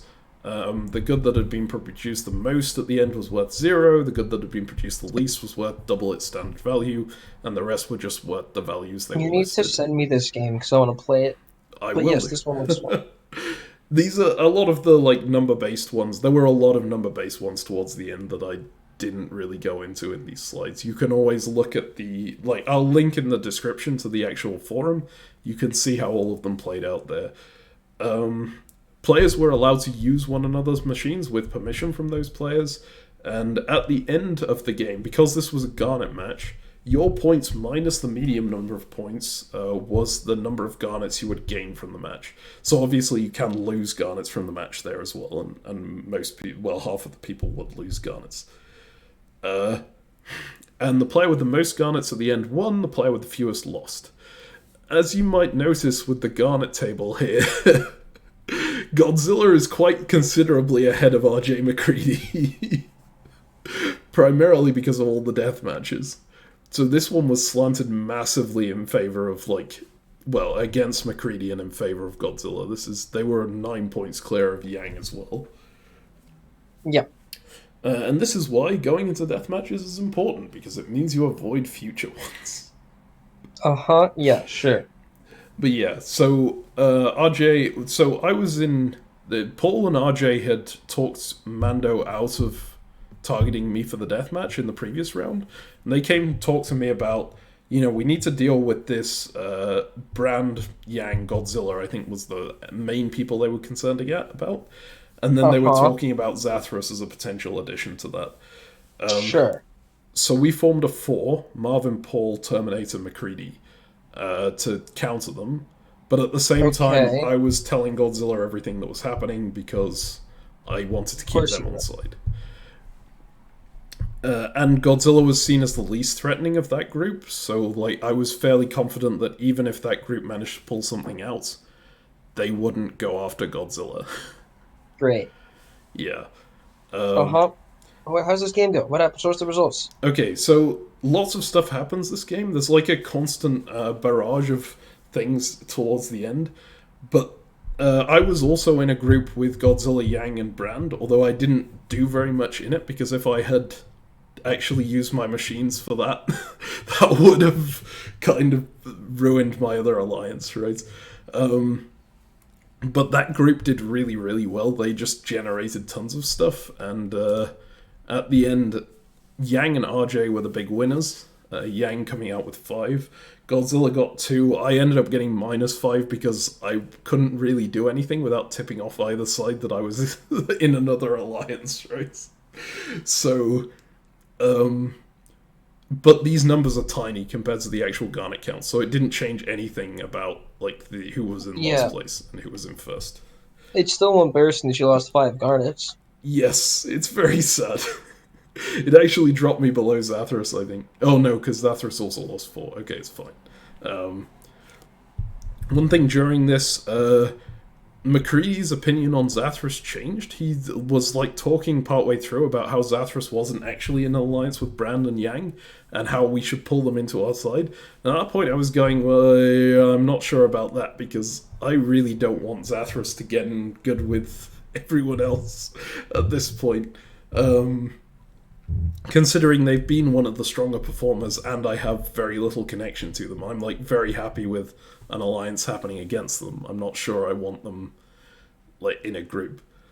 But anyway, these were the new Garnet scores. So Godzilla had 50, RJ was in last with 22. Terminator very nearly went below RJ, but not quite. Main match winner was Godzilla. I told Godzilla basically, you're going to have to choose one of Yang or Brand to save, because Zathras is not on the table right now. RJ is talking about how they're going to be, good, how they might be in our alliance in the future. So RJ is going to pick one of Yang or Brand, and you get to choose who to give the token of life to. Why shouldn't Godzilla just pick you? Because RJ was never going to pick me. I was in his alliance. But he should pick you anyways.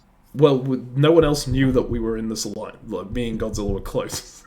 Despite the previous round, you would think that it would be obvious, right? Given the halves. But no one was talking about how me and Godzilla were working together at all. The only people who really knew was Brand and Yang. Because nobody else looks at the board. They kind of thought that I had just been opportunistic at that point and working with Godzilla, just because we had the same pieces towards the end. But yeah, it was opportunistic working with someone to save that one. Yeah. Well, I think the actual excuse I gave was that I'd asked Godzilla to like double up with me for the last few rounds, and then we accidentally hit Mando. But like, it doesn't hold up if you actually examine stuff, but I don't think people were examining stuff that closely at that point. People don't look at the games that get played in the game challenge thing? They Whatever, it's fine. Nobody else knew not that you were in close that to Godzilla. You kept it a secret. Godzilla wasn't going to save you. Godzilla instead gets to save somebody else. Yes. Cool. And they end up saving Brand, which means Yang got picked for the deathmatch by RJ.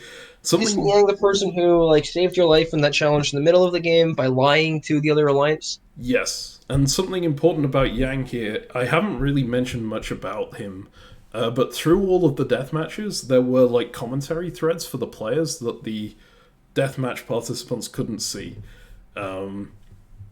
So these players would spectate and like talk about who was winning and whatnot.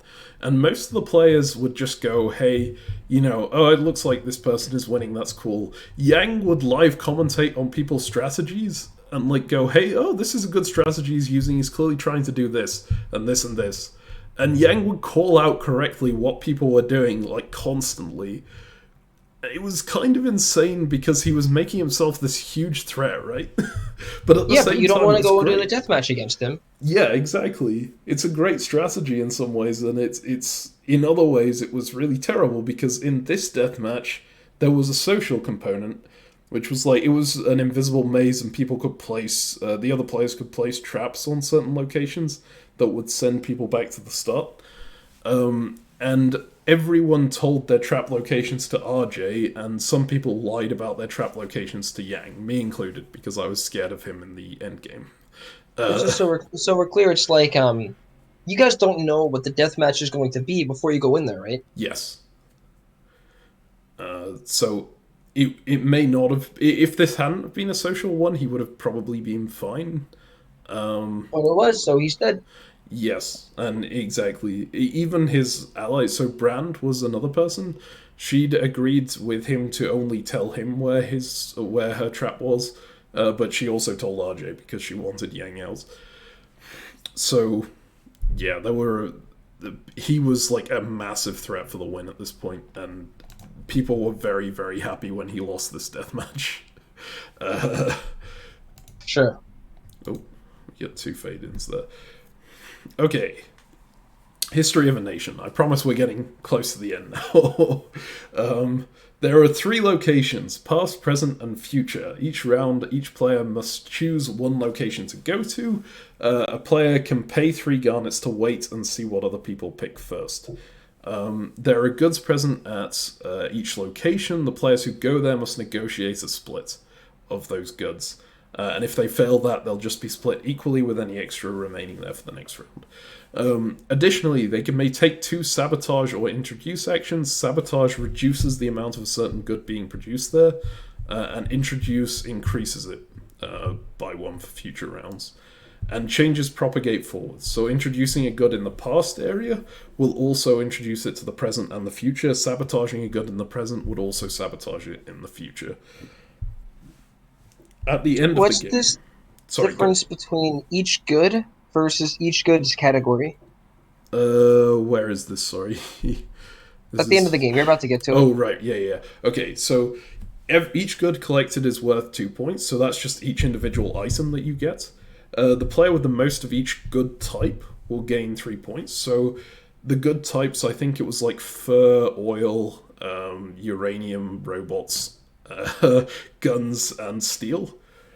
And then the goods category, all of those were in separate category. The 3 of them were in weapons category, and 3 of them were in resources category. Sure. And the person with the most of each goods category will gain 5 points. Okay. So, does that make sense? Yeah, I mean, yes, it does make sense to how the scoring is going to work. The strategy's still a little confusing to me, but it should be fine. Yeah. I mean, it should become a little more obvious when we get into the actual game.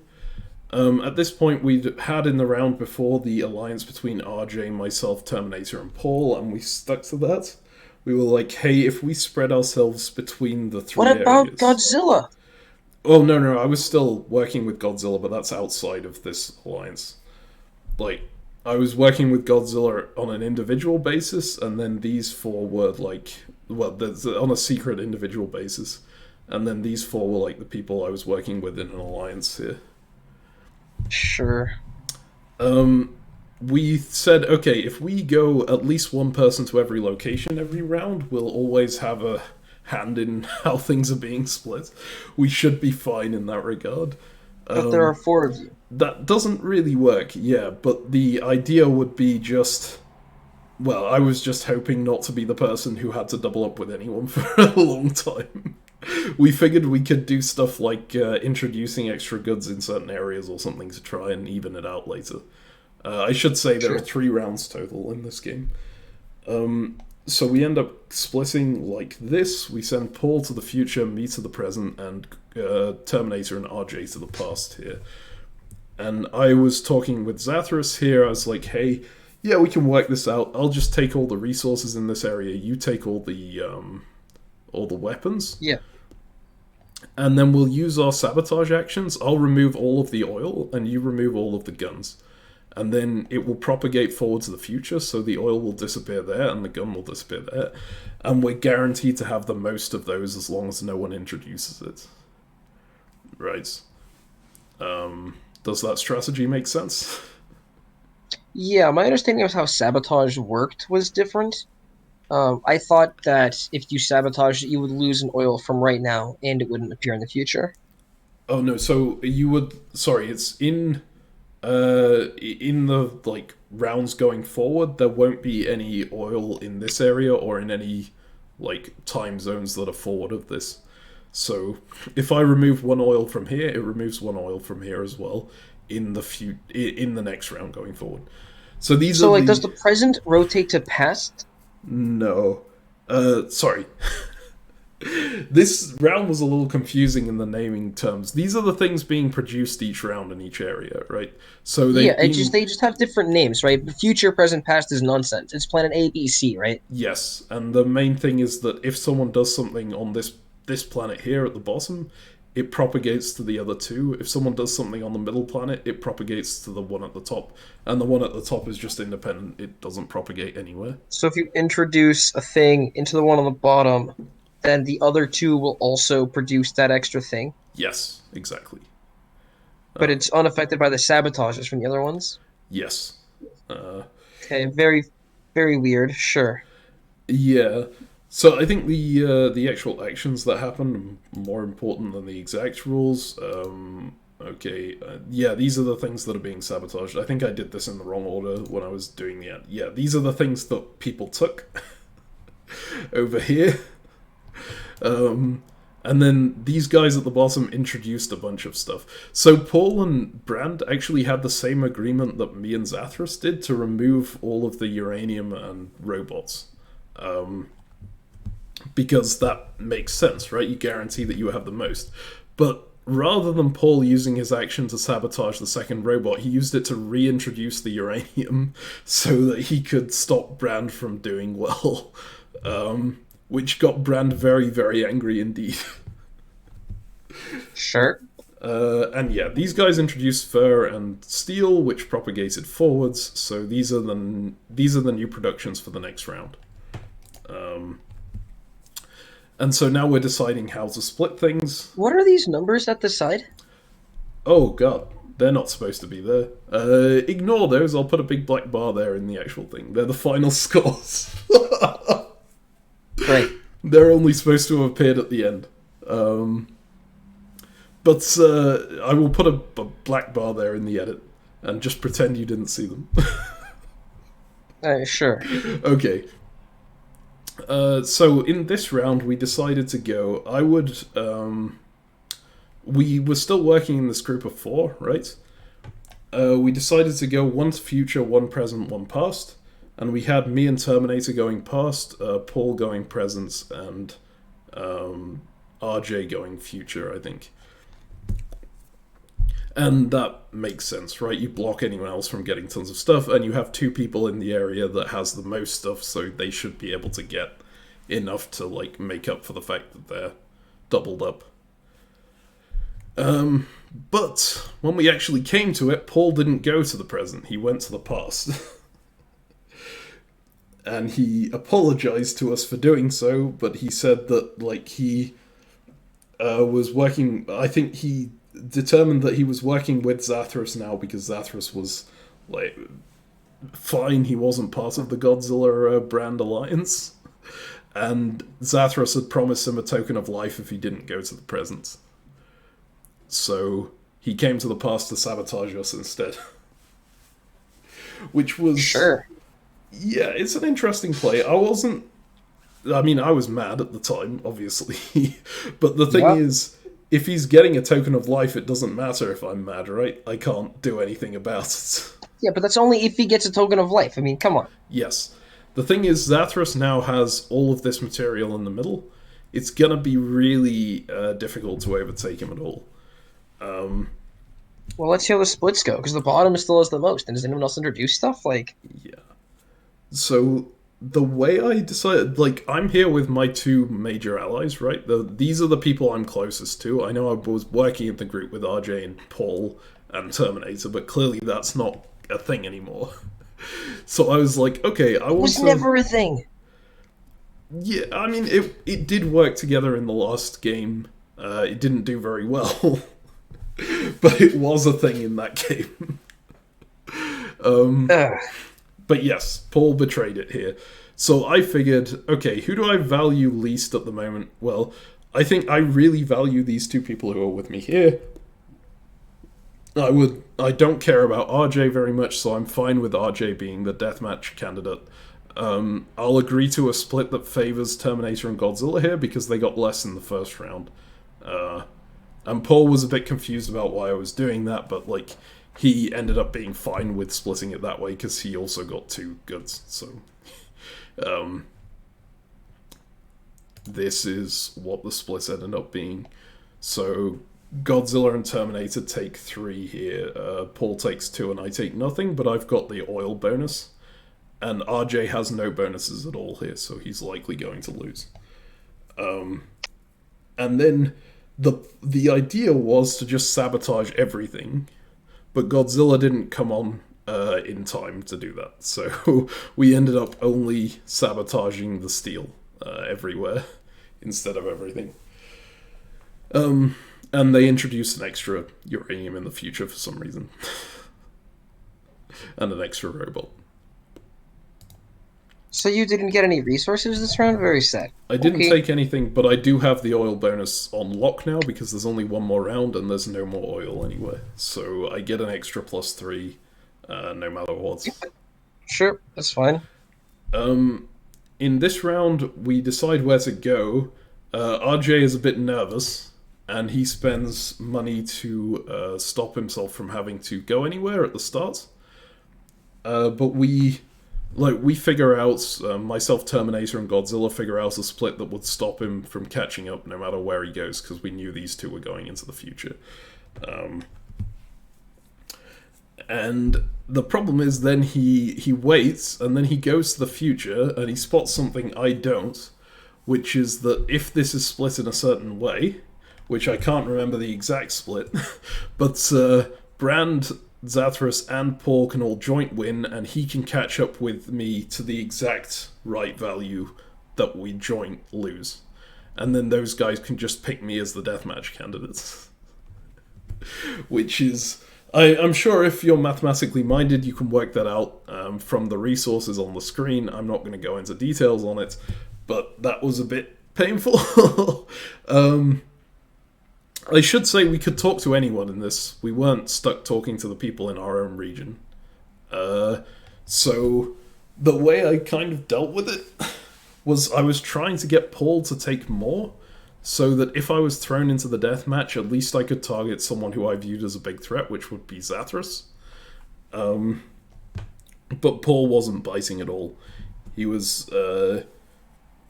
Zathras had agreed to give him the token of life, so he wasn't willing to, betray Zathras to take the soul win. Because he was never working with you. Yes, well... I think he was in the previous never your round, ally. but he was never working against Zathras. He was working against Brandon Yang, and now that Yang had gone, he wasn't. He didn't care anymore. But I agree, he wasn't really my ally in that sense. But yeah, so there were a couple of things that happened here. Then I tried to, because I knew that Paul and RJ had doubled up in the Hap round, right? So they must be working together, at least to some extent, even outside of this alliance. So I made a proposition to both of them, which was that, hey, I know you guys are going to put me in the deathmatch under the current plan. I guess I'm fine to go in the deathmatch, but I want to pick someone who will be worth my while. That will be specifically Zathras. If you take the win, Paul, and give the token to RJ, I'll challenge Zathras or Brand, of your choice. If you don't take the win, then I'll challenge RJ. So I was kind of threatening that, hey, Paul, you've got to do this and betray your ally, otherwise your other ally goes into the deathmatch with me. And it was actually far more effective than I thought it was. Despite the fact that Paul didn't bite at all. Paul was like, no, I'm not doing this. And I went, well, okay, I guess I'll have to challenge RJ then. And then RJ took no resources in the last round. And as you can see from the scores here, which definitely weren't up before, but RJ deliberately took last place so that he could go up in the deathmatch against someone other than me. Because he didn't want to go up against me, given my deathmatch record. Yep. So yeah, that actually worked out all right for me. Um, Right. any comments? Apparently, they are scared of your challenge prowess. They don't want to go up against you. That's great. I mean, yeah, it works if it works, right? That's just at some point, if you win, well, I've won 3 death matches at this point. I think if you win enough, people won't want to challenge you, which is the nice thing. But then Godzilla has also won 3 death matches, and RJ chose Godzilla. So, sadly for me, they also beat Godzilla. So Godzilla is now out of the game. And we go into the Emperor's birthday, which I'm gonna skim through very quickly again. It's another numbers one. This time the rules are based on Sushi Go. I assume you've heard of that? Yeah. Yeah. But they were basically, you have a bunch of these different materials. They were all worth different amounts of points, but it was a secret how much each was worth. Everyone gets 3 hints about what the rules are, what the scores for each things are, and they can trade those hints between each other and tell them. And you can trade materials with other people to try and get your score as high as possible. One fun thing that happened in this was Brand basically, so you could pay garnets to see other people's rules as well, just to the game masters, and you get a sneak peek. Brand paid a ton of garnets just to sneak peek at everyone's rules, and then sold them to everyone else for less garnets, but more overall because she was selling to a bunch of different people, which was a fun little strategy there. Paul ended up being really, really behind in this game, and Zathras ended up being really, really ahead. So our main goal was just to kind of stay in the middle and make sure that we weren't getting caught up to by Paul. And I traded stuff to Terminator to bring us both level when they were getting dangerously close to Paul at the very bottom. And then Zathras pulled a strategy right at the end with RJ to basically give Paul a bunch of stuff and overtake me. So, which he somehow managed to do without losing the win. He still got the win in this. So I ended up being joint in last with Paul here, and then I got selected as the deathmatch candidate. Once again, so 4th deathmatch this Because time. you were saving Terminator. Yes, but I didn't know it at the time. What I thought was happening was that I was basically just pulling Terminator up further above RJ. Not RJ, up above Paul even, and it looked like Paul was impossible to, that Paul could not possibly catch me or Terminator at that point, unless, if we evened out our resources. But if you hadn't given anything to Terminator, he would have been below you, and then the deathmatch guy. Yes, exactly. Uh-huh. But RJ also gave a thing to Paul in this. Whether it was deliberate to try and get... Well, I mean, it was deliberate to try and get him ahead, I think. But it also boosted RJ a bit up towards the win, even though he didn't quite get ahead of Zathras there. But yeah, that was the story of this round. I end up in the Who do you deathmatch go in the again. deathmatch up against? Who do you choose? So this is the interesting thing, right? Zathras has the token of life. I assume he's going to give it to Paul, because they've been working together in the last one. Paul literally betrayed everyone in the game in the last round in order to align with Zathras, right? So I assume it's going to Paul. I basically declare my intention to challenge Brand at this point, because I think that Brand is the biggest threat in the game at that, who isn't immune. My threat ranking would probably go Zathras, Paul, Brand, Terminator, and then McCready. In terms of challenge prowess. And I want to take Brand out of the game there. She was also quite well connected socially. So I ended up challenging her. We went to Face Up Poker, which I think might be of interest to you. It was a fun little strategic game. A full deck of cards is face up on the table. Each turn, both players secretly choose a card to take. If they chose different cards, they receive those cards. If they choose the same card, that card is discarded. Once all the hands have either been taken or discarded, both players have to form the best poker hand they can with the cards they have, and the best poker hand wins. So hand rankings are on the right here: royal flush, straight flush, four of a kind. These are all basically impossible to make, right? Because if you get three of the same kind, then your opponent will just pick the last one on the next turn, and you cannot get the fourth one, no matter what you do. Yep. Yeah. I mean, it's the first starters to take the aces, right, and then see what happens from there. Yeah, exactly. So the biggest threats really were the threats to win. A straight flush is possible if you have constant threats of something else as you're making it. The full house was ranked based on what the value of the three cards is. So if you had three kings and two sixes, it would be worth more than three queens and two sixes, for example. And then the flush is just all in the same suit. Five of the that's like the lowest way to win. But the flush is based on what the highest card in that suit is. So yeah, we'll go into this. I don't know why I've got a Russian set of cards here. I think I just picked the first thing that I saw. The aces can be high or low. So as you were mentioning, first pick is the ace, second pick is the ace. I'm interested in your opinion on the third pick. What would you go for here? No, I might go for like the king of spades, I guess. Yeah, I've put this board upside down. Well, I think I rearranged the suits so the one at the top is the most valuable here. In reality, it was the spades here. They're shown as hearts, but yeah, this will be the most valuable suit. This is the second most valuable suit, and then bottom is the least valuable suit. But the king of hearts in this case would be that was my thought as well, which was why I went there. Brand took the ace of, well, the third rank ace of clubs.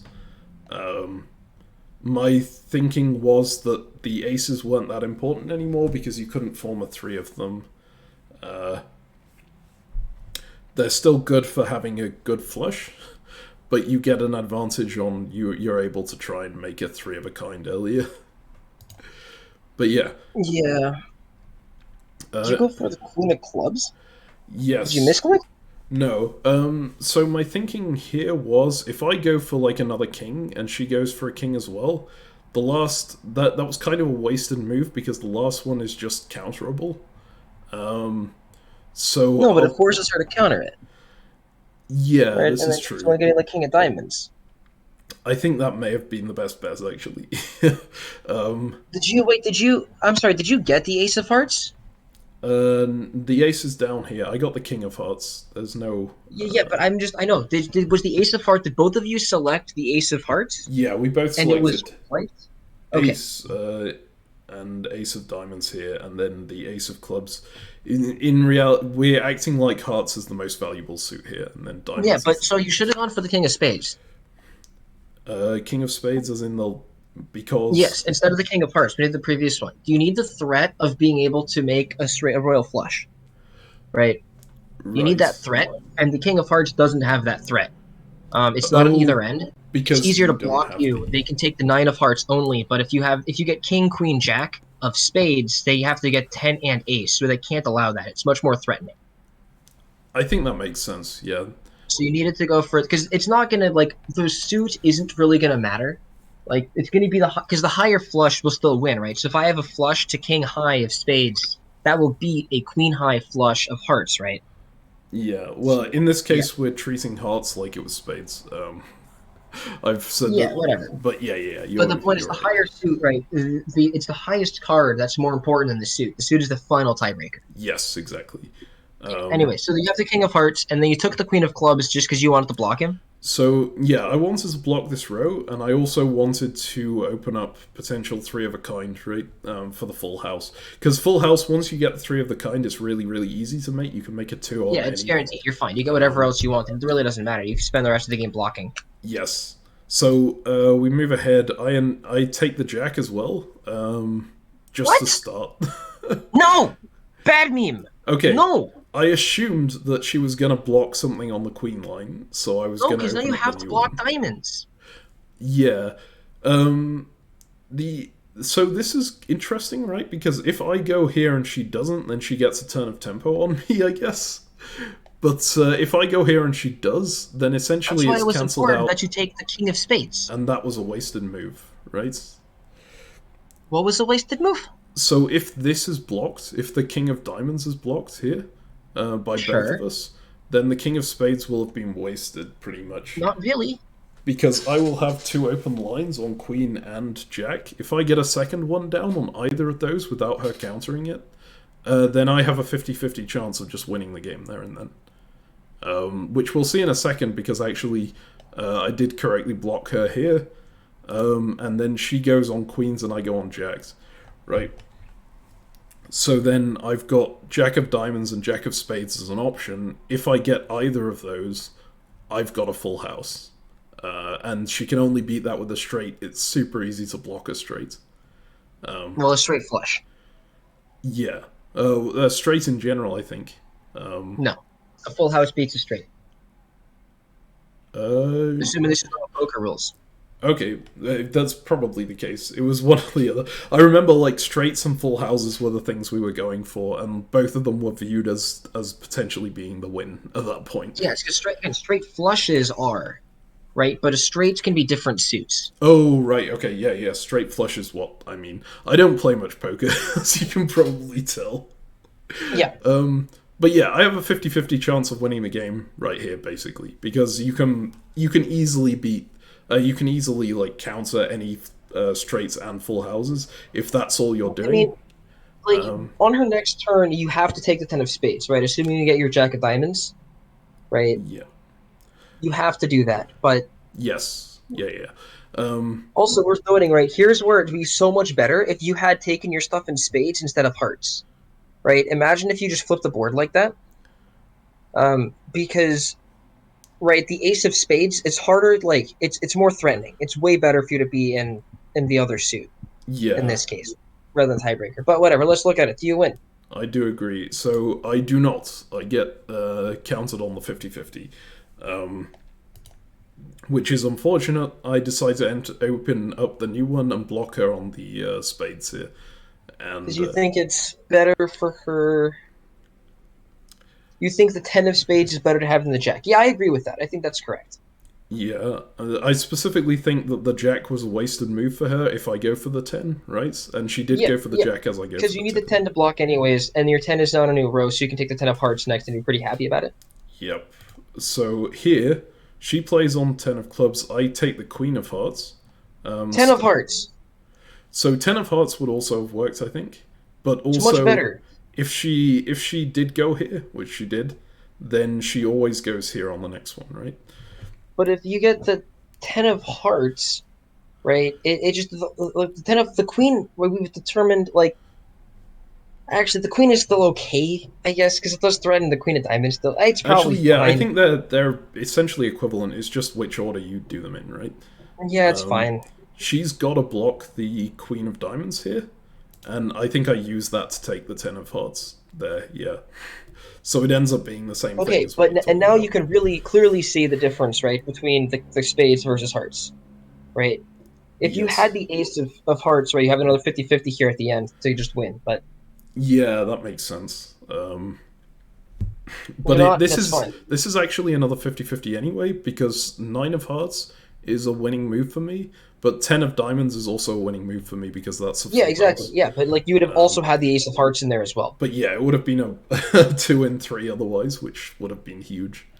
And then even if they guess right, then you have another 50-50 after. So right, you're just in a dominating position. Yeah. And as it happens, I probably needed that 50-50 because I guessed wrong again.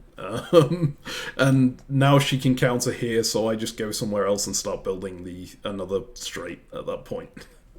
And here I'm really like, I've lost all my advantage, right? The only advantage I have at this point is that I've got 2 in a row here, and she's only got 1. Yeah, but that's not a really advantage. Here you might actually have to take the ace of spades, right? Because like I mean, so in this world, does these are spades like in this game? If we're playing it right now, are spades winning the tiebreaker against clubs or not?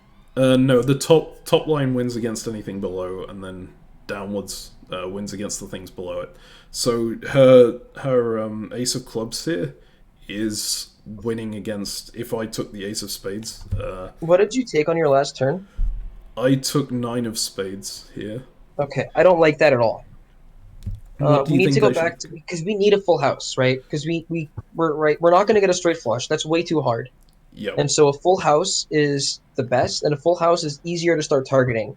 And so we didn't want to take the 9. I think we should have taken like the 8 or something. I think that would have been a solid idea. Yeah, but then I would have had to block the 9 next turn anyway because she would have gone on a 9, right? Probably, but I mean you're gonna have to block stuff anyways. Like I Yeah, don't know. I don't think this is really. I don't think this is great. Anyways, but listing all the 50-50s is set.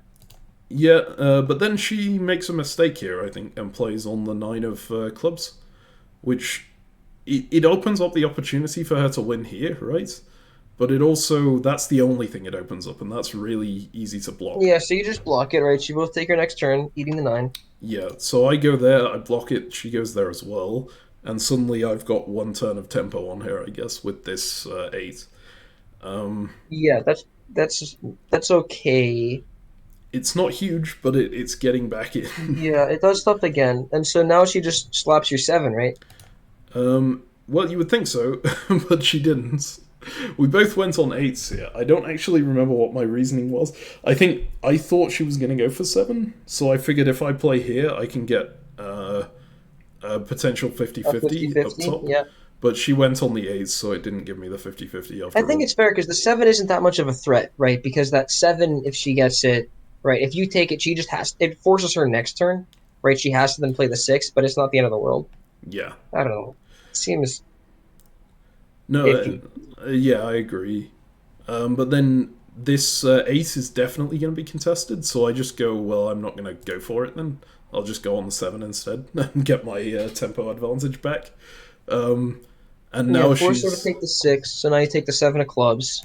Yeah, well, I took the 7 here just to form a flush, because that will beat her if Yeah, she I mean, can't you're get a gonna get the flush on flush. this. But she can probably get a flush on clubs with the ace. Yeah, right. So the flush is kind of worthless, but whatever. It's mostly equivalent. And now you have your 50-50 again. I do have another 50-50. Can you guess what the result of this 50-50 is? You lose it again. That's really great. I do lose it again. And then I just go, okay, I'm not going to go for this one. This is really bad at this point. Like, how the hell am I going to get this back? I just think, okay, at this point, maybe my only option is to try and Oh, block her flush on clubs. no, but she just takes anything. And either way, you should have gone for the 5. Because it Uh, has more full house options. do you think? But then she could counter by threatening a full house on 6, right? Doesn't matter. They'll never win their guess. It's fine. Anyways, take your turn. But yeah, Whatever. I feel like I need to block all of these at this point, and I do block the 5, but then she goes on the 2 and gets her flush completed. So now I have got an It's full open house or line. bust. Yeah, so I have a slight advantage by having this. Well, the 4. No, you don't, because she just has to block you. So she still has an edge. Yeah. Okay, well, I get another 4 here. She goes for a 4 down on spades. And now she has to block 4 of diamonds, which means I take that to go on 6 of hearts here. And then this, in turn, she has to block the 6 of diamonds, because I've got a potential full house here. So I go on 3 of hearts. And then here, she has to. Well, she has a potential straight on 5 of diamonds, so I have to guess whether she's going for that or not. And A up potential to straight flush. yeah, straight flush. Sorry. And she, up until now, every time she's had a potential to go for the win, she has gone for it instantly. So I just guess that she will again, and I get that right and block that. So now she has to block the straight flush on 5 of hearts. So I play on 3 of clubs. And then we have one final 50-50 on 3 of diamonds or 3 of spades. Out of interest, do you want to take a punt? Where would you go in my position? This one feels really nonsensical. It's completely identical. I wouldn't care. I'd take the spades or whatever. I don't care. Okay, well, taking the spades was what I went for and lost me the game. So I lost another 50-50 here. At this point, I was just like, you know what, whatever. If RNGesus wants me to lose this badly, that's just gonna happen. So I get eliminated in this one. I conceded after that, as there was no way for me to beat the flush. But yeah, so that was DM13. That was the end of me. The rounds after that, Paul won immunity, gave it to RJ. Brand challenged Zathras in the death match and beat him, which was impressive to me. Like, Zathras had seemed like this huge threat throughout, and then lost on Itama, I think it was. Then RJ won immunity, Terminator challenged Paul to the death match and lost.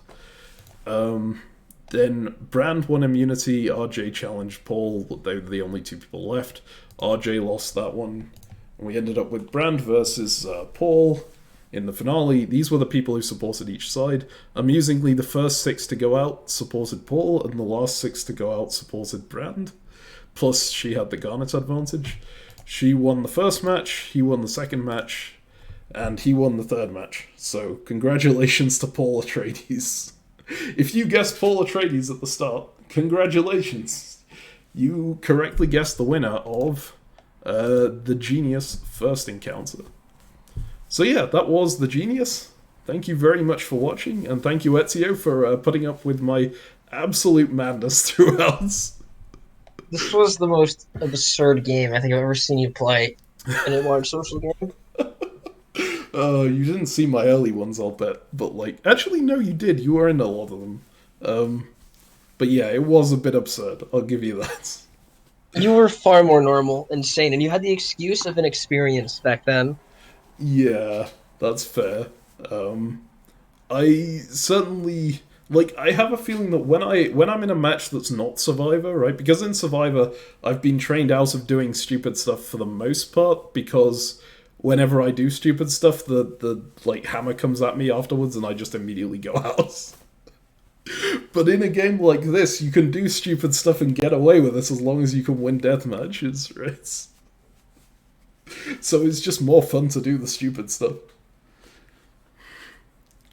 Yeah, that's great. But yeah, that... Thank you very much for putting up with this madness, and if you were watching this, I hope you enjoyed looking through the Genius. Next time we'll be back with more diplomacy, and we'll see you next time.